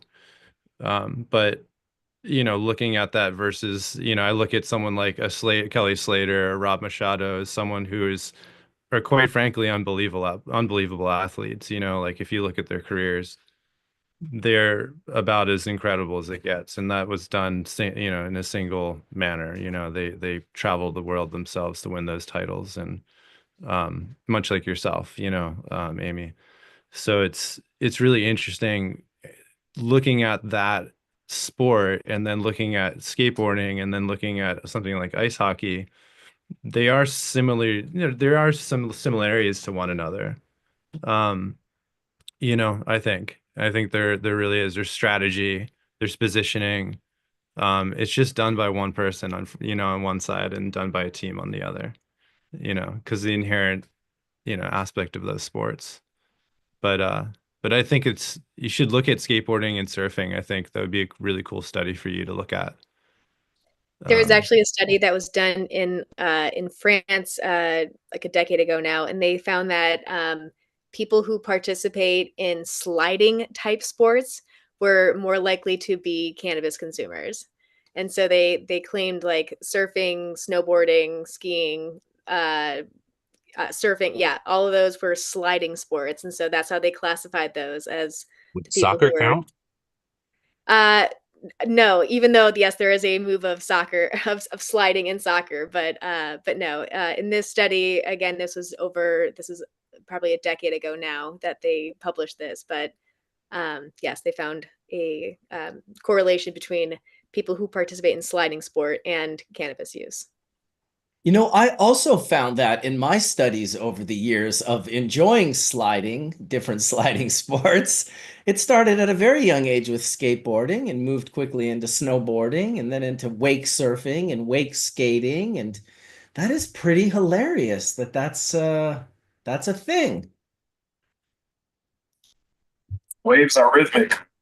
Yeah, absolutely. I remember being in the back country on my snowmobile and coming up to this group, and we could tell it was definitely like a photo shoot. They were doing like a commercial or whatever, and it ended up being like I think it was Nike. And the athlete was this super young snowboarder kid, and he was kind of off to the side, and my buddy that I was with knew him, but he ended up being like, okay, but whatever, and they ripped him up the mountain on a sled. He doubled up the mountain on the sled. Before he went, though, at the top, he took this like giant rip off a vape pen and then proceeded to do like a double backflip off an 85-foot cliff in the middle of nowhere in the backcountry. Meaning, if you get injured, it's not the same as getting injured near like an ambulance or a hospital. It's very, very different. And so, yeah, afterwards I was like, wow, that was crazy that you like took the hit of that. Was that like herb? He's like, yeah, man, it was oil. I was like, holy shit. Like, I was like, would you ever consider like taking a sip of beer before you did something like that? And he was just like, never in a million years, man. That's like the most like I could die. And so it was just this neat, of course, but what he had to do was hide it in the sense that he wasn't allowed to promote the idea that he had done that. Whereas he could have easily promoted the idea that he drank 6 beers before he did it. So just a social commentary on the madness in which we are currently all existing in. I feel like Oh, you currently get an endorsement for doing a shot before you did something like that at the X Games. yeah, absolutely. I mean, not to Uh, mention the state of gambling in sports. I won't open that door. yeah, that's definitely another weird one for sure. I'm like the backcountry guy that doesn't really like mining and logging, but the only reason I'm back there is because mining and logging exists. So I fall into the same category with what you're talking about. I haven't had cable for like since 1998, however long that's been. I physically cut my cable with scissors years ago. But what I will do is I'll stream. And so I do watch hockey. I watch NHL hockey, and I stream it off of a site. And the only reason it's available is because it's a betting site. They even try to entice you to like, here's 1,000 free coins, like bet on the next few games. And I'm just like, I personally think betting is like just it's low vibrational like frequency. It's going to lower you to be less of a person that you currently are. And so I'm not like judging. I have friends that love betting, but for me, the way I look at it is I don't do it. It's kind of on a TikTok level for me in terms of you could use your time doing that, but they have to put a disclaimer at the beginning of those commercials for a reason and give you a number to call in case they got you addicted to the product they're currently trying to sell you. Dude, so how about this? When I watch the NHL games on the stream, if they show commercials, and they rarely do, the commercials are Editors. to bet, to bet, to get bank loans, and to go to a special Betters Anonymous to get help with your betting addiction. Those are the three Ain't commercials. predatory at I'm all. not even making it up, dude. You can't even make it up. And they got like Wayne Gretzky doing these like betting Yep. things. I'm just like, They'll do Friend, them back friend, to back. no, Like friends the don't let Wayne. celebrity friends and don't the let host. friends bet and smoke pre-rolls, right? So Oh, remember that. and wear mesh shoes. I think that might be on the list, but I don't know. That might be from the mid 1900s. Yeah, I get death threats to my social media accounts like every time I lose a tennis match from bettors who are just losing astronomical amounts of money. It's crazy. No, that's insane. Whoa, so people who bet have access to these athletes through their social media. It's That's That's very, crazy. very Like common now. everyone I know Hey, gets them too. That's got to be very hard to navigate with your mental health, right? Do you just avoid that shit? Dude. I mean, you didn't have to deal with that, right? So, I mean, this is a whole other level of hate and as well as fear, as well as manipulation behind the scenes.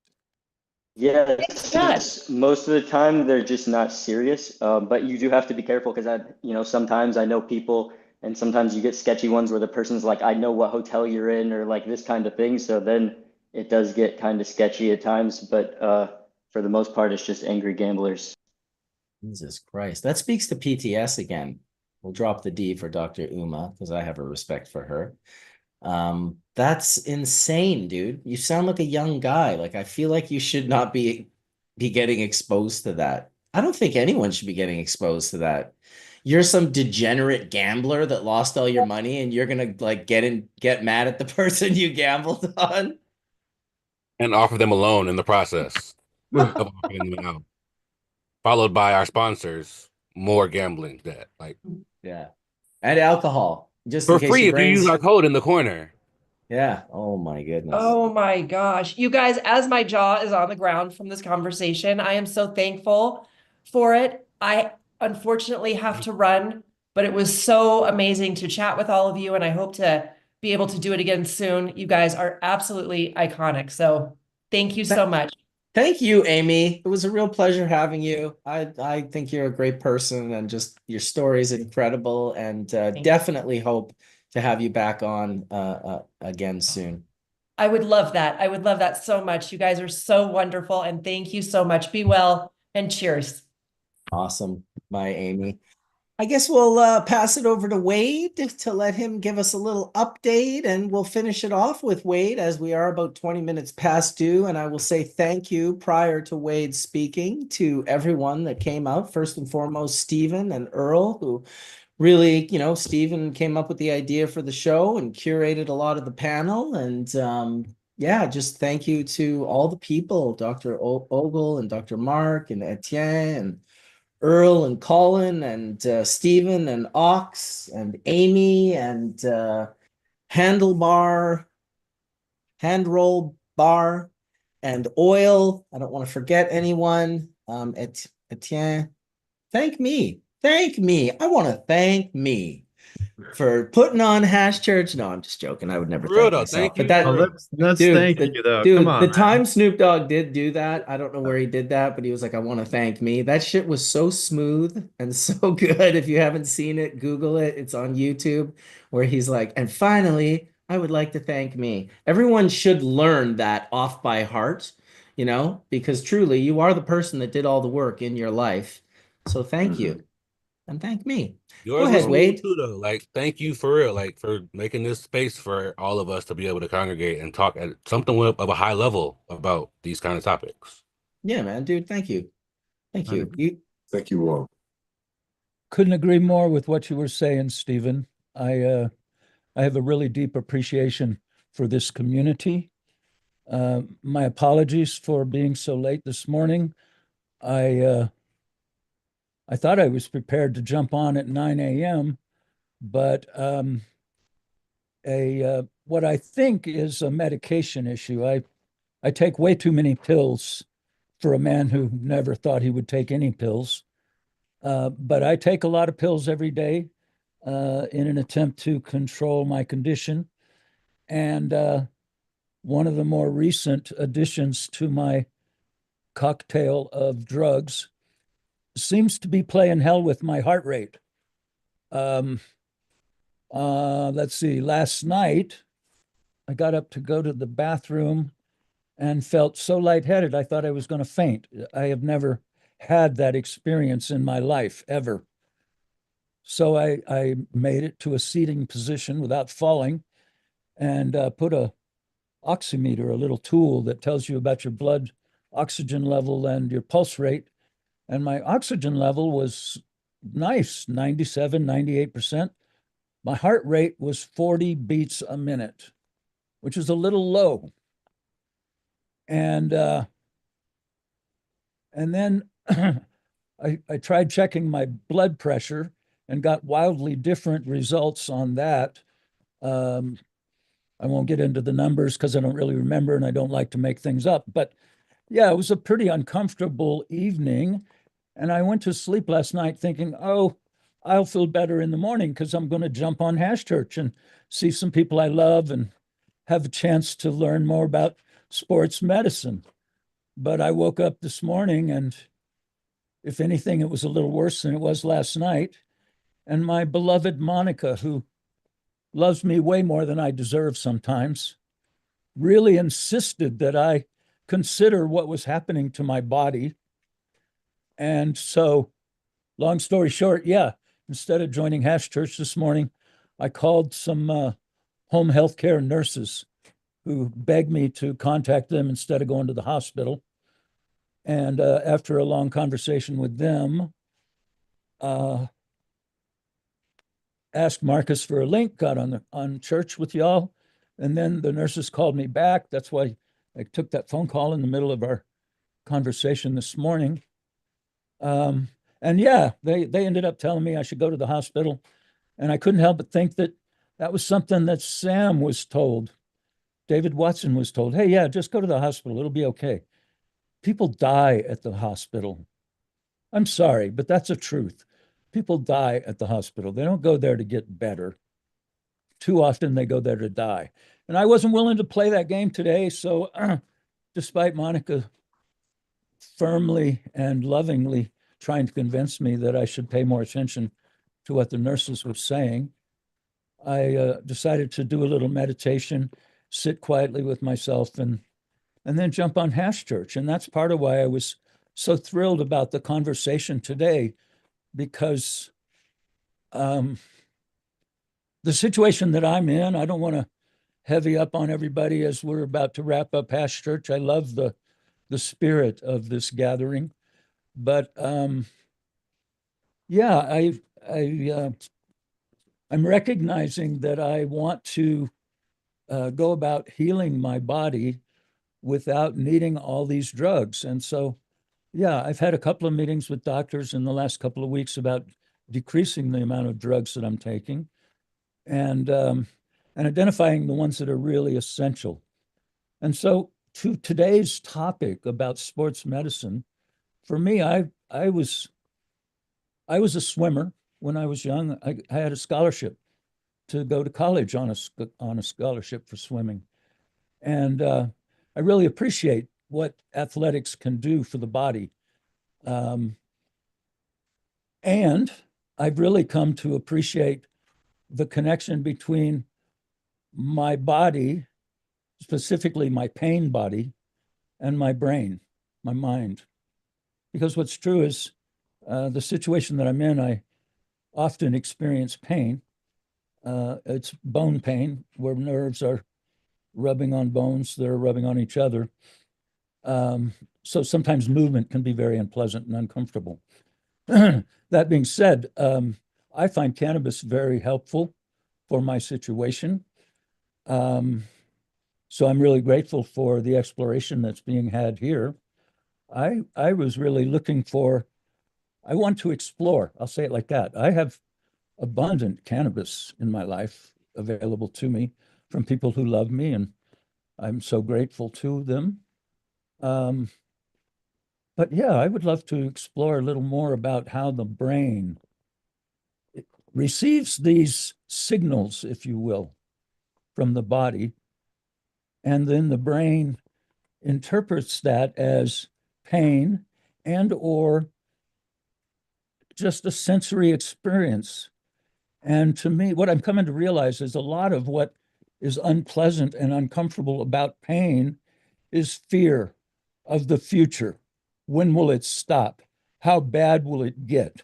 Those kind of questions can really eat away at the brain and the heart. And so, and that's really a lot to me what pain is. The hard part of chronic pain is that mind component. And so the years I spent meditating are being very helpful to me in this way. But I'd really love to see more conversation about that specific paradigm, the way that the body and the mind work with pain, because in a lot of to a certain extent, pain is a merciful message from the body to stop doing whatever's causing the pain, if you can. If you can, stop doing what's causing the pain. But if you can't stop it, what do you do then? And that's a topic of interest to me. And I think most athletes, especially professional athletes, at some point in their career encounter an injury, a trauma to their body that requires time and patience to heal. And inevitably, especially if you're competing at a high level, that fear thing, how well will I heal, et cetera. Anyway, that was some of my thinking about this morning. And then the last thing, Marcus, I know I'm taking up time, and you always tell me, don't worry about it, do what you do. So I'm going to do what I do. I have recently become aware that a number of people have been very generous to Wade and Monica on an online fundraiser campaign to make it easier for us to manage the situation that I've put us in. And she's along for the ride. She doesn't complain much at all. But yeah, some of the people on this panel have contributed to that fund. And there are some people who are not on this that have contributed to it. And what I really am struck by is that those numbers are as small as $20 and as high as $5,000. And I don't know how somebody in the cannabis industry can find $5,000 to give to somebody like me. Well, hell's bells, that's a wonderful thing. And I'm quite gratified by it. I feel it's hard for me to ask for help. I've never had to do it, but I've had to learn how to do that in the last year or two. And I got to say that if you're not very good at asking for help at this point in your life and you're enjoying good health, learn how to ask for help before you need to ask for help, because it doesn't get easier when the tasks are harder. And on that note, I'm going to end my thing here. I just got to say again, Marcus, such deep respect for your willingness to bring in such a wide and divergent group of people, all of whom care about this plant and care about the effects that this plant can have on human beings like myself or any of those folks who are on this panel. I will stop with this. Last Friday was Valentine's Day, and it gave me the opportunity. This is when I found out about these wild numbers that were showing up in our fundraising appeal. And what I was looking at and thinking a lot about this weekend is love is, most of the time people think of love as romantic love, which is nice, but it's only one of many different kinds of love.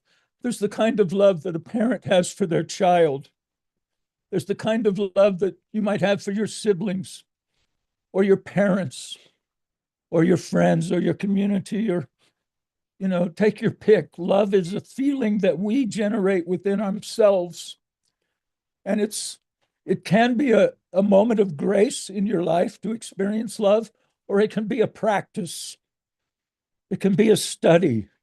It can be a path of how to live your life as skillfully and as open-hearted as you are able.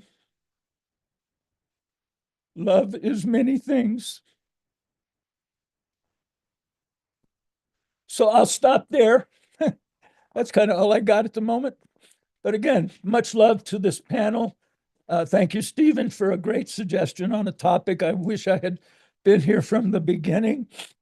And again, Marcus, it blows me away how beautifully persistent you are in advocating for this plant and the people who benefit from her. Thank you. On that note, I'll sign off. That's Wade, and I promise I won't be so late next week. At least that's my hope. And I will be talking to my cardiologist on Monday about this thing of on one moment having a heart rate in the mid 40s and a half hour later it's 145. That doesn't seem right. So, like I said, I'm going to talk to my cardiologist and see what he's got to say for himself. Anyway, please know that despite all this tears and crazy ranting and cracking voice and all that, I'm actually doing pretty good today at this point. I feel blessed by this community, and I feel blessed by this plant and my relationship with her. So thank you, cannabis, and thank you all those who love her. And that's Wade signing off for the week. Big love to all. Thanks, you. brother. That's Thank you, Wade. I mean, what can I say after that, really? Is there anything you want to say, Steven? I think I started the call with telling you all, I've known Earl since I was a little kid, but we were both in church when we met, you know. We've legitimately known each other specifically through church growing up. And I remember joking when I told him the name of Hash Church, and I was like, yes, it's cannabis, but I think there's so much cannabis that's just industry and the community often gets left behind. And everything we said today, you've had patients on here, you've had advocates, athletes. I mean, at the end of the day, we're humans and we're typically just looking for some type of community, right, to help push forward through life. And I think Wade has always done a good job of just giving us this perspective. I think what Skunk Man Sam left behind. I said it in the chat, but I wasn't joking. I do feel like these torches burn bright, and that we're very beneficial to still have legends with us to absorb this and make sure that these torches continue to burn bright and are passed on. So, thank you all for being like always willing to share knowledge with those of us who are at different points in time on our journey. Absolutely. I just wanted to say thank you you, as well. Steven. It's super humbling to be on the panel with all of you, and that was just an incredible message from Wade. So just appreciate the knowledge all you put forward, and much love. I'm not crying, Oil. You are. I think we're all crying after that. Yeah, it was very touching. Thank you, Wade. And thank you all for being here today. And thank you for having me as well. Yeah, thanks for coming, Ox. Thanks everyone for coming, really, and thanks everyone for watching. We're going to sign off. We'll see you again next week, and you'll definitely see us doing another sports medicine episode here in the next little while. So thanks everyone for being a part of it. May the full melt bless your bowl sooner than later.